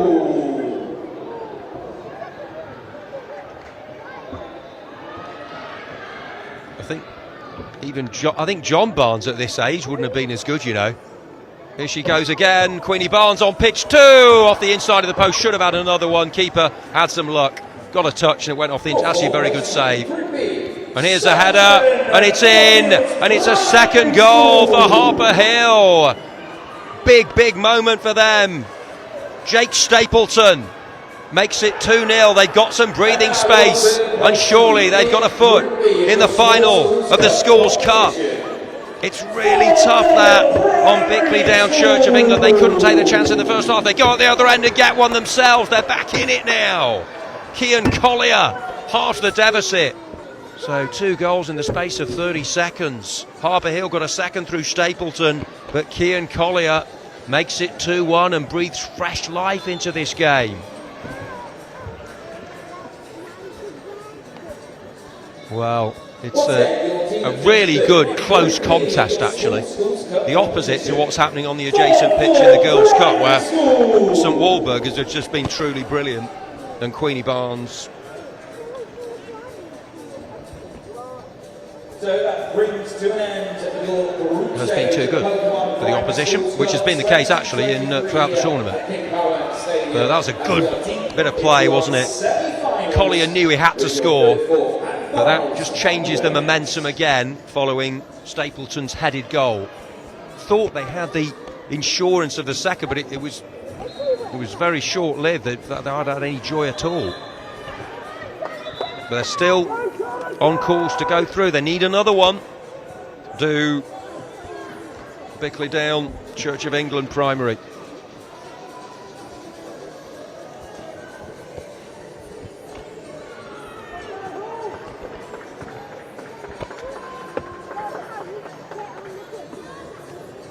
Pitch 2, just seeing this one out, St Walburgers, that they're not content with the 3, they want more goals.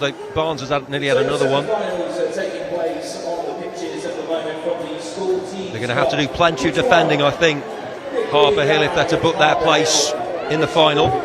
Won't be the last game for whoever loses. They'll still have a third, fourth playoff to play.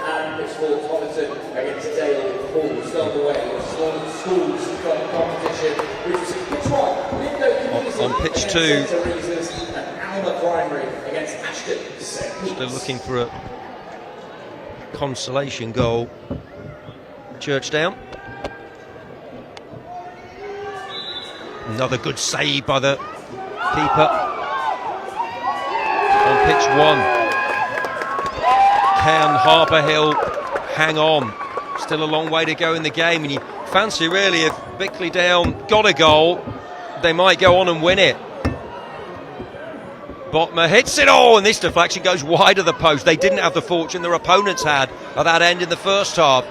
Understandably, maybe St Walburgers in the Girls' Cup semi on pitch 2 have just taken the foot off the accelerator a little bit. They don't want to get any injuries or be too tight for the final. Usually takes 4 or 5 players to stop Barnes. It did there, but they did eventually get the ball.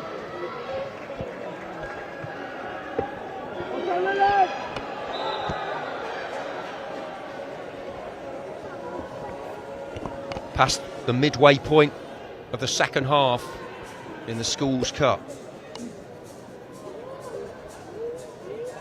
Bickley Down 2-1 down to Harper Hill. They've done most of the attacking in the game though, the team who trail.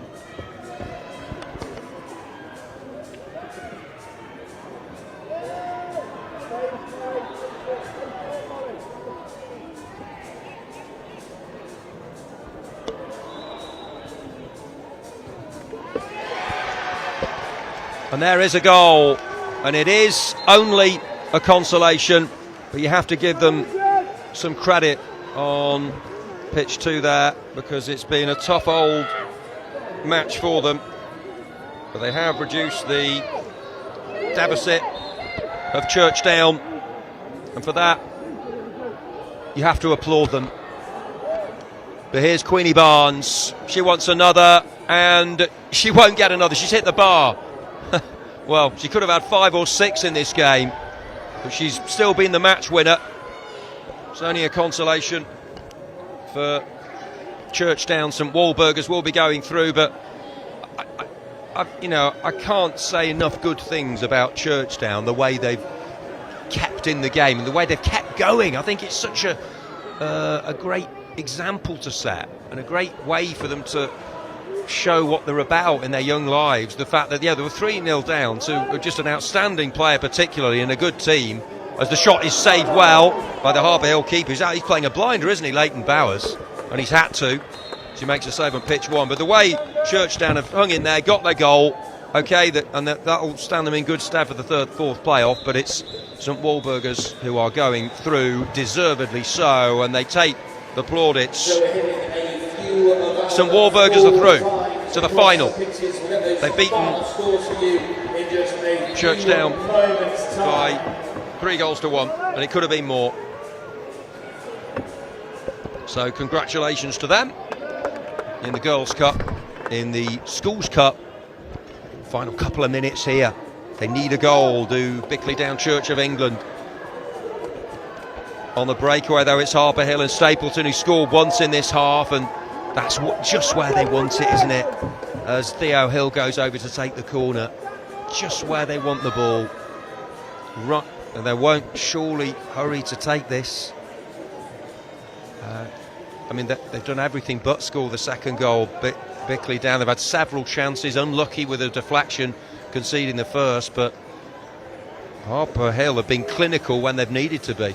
And it's him again, a free header for Stapleton. He's already scored one header in this second half. Are we going to get late drama? Are we going to get extra time?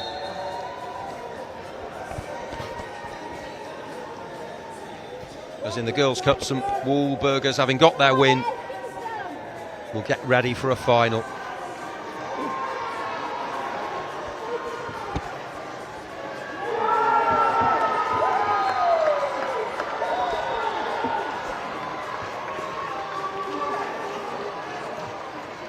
Is there one final chance here for Bickley Down to force extra time?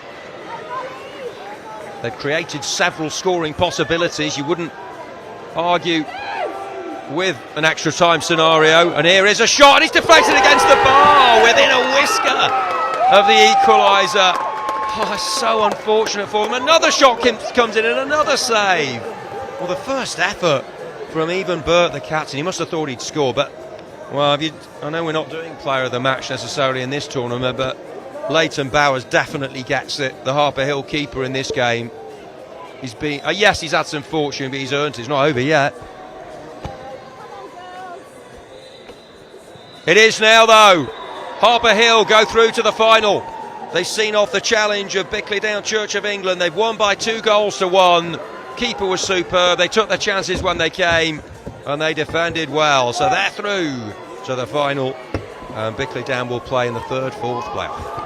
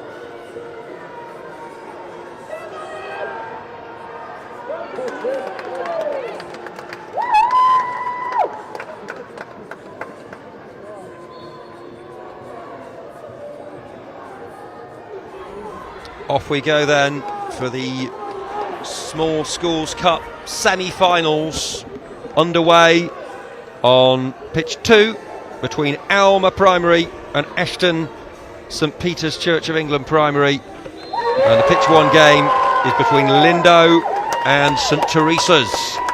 And straight away Alma on pitch 2 with a chance and a goal. Brilliant opening for them. And Alma have been superb in this tournament so far. They've been clinical with the finishes, and we've seen another one there. They celebrate with glee. That's the perfect start to their semi-final. They've taken the lead in the first minutes of the game with the first attack.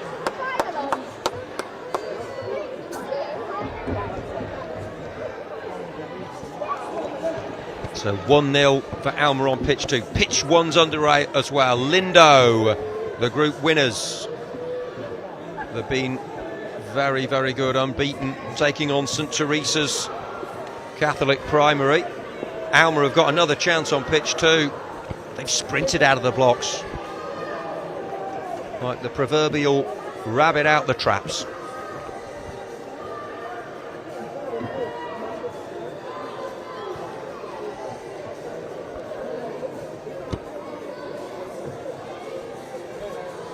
And now we have Lindo with some brilliant moments already in this competition. They almost had another one. Did everything but score, didn't he?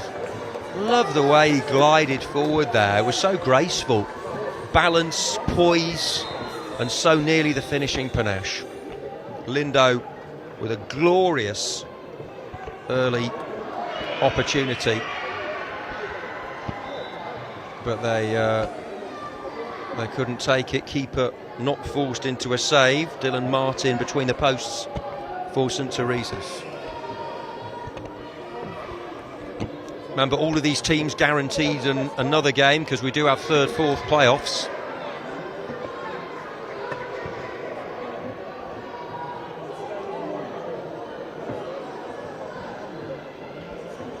And good reaction from Ashton St Peters on pitch 2, even though they are behind to the early goal. Well, it was an absorbing, richly entertaining group phase, and the semis are living up to expectations as well. Always exciting when you get to knockout football. The Girls Cup, the semi-finals finished. St Walburgers 3, Churchtown 1, and Tollerton 3, Dale Hall 1. Winning your third and fourth. Oh, and here's a shot deflected wide while they're claiming a handball. Don't think so on pitch 2. But it's the team who trail who've come back well, actually. Ashton St Peters, Nathan Gibson taking their corner on 1. Lindo having to defend. They carved out that early opening, didn't they? But now St Teresa's showing what they're all about.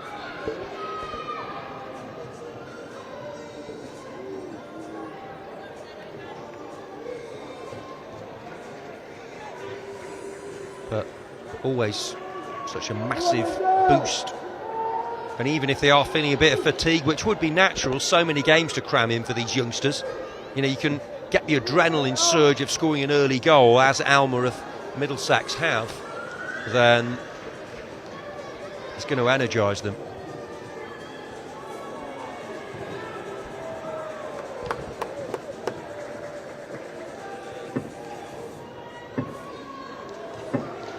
Starting to pose the questions then on pitch 1. St Teresa's.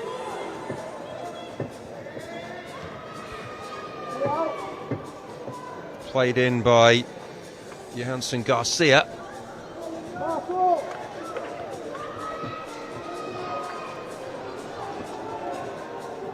And here he is again with the throw in, tries to pick out Carr.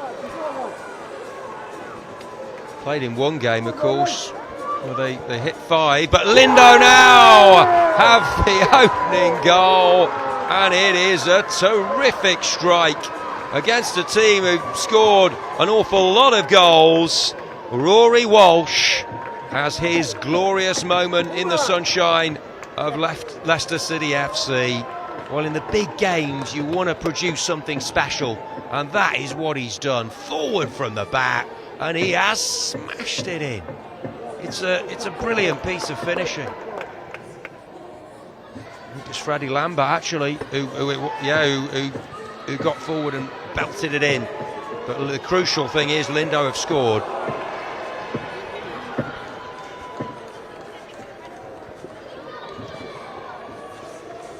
Just after St Teresa's has had a good spell, and they have, gone goal crazy on that pitch earlier in the competition, but they couldn't keep that one out. 1-0 to Lindo of Cheshire.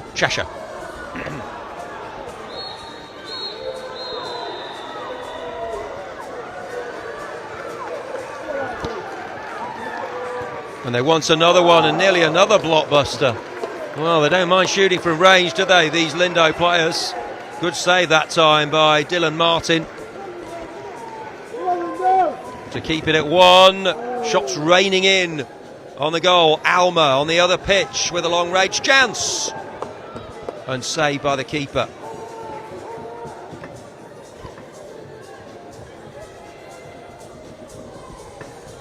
It's Lindo who have the Cheshire Cat grins across their faces. They're more than satisfied with the scoreline. It was a memorable goal as well. Might not be enough to get them through though. Such is the goal threat of their opponents, but they have been good value for their lead. There's no question about that.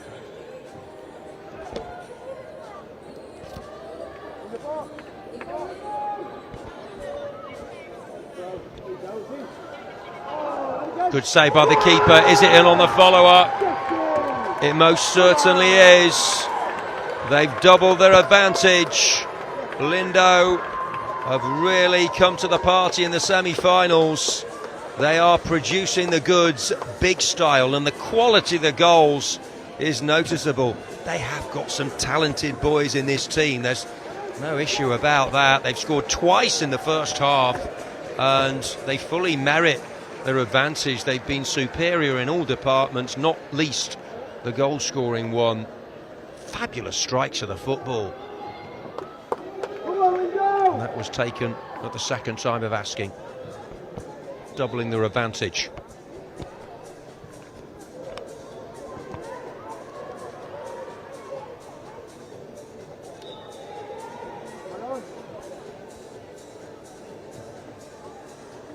Into the final minute of the first half to forget for St Teresa's. Semi-finals, it finished Brickley Down 1, Harbour Hill 2. And it finished at Victoria College 3, Ashley Church. Bit of a stoppage on pitch 2, one of the Alma players receiving some treatment. Here comes St Teresa's. They need the next goal in this game, but Lindo are definitely in the mood to go through to the final. With George Hardy sprinting forward. Against St Teresa's. Alma primary against Ashton St Peters. That's going to be taking place on pitch 2 at Lindo Community and St Teresa's. Half time then between Lindo Community and St Teresa's Catholic. And Lindo 2 to the good. And a pair of brilliant goals as well. They're very close to the final. Half time in the other game, Alma 1-0 up on Ashton St Peters. Against St Teresa's, pitch 2, Alma primary against Ashton St Peters. Pitch 3, Brickley Down against Ashley Church of England School. And pitch 4, Chipstown against Dale Hall.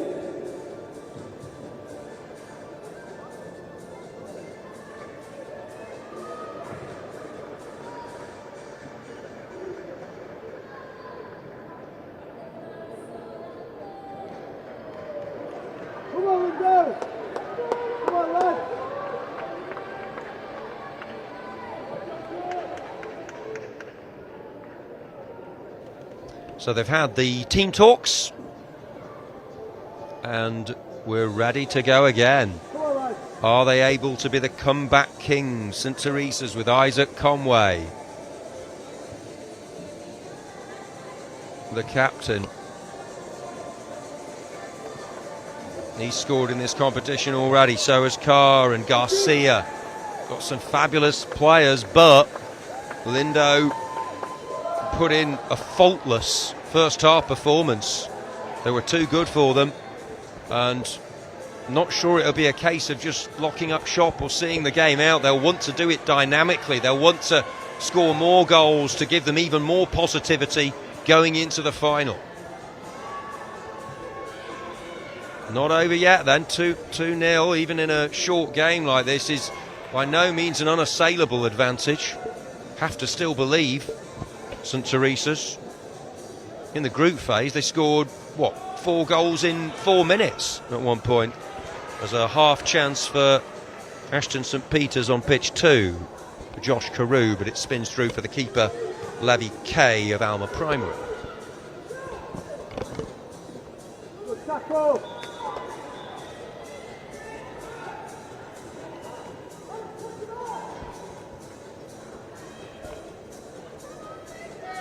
Come on, Lindo.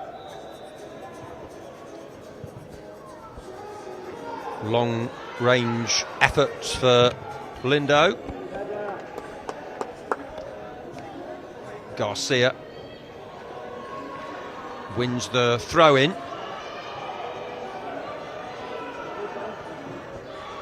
Good save on pitch 2 from the Ashton St Peters keeper Jamie Dawson to keep his side in it. They can't afford to concede again.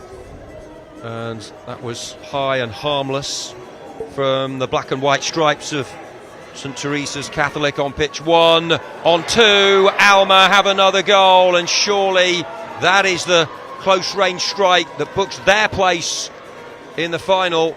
And it looks like it's going to be Lindo versus Alma Primary in the final, because both of those teams are now 2 goals to the good. Yes, they've had their moments, Ashton Peters, in the other game, but Alma, you just feel they've been in control, as Lindo have on pitch 1. So two very similar types of games actually being played out on adjacent pitches. Oh, this could be a moment, and it is. They've halved the deficit. Hesitance at the back, and he's gobbled it up as Isaac Carr of St Teresa's. That makes things very interesting. In the 11th minute, they've reduced the deficit, and it's still very much all to play for. A bit of sloppiness at the back there. It's that old cliche that a 2-goal advantage can be a dangerous one, and it's proved dodgy for Lindo. And we mentioned St Teresa's capacity for scoring goal after goal in the group phase. Well, they'll hope the same applies here. Good enterprise and opportunism from the striker, and uncharacteristic hesitancy at the back from their opponents.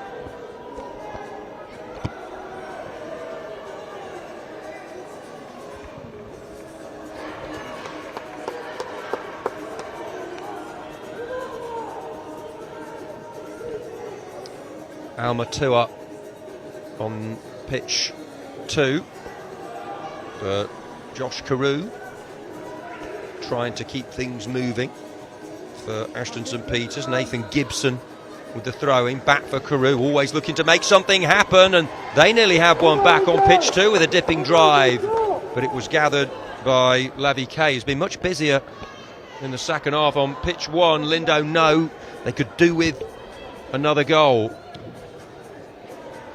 because it's 2-1. They were 2-0 up at the break. They've got just over 3.5 minutes to see it out.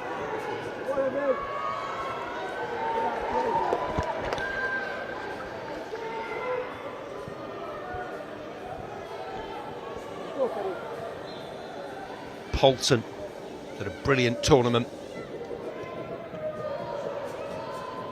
Hashim and Garcia.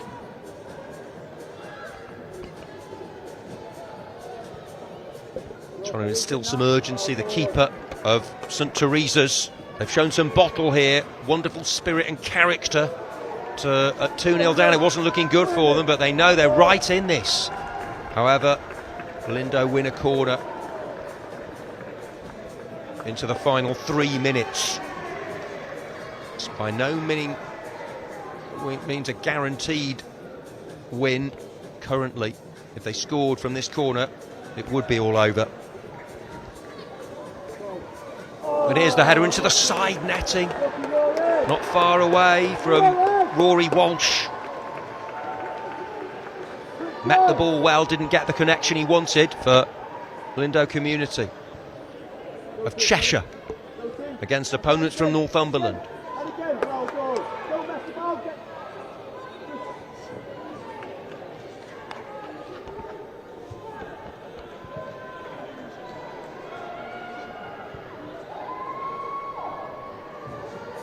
Garcia crowded out, but Conway went over to help the captain. He's leading by example. Alma have the cushion of a 2-0 lead on pitch 2, so they're going through to the final. Will they be joined by Lindo? Not necessarily, because there's an attack here from St Teresa's and Ella Harwood. And goodness me, that was close to the equaliser. Excellent raid down the right. They were queuing up in the area trying to get over to help her, and keeper's made a save, and I think that might be crucial. Is there still time for another opportunity for St Teresa's?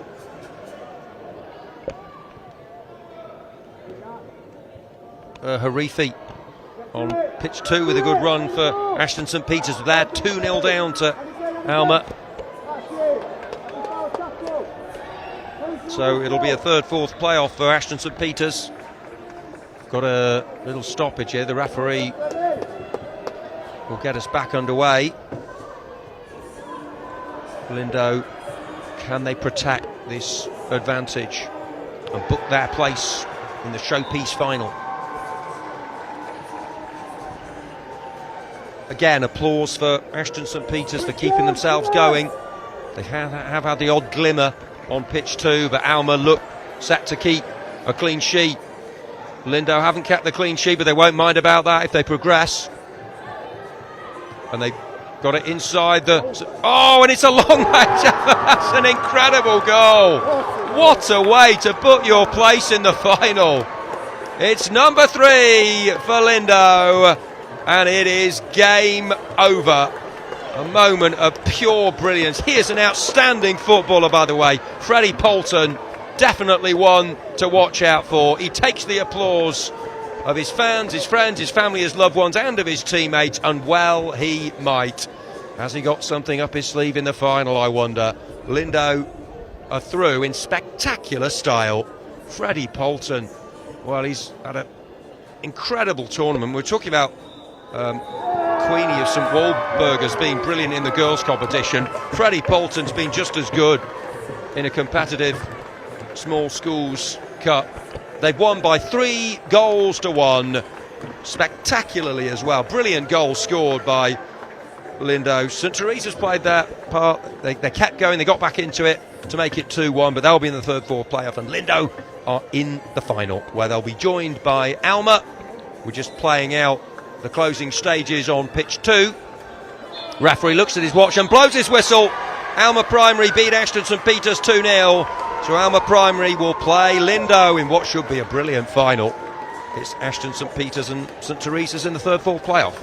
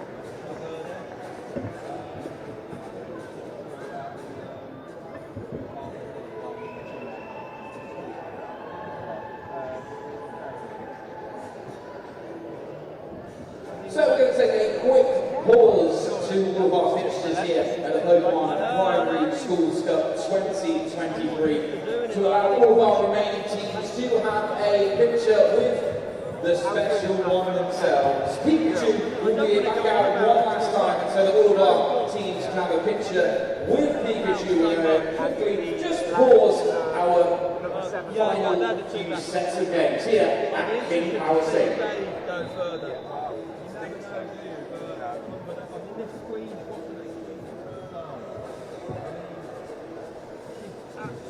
Much better than everyone else. All you've got to do is you bounce score. I mean, you scored 10 goals. And, well, yes, you scored 8 on this pitch. Right, so, all I need to know is who won out of this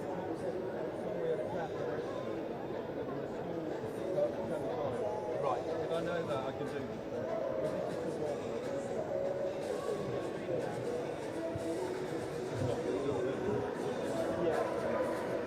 So you're happy with this pitch? Or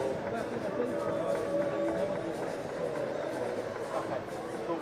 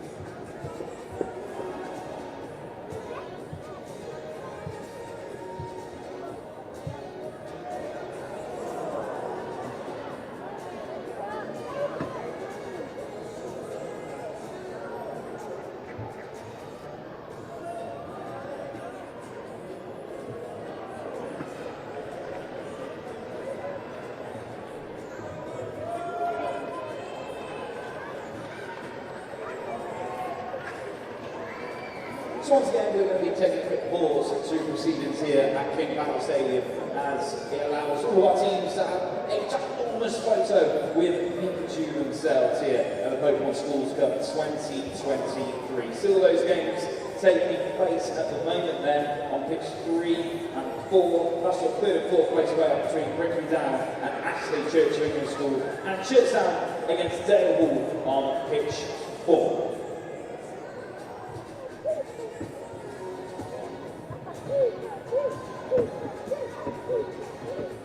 So those final few fixtures that we're waiting on then after we resume the action once again. It'll be your third and fourth place playoff at the Small Schools Cup between St Teresa's and Ashton St Peters on pitch 3. That will be what we will be resuming on. And on pitch 1, it'll be your final of the Schools Teams Cup. Harper Hill against Victoria College on the way. And your final of the Girls' Cup as well. St Paul Willigers against Charlottetown.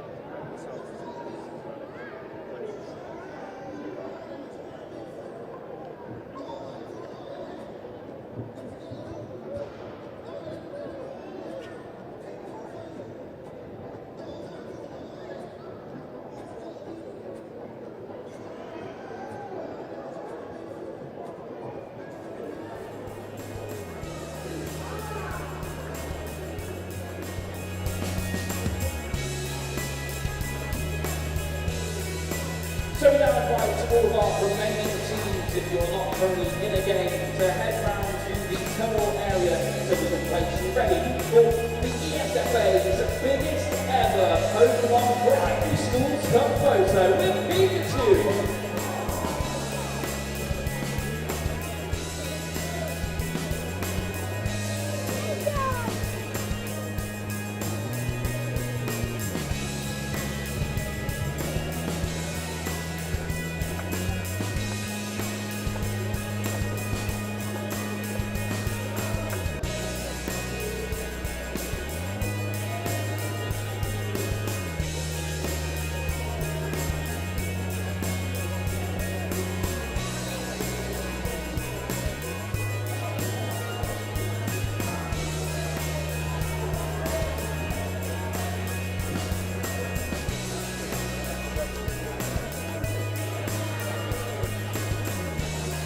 So we invite all of our schools to head over to the tunnel area. We'll do an enormous photo with all of those third and fourth placing teams and those in the final as well. So many schools have taken part in this competition, but they're all the finalists here in Leicester. As we get ready, there's an enormous photo on the way with Pikachu themselves to head over to the tunnel area, and we'll get you placed in the ESFA's biggest ever Pokemon Primary Schools Cup photo.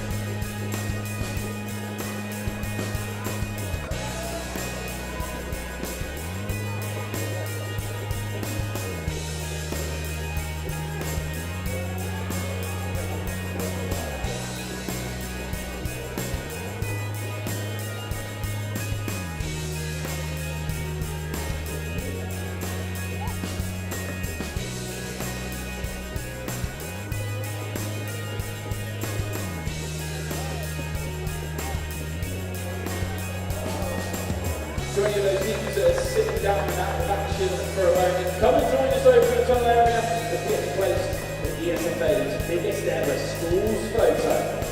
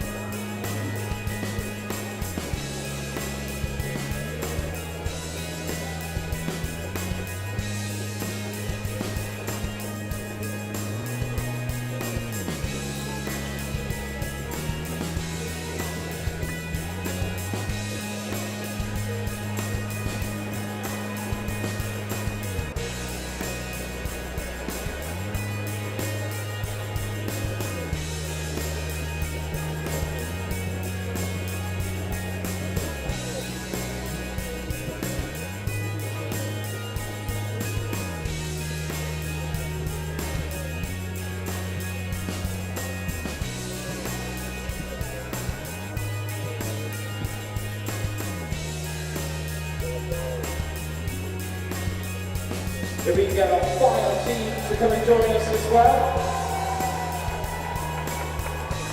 They'll have their own special announcements.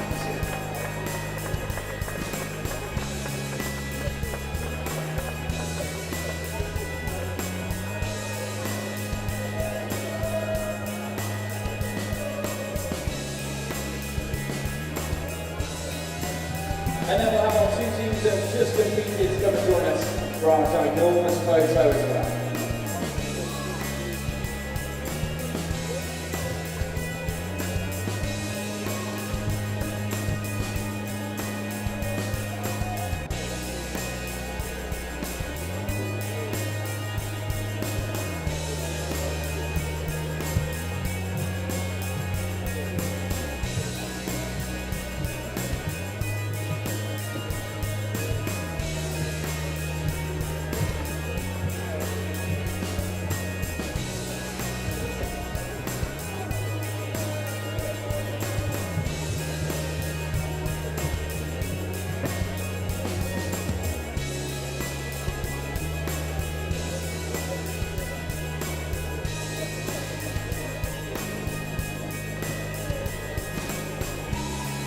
So we get our final couple of teams coming to join us for our ginormous photo now. More on the left side, or if you're walking towards us on your right hand side, we can get you to stand over there.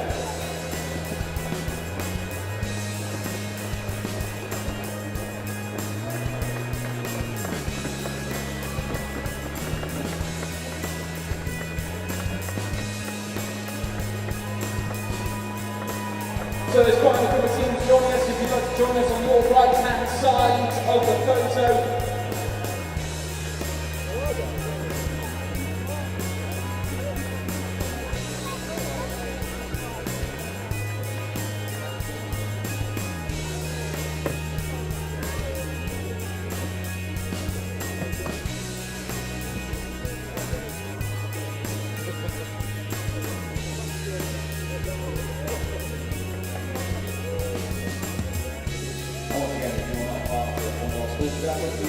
The tunnel area.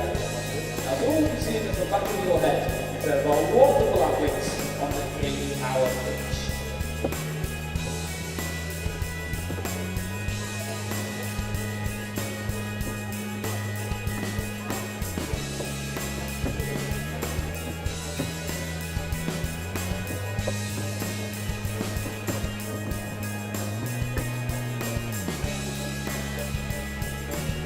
Once our teams are in position, Captain Gary will give me a thumbs up to let me know that we're ready to go. All of our schools are going to give us a massive cheer.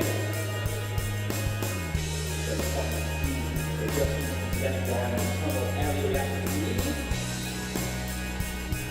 So we get a brilliant photo of all the athletes out.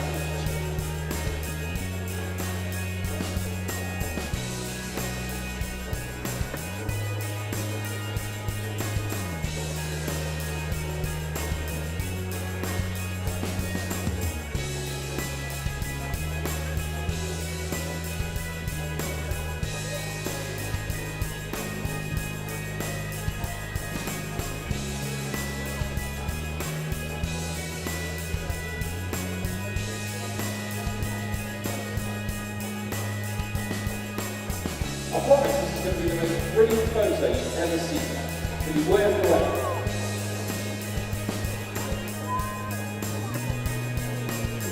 Alright, cameraman Gary, are you happy with the positioning of our teams?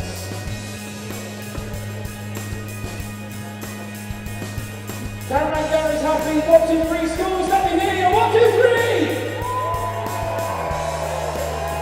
And let's get one more out of 3. Shout POKÉMON. 1, 2, 3! Cameraman Gary. That's a thumbs up! That's a photo! Got a massive cheer to all of our young athletes here at the POKÉMON Schools Pride Cup 2023!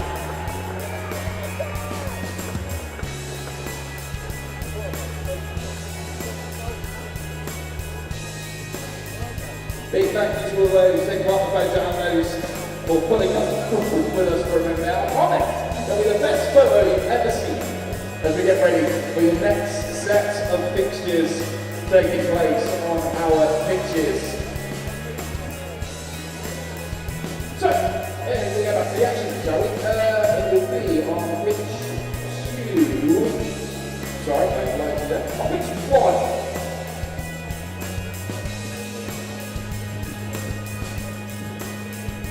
So on pitch 1, Harbour Hill will take on Victoria College in your school teams cup final. Your third and fourth place player from the school teams cup on pitch 3 will be Victory down against Ashley Church of England School.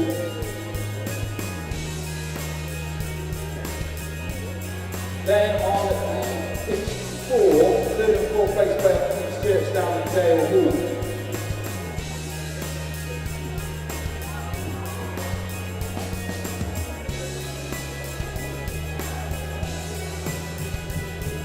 There we say some things.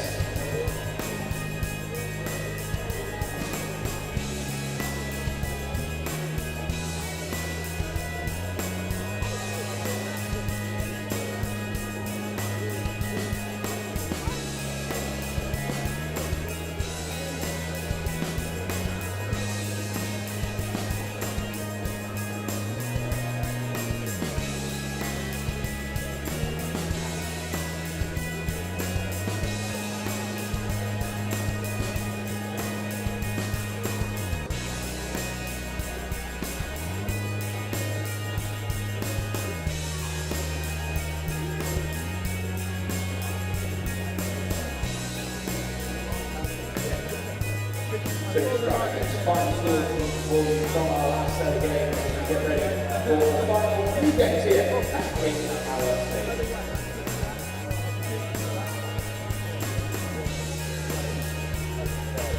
So that final result in the third and fourth place playoff of the school's teams cup was Bickley down to Ashley Church of England School 0. And the final result in the third and fourth place playoff in the girls' cup competition, just down to Dale Hall 1.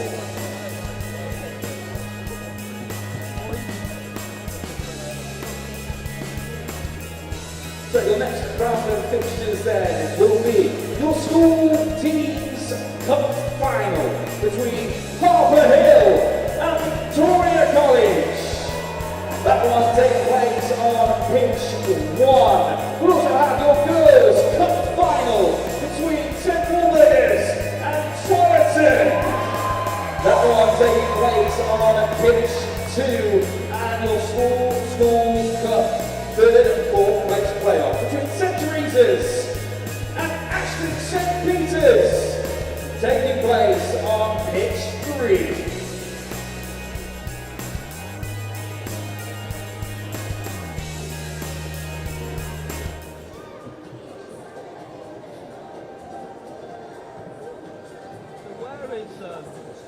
Where's the other commentator? Oh, he's over there, isn't he?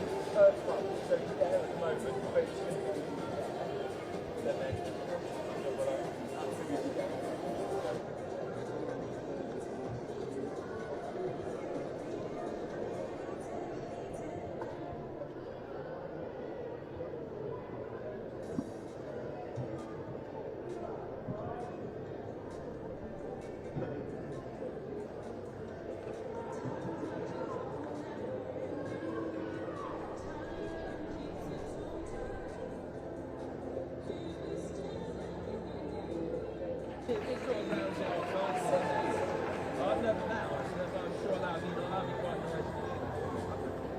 Shall I bring this mic over with you?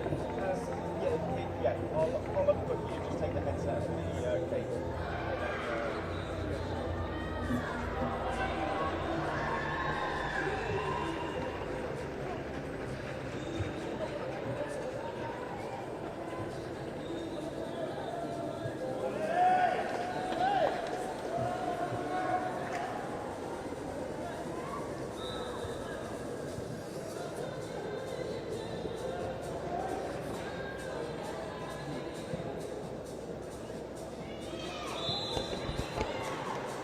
Away we go then for these two big finals. A great way to round off what's been a terrific day's football at Leicester City FC. We've got the Schools Cup final on pitch 1 between Harbour Hill and Victoria College. On pitch 2, it's a Girls' Cup final between Tollerton Primary of Nottinghamshire and St Walburga's Catholic of Dorset.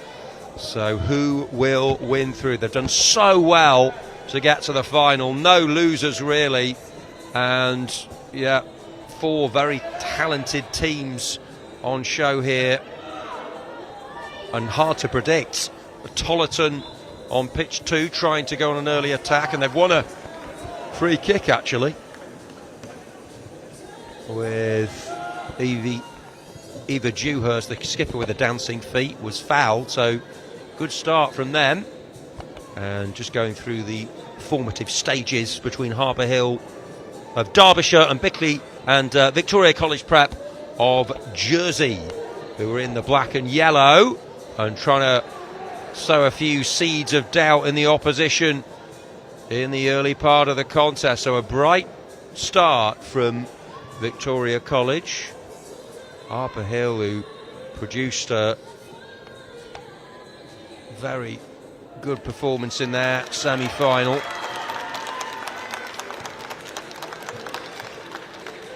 In the afternoon sunshine of the East Midlands, in so much quality, so much to enjoy. I'm sure the finals won't disappoint, and it's an early goal and a brilliantly taken one as well. That's a great strike from Jake Stapleton of Harper Hill, and they have an early lead in just the second minute.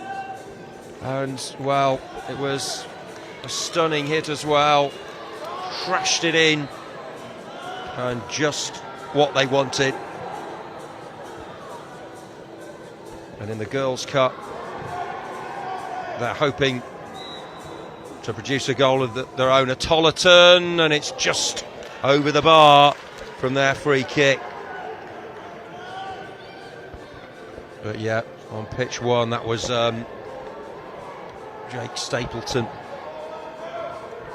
producing the goods. So our game's underway here at King Power Stadium. We've got another medal presentation for you on the way. This is your third and in the Girls' Cup, teams in the schools teams Queenie Barnes. and Girls' Cup competition. Your 4th and bronze medalists medal presentation on the way. Queenie Barnes on pitch 2. She's definitely the player we're looking to deliver in this final, having been probably the best in the tournament with some remarkable individual performances.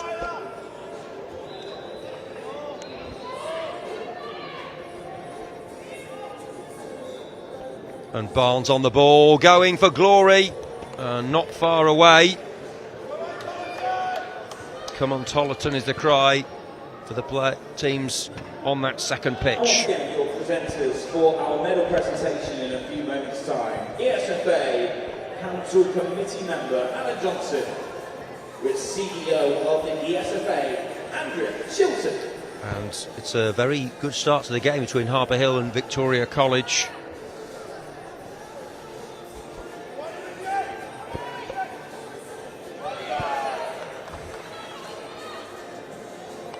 Charlie Doherty McGrath with the throw in.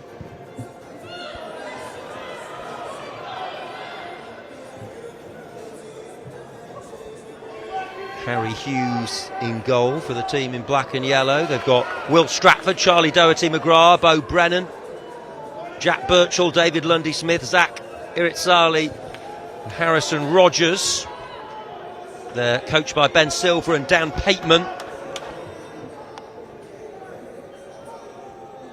As for Harper Hill, Leighton Bowers in goal. He was absolutely wonderful in the semi-final, made some sensational saves. Archie Pilkington, Oscar Roberts, Jayden Railton, Jake Stapleton, Theo Graham, Alfie Jack Shilcock and Theo Hill. Just got the award presentation for the 3rd and 4th placed teams, which is good to see. And a headed goal, and they've got another one. It's the number 7, Jake Stapleton. He's had a brilliant tournament, he really has. And he's come up with a headed goal there. And that's huge for Harper Hill. A vital moment in their quest to win this Schools Cup.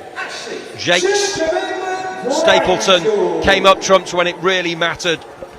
And he looks an exceptional young talent. And Harper Hill are bossing this. They want another one and get another one. It's Stapleton again. And he is producing a sensational individual performance. He's got another one.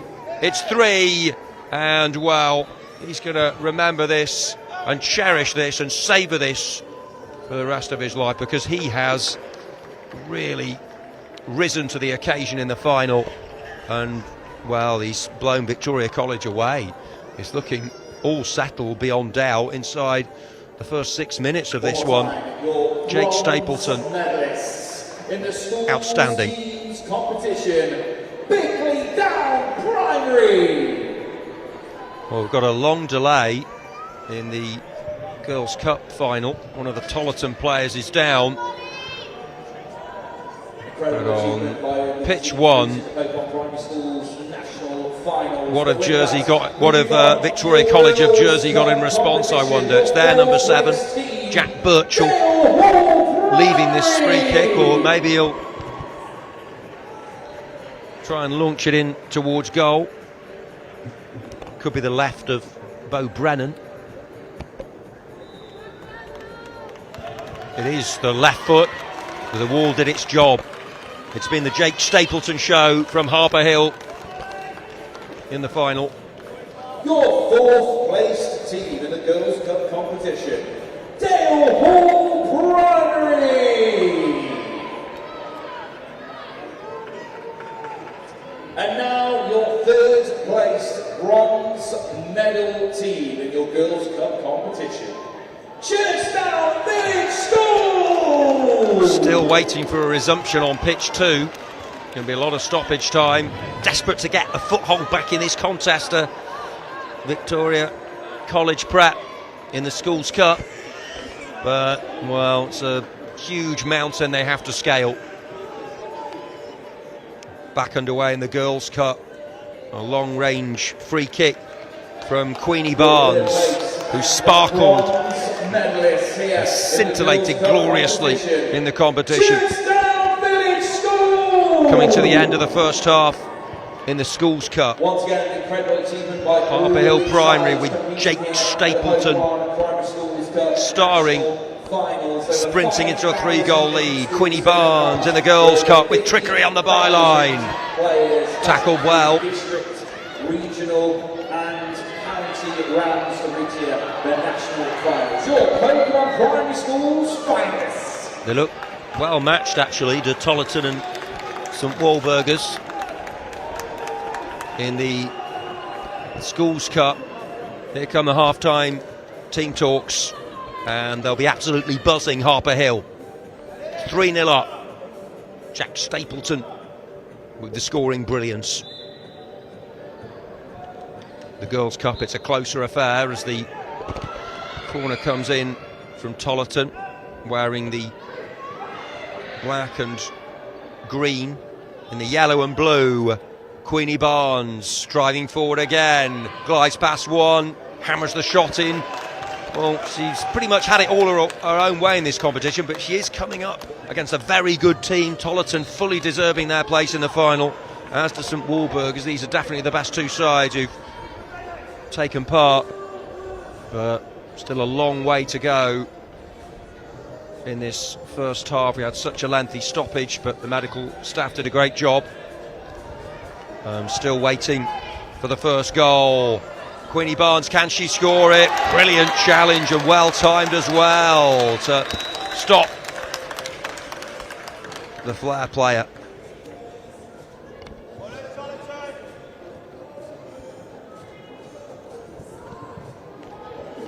Back underway in the Schools Cup on pitch 1.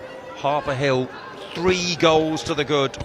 It would take a gargantuan, gigantic effort to stop them. It's nearly another one for Stapleton, who crashes against the bar. What an individual performance from him. But up the other end, they've got some quality of their own. That's why they're in the final, Victoria College. But Stapleton there, well, he wants more goals. He's not resting on his laurels, he's hungry for more.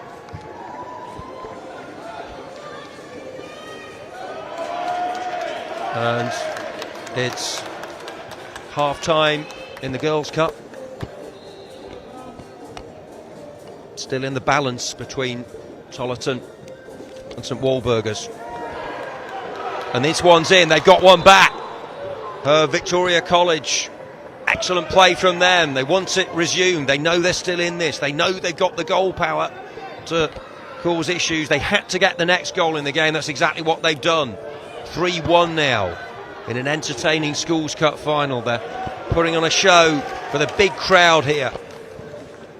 Like the way Zach Ertizali grabbed the ball. He wanted to get things going against Stapleton, though. With him on the field, I feel they possibly got another goal in them here at Harper Hill, and that would be enough, you'd think, if they could get a fourth, but their advantage has been reduced to 2 by a spirited opposition. And here's a good save by the keeper as well, as Tollerton raid forward on pitch 2. It's all happening in these 2 finals.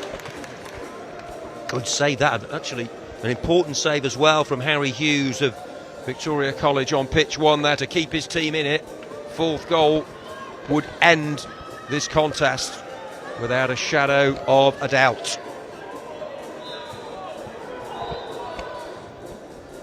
Corner kick for Tollerton in the Girls' Cup. Is it going to be in on the volley? They can't bundle it in. The keeper did just about enough. The first shot on the volley was repelled. And now the St Walburga's keeper might require some treatment. We've had plenty of stoppages in this game. Back to the Schools Cup on pitch 1. Shot through a ruck of bodies, should be cleared. As they close in with less than 5 minutes between Harper Hill and the trophy.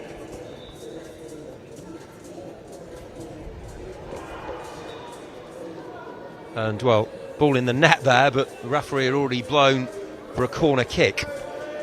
So it remains at 3-1 as David Lundy-Smith takes the corner.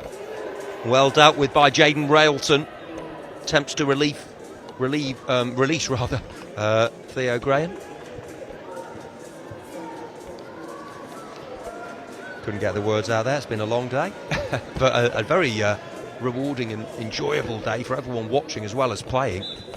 And this has been an excellent final. 2 excellent finals, actually. The Girls' Cup is closely fought, but here's Queenie Barnes again with a good bit of skill, still going. But they've really ganged up on her well, actually. They've timed the challenges perfectly, Tollerton. They knew they were coming up against a brilliant individual talent, and actually they've handled her by far the best of any team so far. Here's a long-range shot. Is that going to dip in? It is! A spectacular long-range goal. In off the underside of the bar, and this isn't over yet. That is utterly sensational. From Bo Brennan. He had no right to score from there. That's outrageous. Keeper couldn't stop it, and it's 3-2. A game of 2 very, very different halves, and they've got the tails up now, and they'll feel they have all the momentum in the game. It's a brilliant Schools Cup final, this, between Harper Hill and Victoria College. In the Girls' Cup, no goals, but we've had the promise of them from both teams. And here come... Oh, what a run. This is through the middle, and the keeper's made a save on pitch 2 onto the post. It just wouldn't go in for them. Brilliant run forward. An exceptional burst from the St Walburga number 3.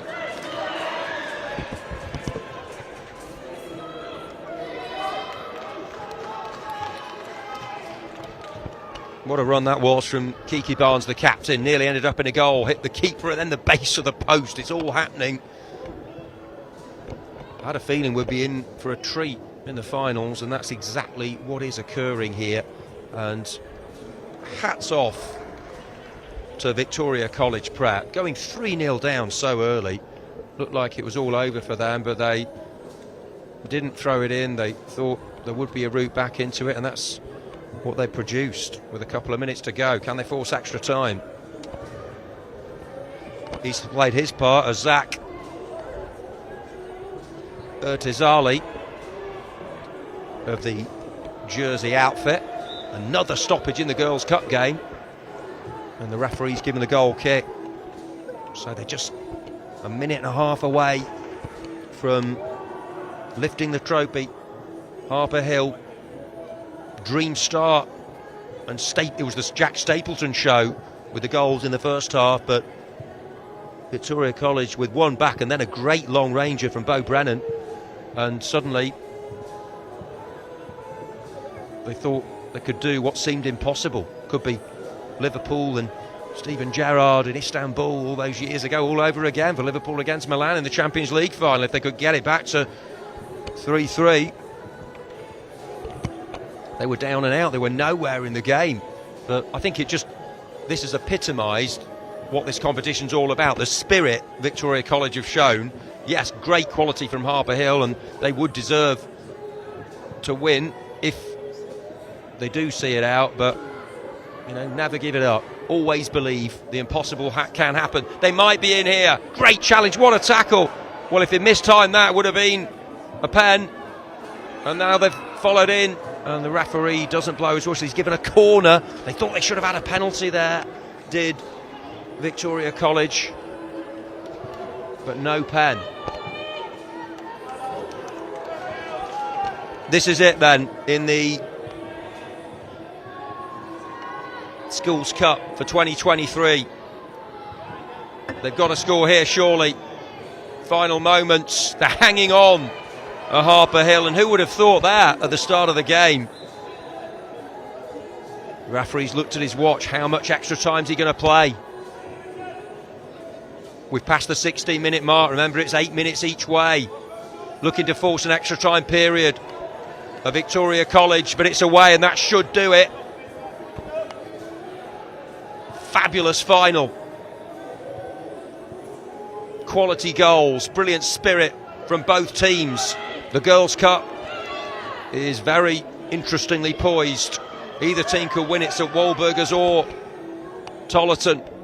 As Queenie Barnes races through on pitch 2, on pitch 1, it looks to be all over. Referee blows his whistle, and Harper Hill Primary have done it. They've won the Schools Cup for 2023 thanks to a first half super show from Jake Stapleton and the rest of the team. Stapleton was the star player with the goals, but they all chipped in. They're celebrating as they should. They'll remember this for so many years, for all of their lives. They'll savour it, they'll cherish it. They produce the goods. Brilliance from Victoria College. 3-0 down at half time to come back into it, but it's finished 3-2 to Harper Hill Primary. Pride of Derbyshire. They've got the job done, and they've won the Schools Cup for 2023. A great showpiece, a worthy final, two excellent teams, and Victoria College played their part massively. Excellent, excellent game of football that was. Over to the Girls' Cup on pitch 2. This is anyone's game. It's been an excellent tournament. We've had plenty of stoppages, actually. I think it's going to be the one goal that wins it. And we could be set for additional minutes. I mean, in a lot of the games, St Walburgers have got it to Queenie Barnes, and she's done the rest, but she hasn't been as comfortable in this one. Such is the quality of the opposition, and it's the green and blacks of Tollerton and Eva Dewhurst captaining the team proudly. Done a really good job as skipper.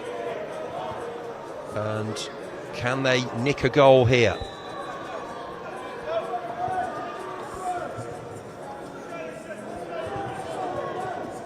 Low along the turf, well cleared.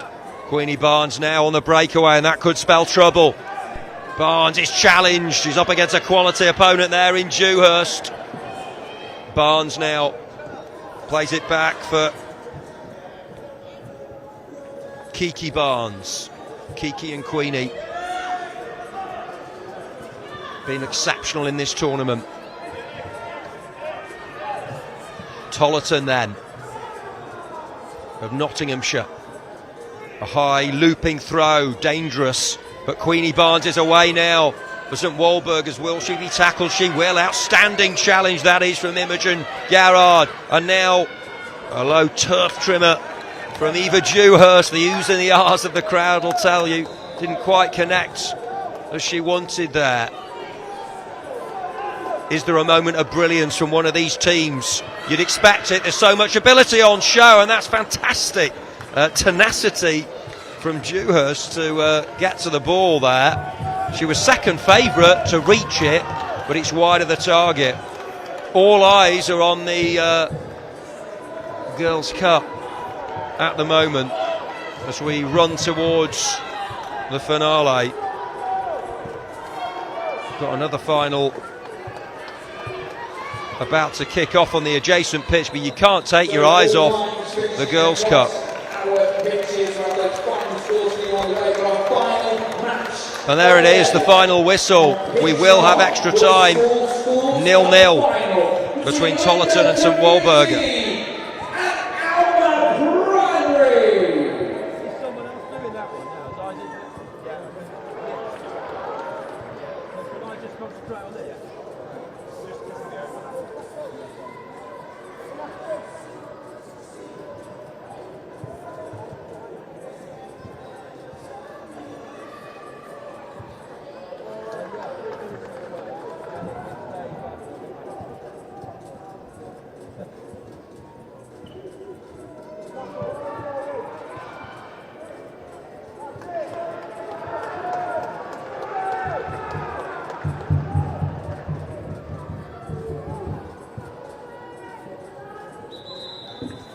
Additional time then, and given how good both teams have been, I'm amazed it finished level and there weren't any goals in 16 minutes. We had 8 minutes each way of fascinating, high quality football, but neither keeper was beaten. Had the promise of goals and nothing to choose between them. And Tollerton is showing their ability, because Queenie Barnes has scored so many great goals. She's been far too good for most of the teams she's come up against, but not this Tollerton outfit. And they got some good players, the likes of Jack Garrard and Dewhurst, the skipper.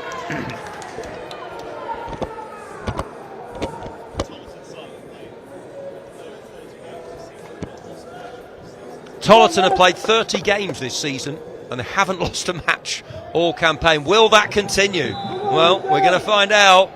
Some Walburgers have had so many dear diary moments,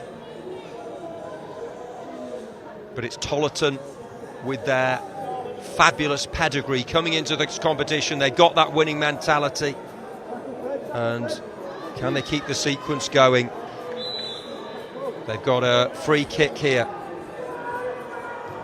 In it comes. Keeper gets a touch, did just about enough there, did Evie Green.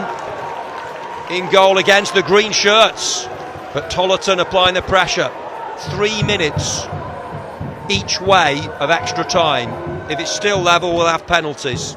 And it's with Molly Cox, has got some good encouragement from the sidelines. The number 6, low, driven corner. And Dewhurst, the captain for Tollerton. And now Asmi Shaw with a low ball, great chance for Tollerton, and it's in! Massive scenes of celebration. Could that be the goal that wins the Nottinghamshire side the cup? It was dispatched superbly by Dewhurst. She's the player you'd want the chance to fall to, the captain, and what a finish. Emphatic, unerring, decisive. Brilliant work by Esme Shaw in the build-up. An unselfish bit of play, didn't go for goal, slotted the pass, and Dewhurst said thank you very much. And Tollerton have their noses in front. Will they go on and see it through? They've had a fabulous unbeaten season, and this would be the cherry on top of the icing, on top of the cake for them. And what St Walburgers and Queenie Barnes particularly have decorated this tournament. You'd probably say they've been the most eye-catching team, and Barnes, though, they've queued up to challenge her, and she's met her match here as the star of the tournament, Barnes. If she gets a chance, though, you'd still back her to go and force a penalty shootout. There's still time to go in the first period of extra time. Tollerton lead. Smashed away by Cox. And now it's the number 6 of St Walburga's leg. Good challenge. Shot scuffed rather. Queenie Barnes now looking to take them all on again. Prods the pass for Chloe Hinlayagan. And now Jessica Legg. Good little spell this for St Walburga's Catholic Primary of Dorset up against Tollerton Primary of Nottinghamshire. It's Tollerton who lead. There's the half-time whistle. 3 more minutes to come. I think some of them thought that was it, but we do. Well, if my assessment of the rules is right, we do have another period of extra time. Yeah, I think they thought that was it. A couple of the players, but no, 2 3-minute periods. The observation you make is collectively Tollerton looked the better team, but St Walburga's have had one individual who's been so good, but maybe it's the classic case that it's the collective, it's the power of the team and togetherness that can win through. Sometimes you build your team around the best player, and it's Queenie Barnes now who's going to try and drive forward, but at the moment this is a triumph for togetherness and collectivity over one brilliant individual. It's not to say the other St Walburga's players haven't played their part. They have, and here's one of them now, and it will come through for Barnes, who blasts it into the roof of the net, and it's 1-1. It had to be her. She's been brilliant right throughout this tournament. You just knew she was going to score. That was unstoppable. Darcy Bailey wasn't going to get to that one. It's 1-1, and it looks like we're set for a penalty shootout in the Girls' Cup final, unless someone can find a winner. What an equaliser from Queenie Barnes, who's been a goal machine in this tournament, and it proved the case there. 1-1, and well, they don't last long, these extra time periods. Barnes dropping deep, driving it forward, and it might fall for Kiki Barnes, who's the other player who's really caught the eye, the captain. But it's been Queenie who's grabbed the headlines and the glory. Good response this by St Walburga's, having conceded the goal in the first period of extra time, and she tries to score from an impossible angle there, does Queenie Barnes, but it's into the side netting. We've just got seconds to go now. Well, you definitely expect Dewhurst and Queenie Barnes to score if it was a penalty shootout, but penalty shootout, of course, is about more than the one player on your team. You're going to have 5 of them, at least. Barnes gathers the ball, and off she goes. That's a cynical foul. She took one for the team there, did Imogen Garrard. Barnes would have been away, and, well, I think St Walburga's would have done exactly the same thing there. She knew she was away, and, you know, in a senior game, that's what would have happened. What you don't want is a player who has been an absolute joy to watch in this tournament, Queenie Barnes, getting any sort of injury from that challenge. I think she's okay. Now, the thing is, knowing her, she'll probably try and score from the free kick. Oh, that's such a shame. I mean, she's been so good in this tournament. And she's just feeling her left arm there. Really hope that isn't going to be the end for her. I mean, the odds are on a penalty shootout. The game on the adjacent pitch has reached half-time, the other final.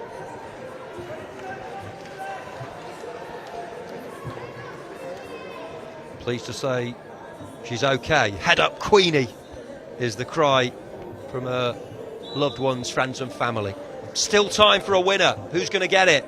I think Kiki Barnes, the captain, fancies her chances here.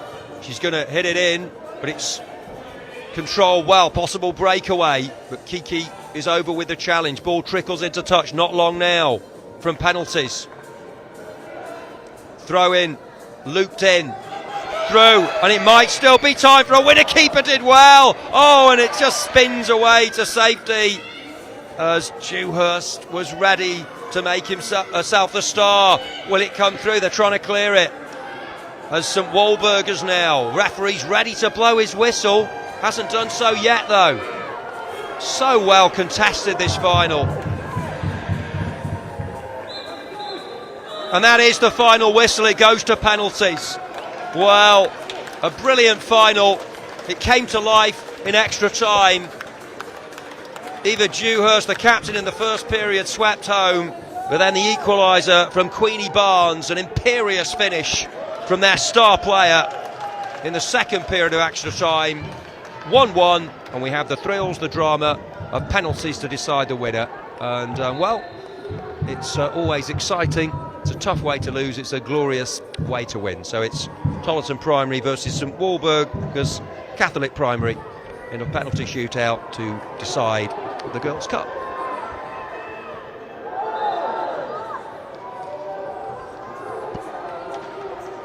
Well, you might say a fitting way to end it, and I think it's appropriate that there was nothing to choose between the teams, because they have been absolutely brilliant in this tournament, these two. Tollerton Primary, who haven't lost, as we mentioned, all season, and St Walburgers Catholic Primary.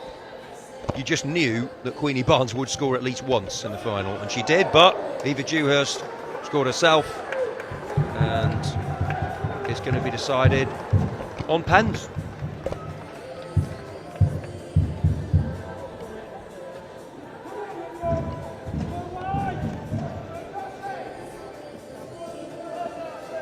Referee just dealing with the formalities as the captain of St Walburgers is Kiki Barnes, the number 3, and Eva Dewhurst of Tollerton Primary.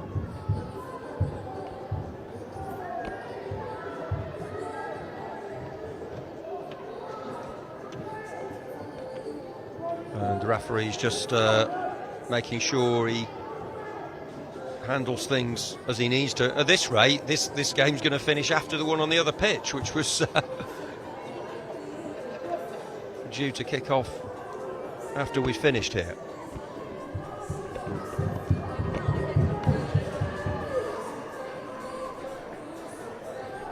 It's taking a long time to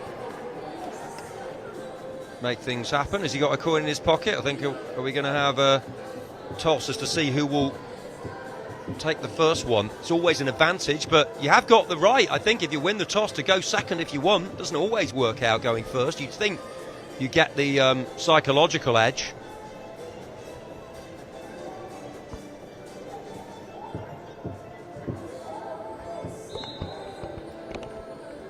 And we've had the toss, and we're ready for this penalty shootout in the ESFA Pokemon Primary Schools Girls' Cup Final for 2023. Good luck to the keepers, good luck to all the penalty takers. And even if you miss, even if you don't score, just have to accept it's part of the game. And may the best team win. Okay,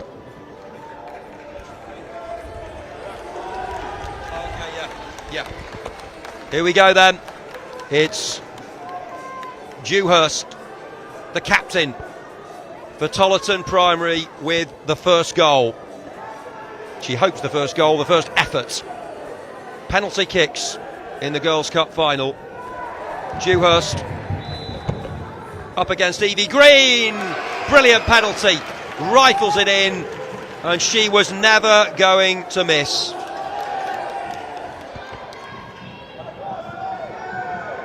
Cries of encouragement, and I like that from the captain.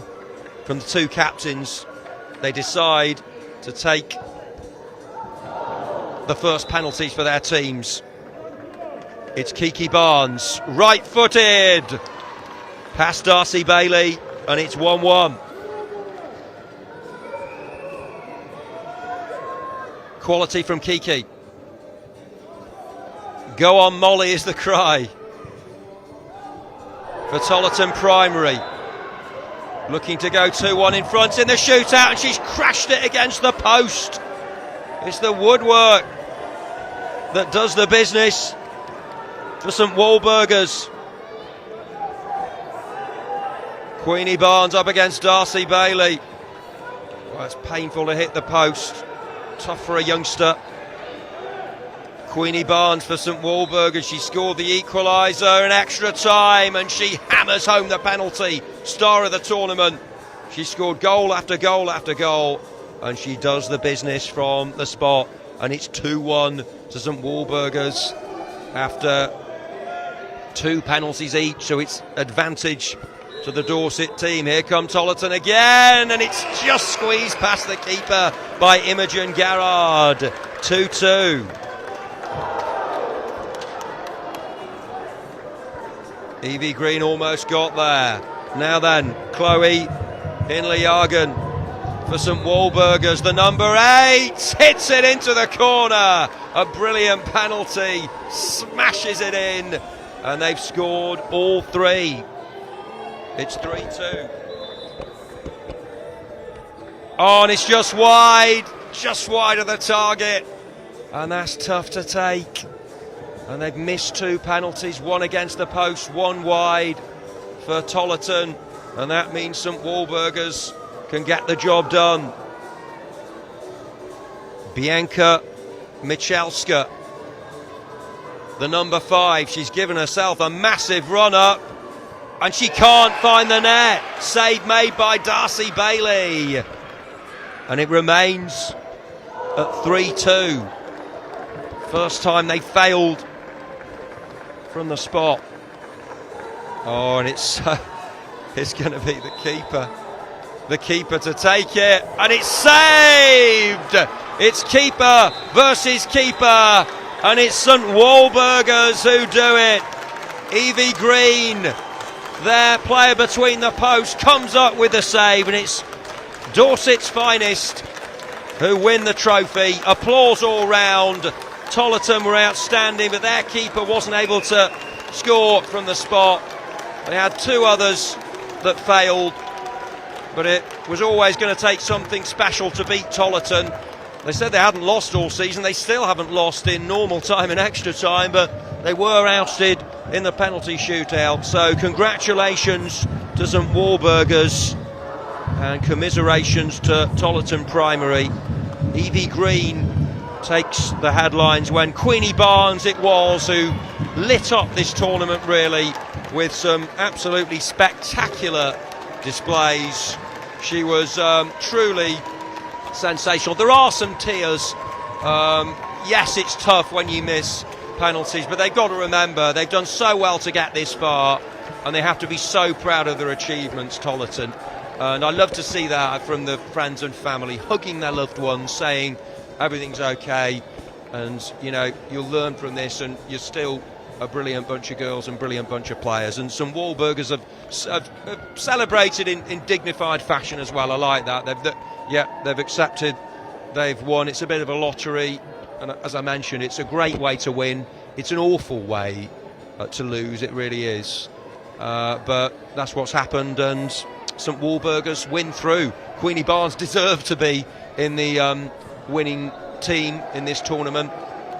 Top goal scorer, scored the equaliser in extra time in the final. Some brilliant individual efforts, and she netted in the penalty shootout, and her team have won through with Evie Green saving at the end there, and it's St Walburga's who win the Girls' Cup for 2023.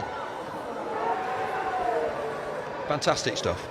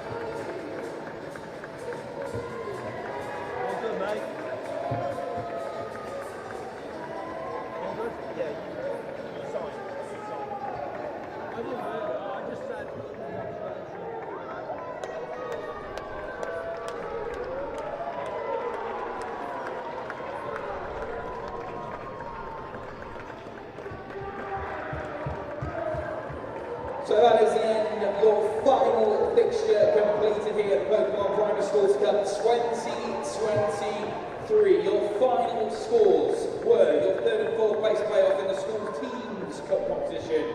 Finished quickly down to Ashley Church of England School 0. Your final in the schools team cup competition, Harper Hill 3, Victoria College 2. Moving on to your girls cup competition, your third and fourth place playoff, Churchdown 2, Dale Pool 1, and what a final it was in your girls cup competition. St Warburgers 1, Tollerton 1 in normal time. It went to penalties. No one deserves to go on penalties, but it finished Tollerton 2 on penalties, St Warburgers 3 on penalties. And finally, moving on to your small schools cup third and fourth place playoff. That finished 1 apiece between St Teresa's and Ashton St Peters. We have a joint bronze medalist there. Your final in the Small Schools Cup for 2023. Lindo Community 0, Alma Primary 2.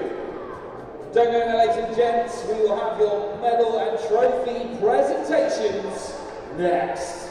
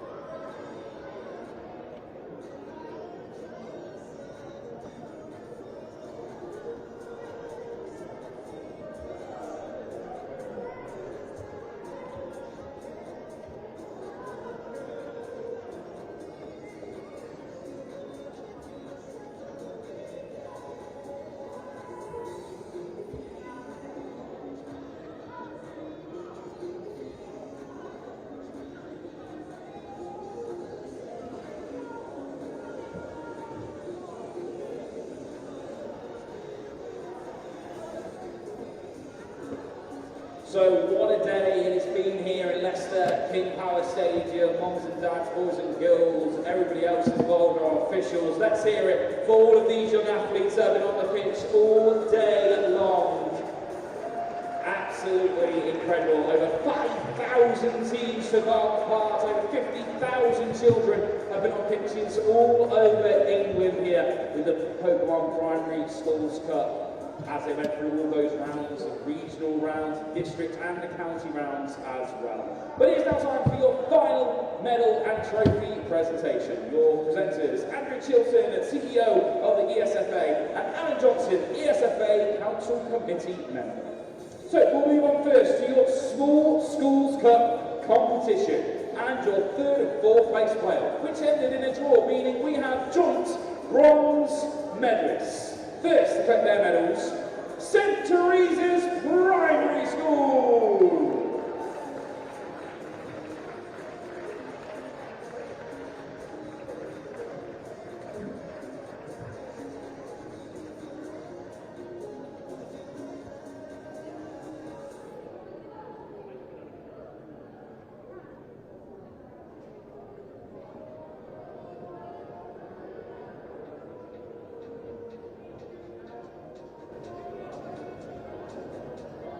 One more time on half of your bronze medalists in the Small Schools Cup competition, St. Teresa's Primary School.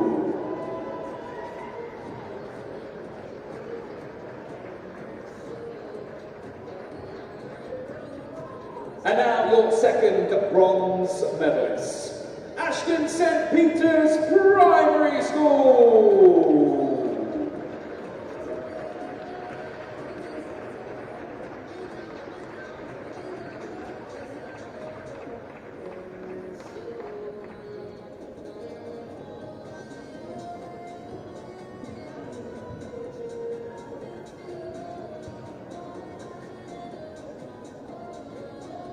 One more time, your joint bronze medalists, Ashton St. Peter's Primary School.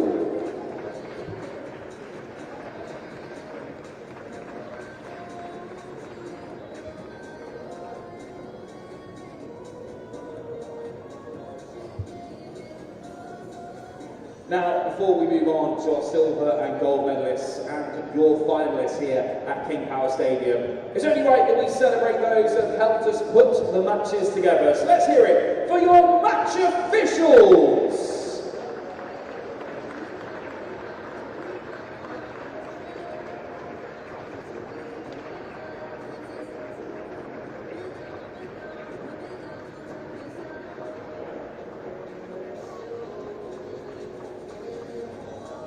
A massive thank you and congratulations once again to our match officials team. Now Leicester, there has been one other group of people today that you may have not realised have really helped us put this whole tournament together. Our volunteer crew who have been delivering match notes all day long and filling in the gaps when we needed them most. Please welcome the volunteers from South Staffordshire College.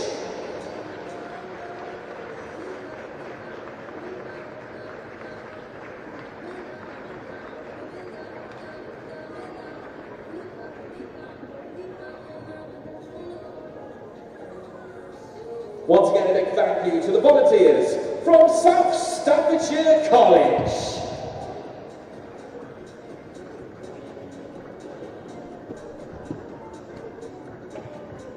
So, we'll move on to your Schools Teams Cup competition and your silver medalists. Please welcome Victoria College Prep.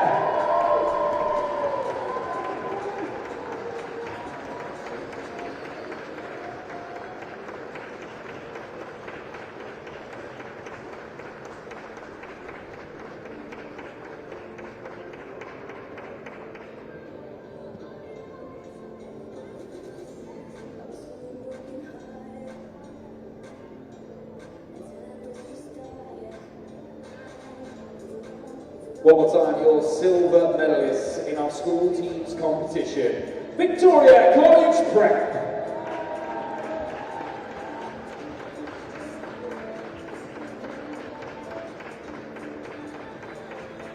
But now, after that long, winding road, that journey and the memories created to reach the Pokemon Primary Schools Cup final, your gold medalists and champions for 2023 are Harper Hill!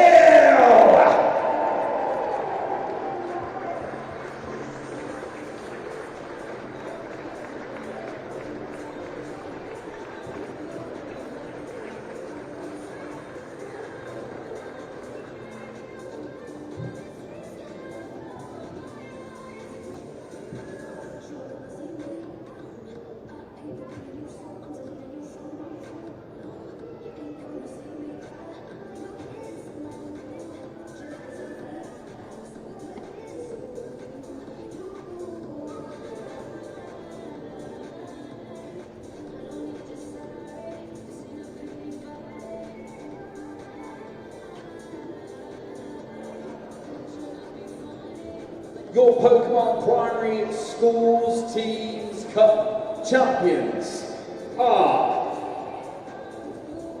Harper Hill!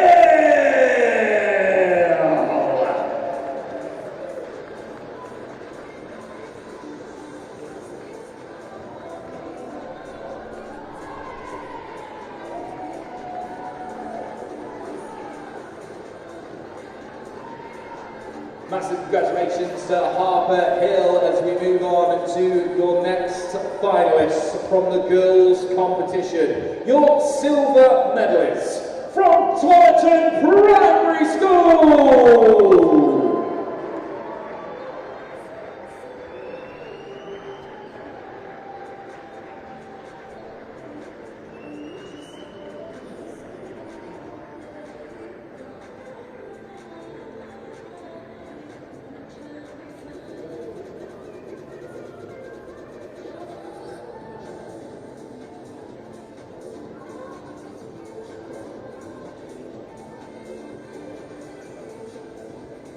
Your silver medalists in the Girls' Cup competition, Taunton Primary!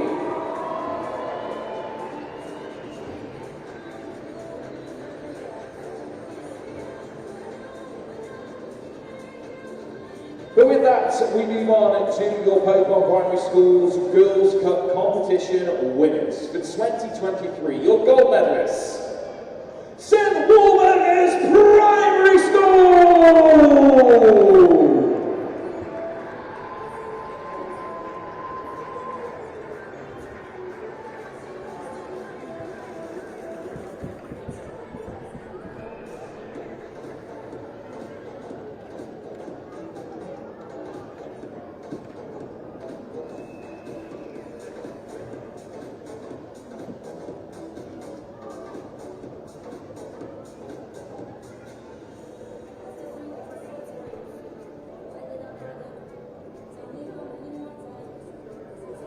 What a competition it has been, a brilliant performance from members of St. Wolvergers all the way through to the final. But your winners of the Pokemon Primary Schools Girls' Cup for 2023 and champions are St. Wolvergers Primary School!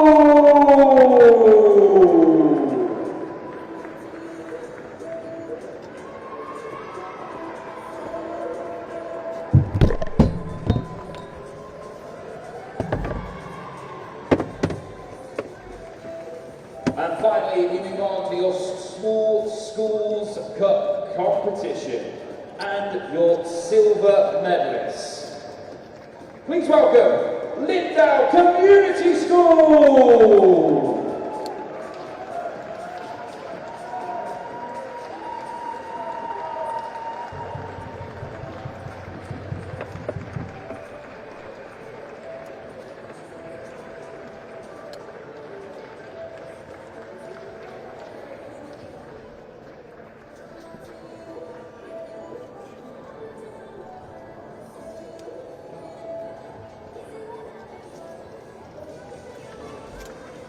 One more time, please put your hands together for our silver medalists, Lindau Community School!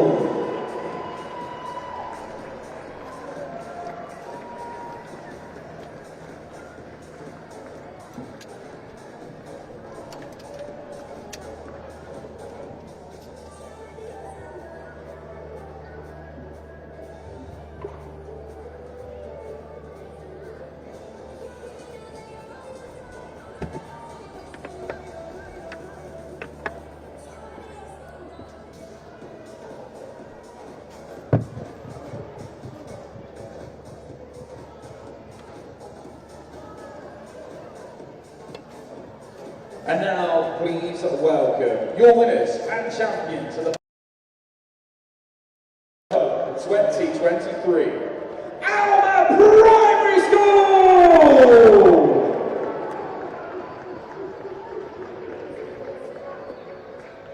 Another impressive performance from this small school, navigating their way through the whole competition to reach the national finals here in Leicester, and then coming away as champions for this year.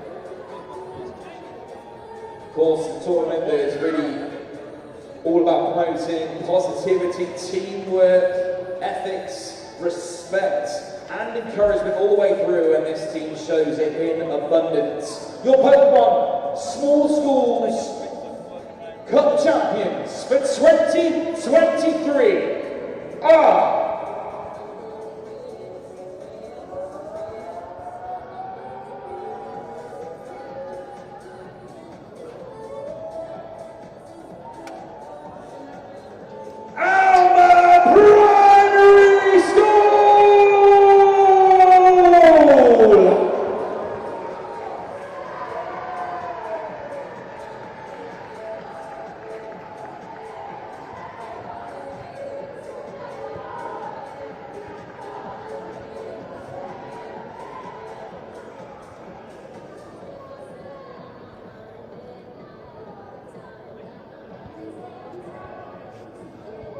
So that is it, ladies and gentlemen, boys and girls. We are done here at King Power Stadium for 2023, the Under-11 Schools Cup, Girls Cup and Small Schools Cup. Completed, done and dusted, all these teams creating many memories across their long navigating journey through the regional, district and county rounds. We had over 5,000 schools, over 50,000 players, and it all came down to this. All these athletes showing those positive messages throughout, including teamwork, teaching respect, feeling part of a team, and developing positive relationships. You can keep up to date with all the action throughout the day that we have seen at schools football, or really some of the action as well.